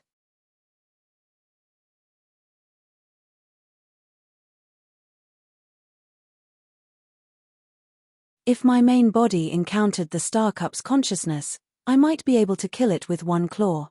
Wu Ming felt his current strength and said confidently, "Let's see which singularity Chaldea has reached." With that, Wu Ming's huge ruber-like dragon eyes turned golden, and something invisible flowed in his eyes. Not long after Wu Ming's eyes turned golden, Wu Ming's eyes turned red again. The ocean, huh? This should be the third singularity. So far, Chaldea had reached the third singularity, and it seemed that it was almost done. This was all because of Wu Ming's clairvoyance that evolved in his root. Wu Ming had just seen Chaldea conquer one singularity after another after leaving Winterwood City. The 100 Years' War, the City of Seven Hills, and Oceanus from Greek mythology. Although Wu Ming did not stay in Rick's world for long, it seemed that the flow of time between worlds was different. Chaldea had already completed 2 singularities, and the third seemed to be almost done.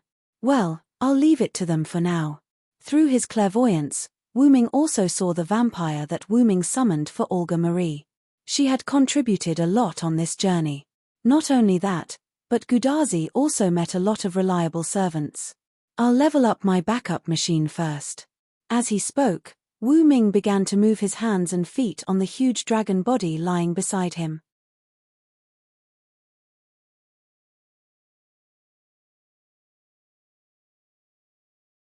Chapter 465. Inside the Root of Origin, Wu Ming had been upgrading his own body for some time. Because there were many things that needed to be upgraded, after Wu Ming came up with a general format, he put the body aside, and then channeled the power of the Root of Origin into the body, allowing it to be modified by the Root of Origin's energy. That's it for now. Wu Ming nodded the huge dragon head in satisfaction. Chaldea should have finished conquering the 4th singularity, right? How about I go to the next singularity and wait for them?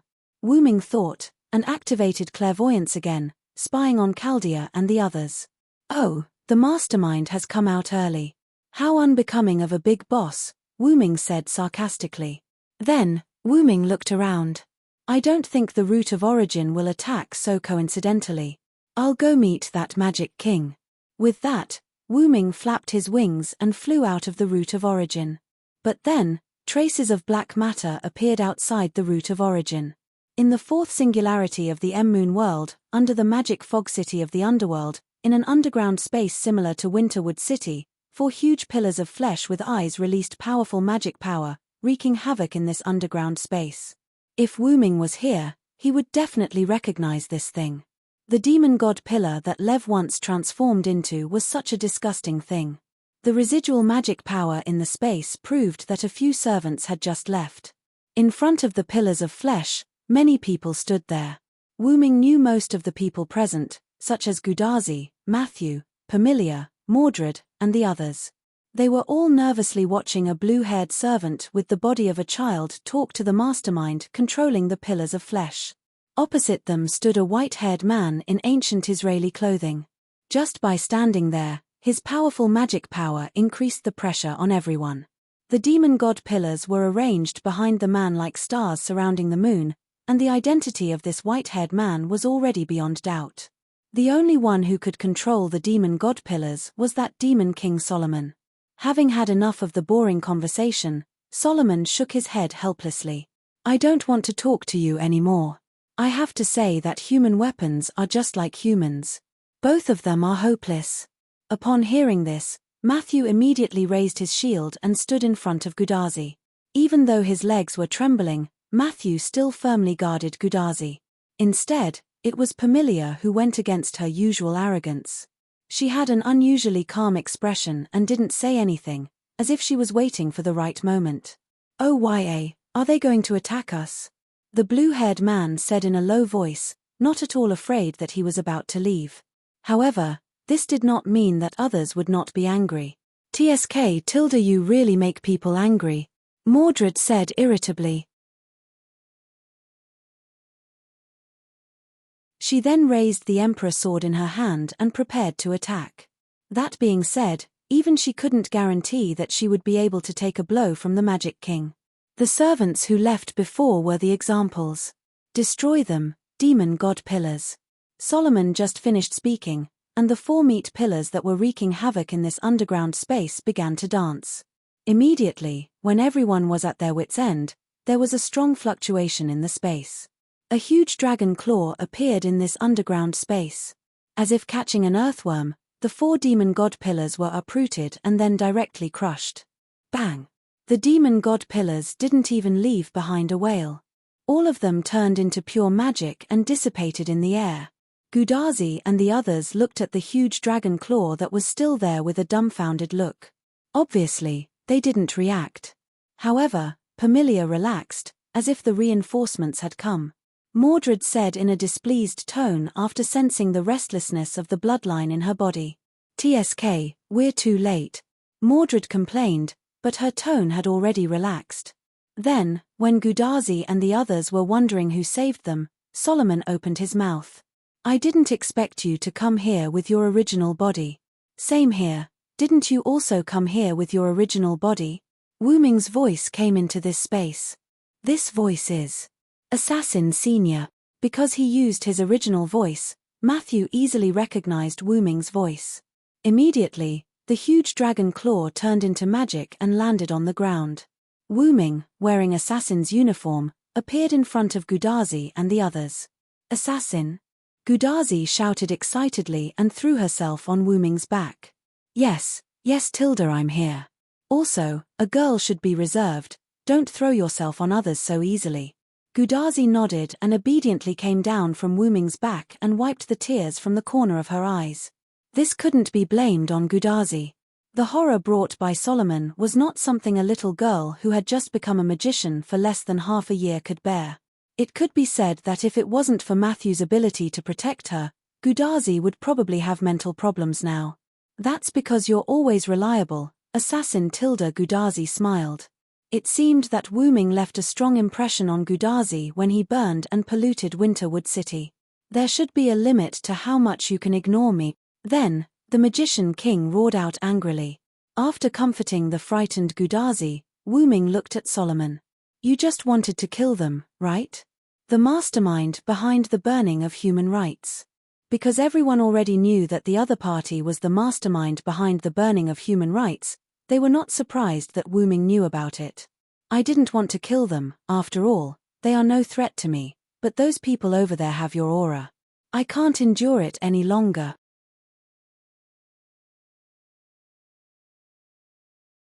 Solomon said violently, almost to the point of roaring.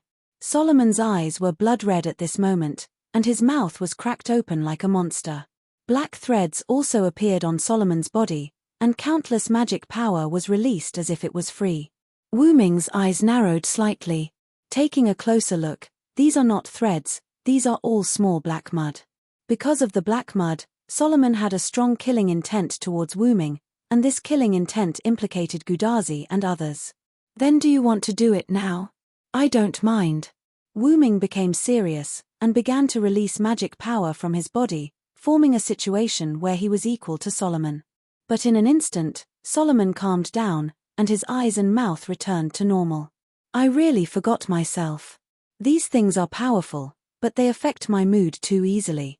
Wu-ming took a closer look, and the black mud on his body disappeared, or rather, it was sucked back into Solomon's body. You can really restrain yourself. Among the enemies I've met, there's not one like you. Everyone who was related to the black mud would not let Wu-ming go, as if they wanted to kill him. Then, they would be killed by Wu-ming.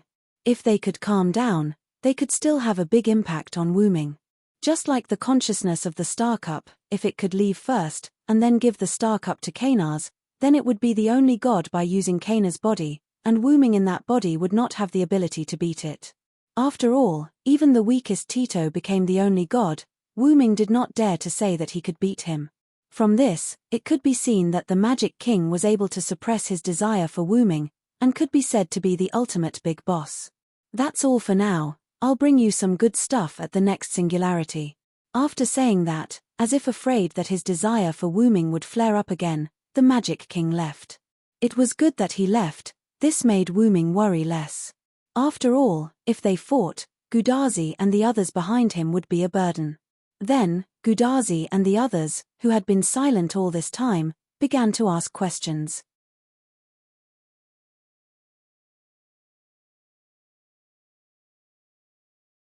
Chapter 466.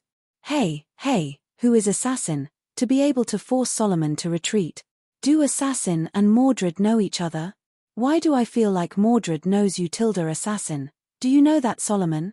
I feel like there's a grudge between the two of you. Assassin. Let's stop for a moment. Wu-ming covered Gudazi's mouth with a headache and stopped Gudazi from asking any more questions. Wu-ming could understand the excitement when there were so many unknowns and someone who could answer them, but it was still better to let Gudazi calm down. Then, Matthew said weakly from the side. Senior Assassin, let go of Senior first. Senior is about to suffocate. Wu-ming looked at Gudazi, who had turned into a mosquito coil, and quickly let go of the hand that was covering Gudazi's mouth and Gudazi's nose. I'm saved, thank you so much, Matthew. Gudazi looked relieved and touched Matthew's little head. This kind of action made Marshu's face blush. On the other side, Pamela flapped her little wings and came in front of Wu-ming. Then, why did thou come so late? Pamela asked Wu-ming with a haughty expression. You stinky brat. That guy isn't someone you can question. Mordred, on the other hand, had an unhappy look on her face. What right do thou have to control me? Oh, you're so protective of this guy. Could it be that thou and this guy have an unspeakable relationship? Pamela was angry at first, then started to tease Mordred. It seems like the lesson from before wasn't enough.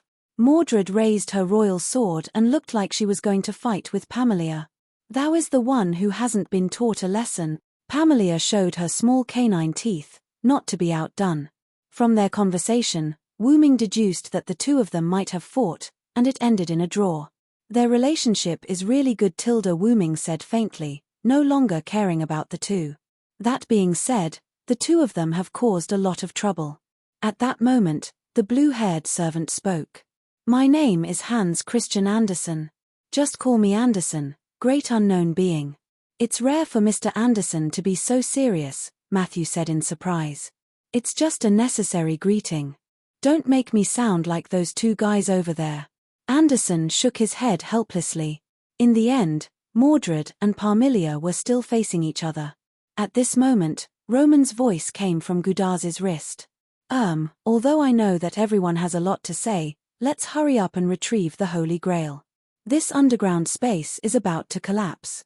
Because of the confrontation between Wu-ming and Solomon, the originally unstable underground space became even more unstable. Sure enough, as soon as Roman finished speaking, the underground space began to collapse. Doctor, you really have a crow's mouth, Matthew complained, quickly ran to the location of the Holy Grail, put down his shield, and began to retrieve the Holy Grail. The Holy Grail has been retrieved.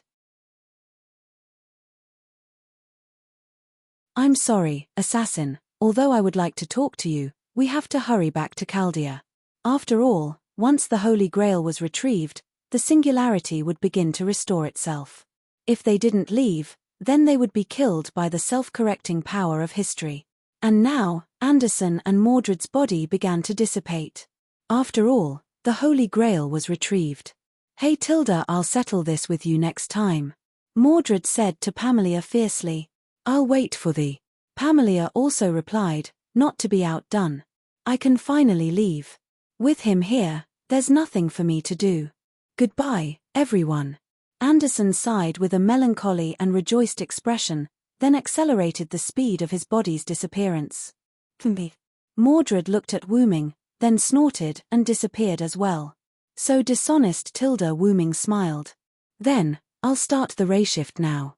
Everyone, get ready, Roman said through Gudaz's wristwatch. However, Wooming laughed mischievously. Then, how about I go with you, Tilda? Chaldea, control room. As soon as Pamela came back, she returned to her small room with the excuse that she was tired and needed to rest. Gudazi, Matthew, and Wooming, the three stood together in front of Roman, who was dumbfounded. I didn't expect you to have such an ability, Roman said gloomily. Wooming did come back with Gudazi and the others, but he did not use the ray shift.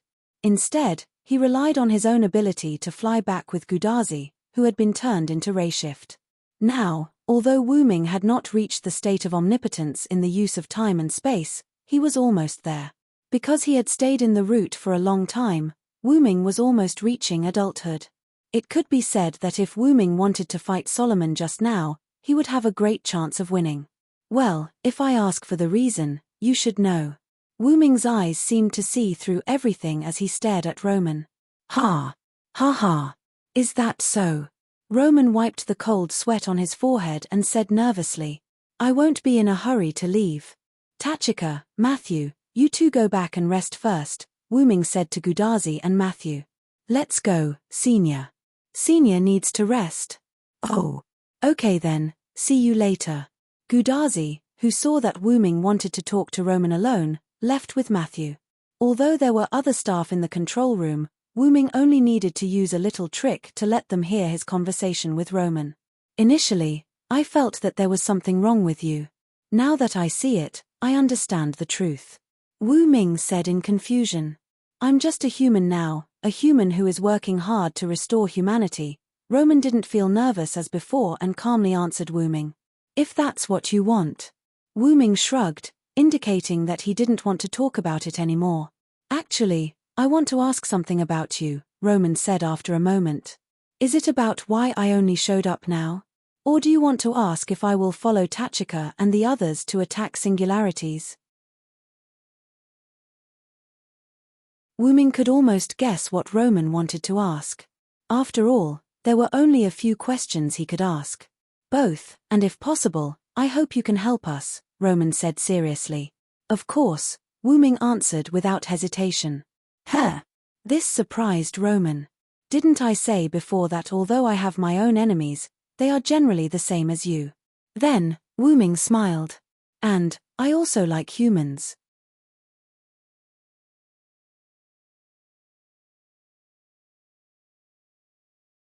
Chapter 467. About half an hour later, Gudazi and Matthew, who couldn't wait to have sex with Wooming, went to the control room together. Hey! Why is Assassin missing? Doctor, do you know where he went? Gudazi asked Roman, who was working at the control console in the control room, when she saw that Wooming was missing.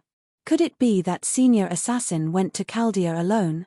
Matthew asked in confusion. After all, if he wasn't here, it was very likely that he had gone to other places in Chaldea. After all, Chaldea was quite big. No, Assassin suddenly remembered something and left Chaldea. Wooming and Roman knew each other very well for some reason, so Wooming told Roman his name. Assassin left.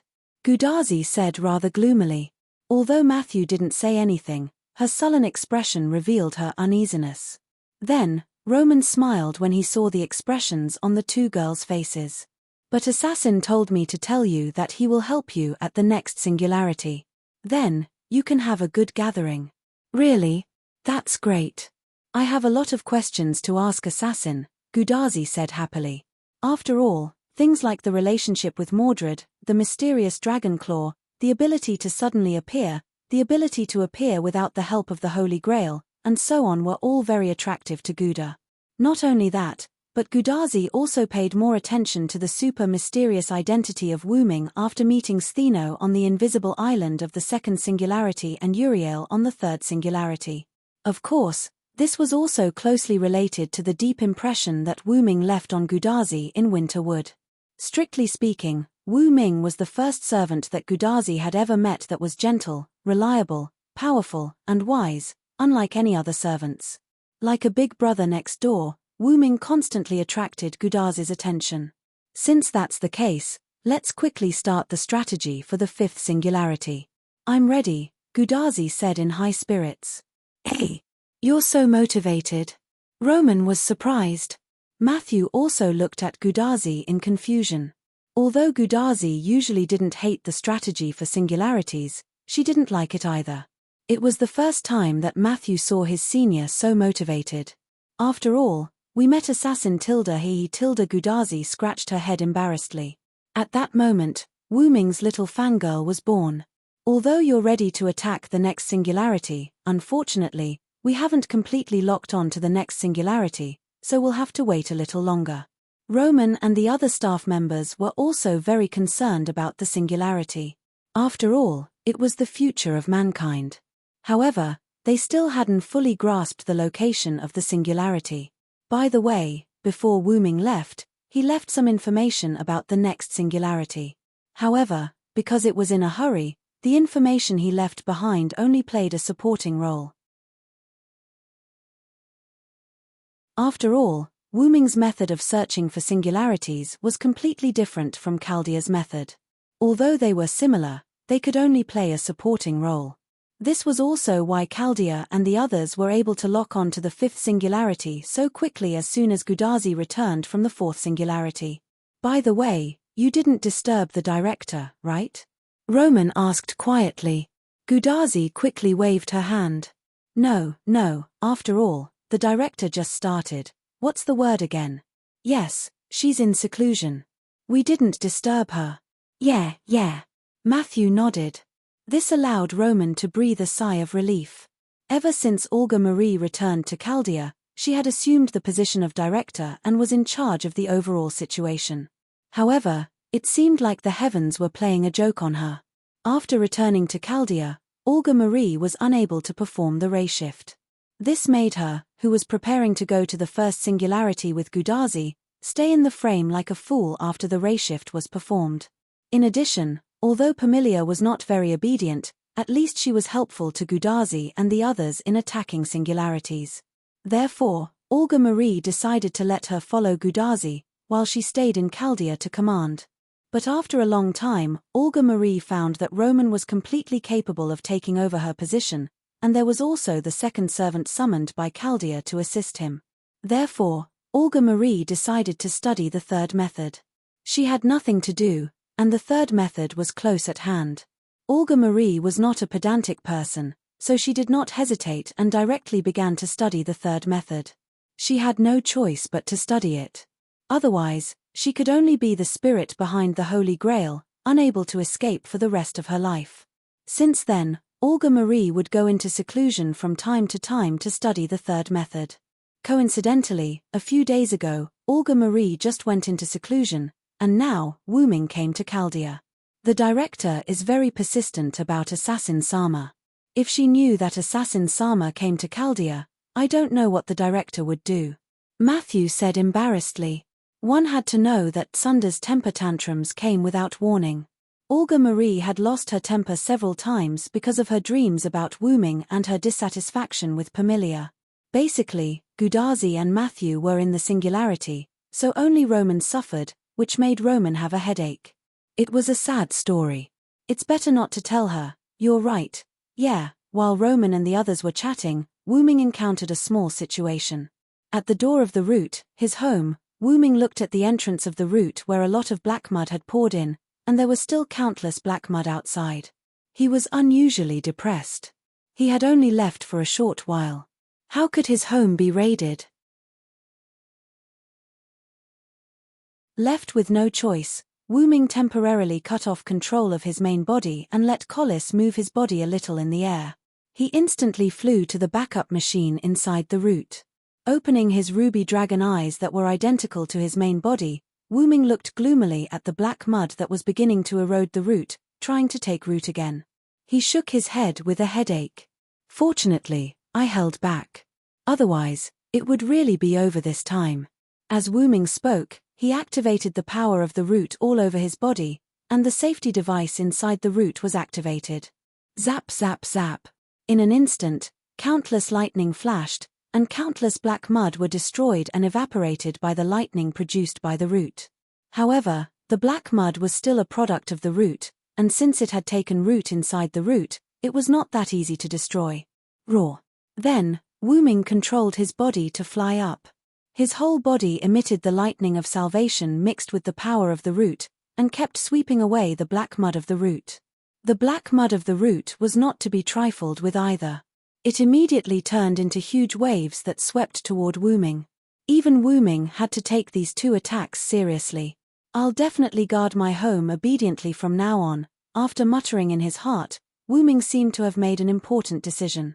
Using the power of the root and lightning all over his body, Wu-Ming charged into the waves of black mud and exploded. Boom! The explosion affected all the black mud inside the root. Even the root, which did not have a fixed form, seemed to be shaking. That's right, Wu-Ming self-destructed.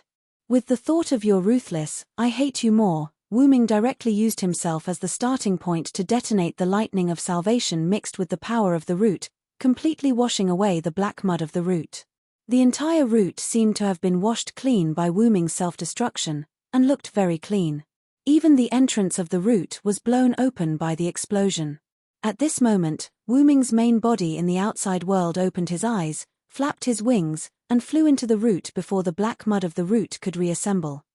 You're tuning in to the Celestial War YouTube channel. Don't forget to subscribe and join us on this journey to catch the most captivating stories.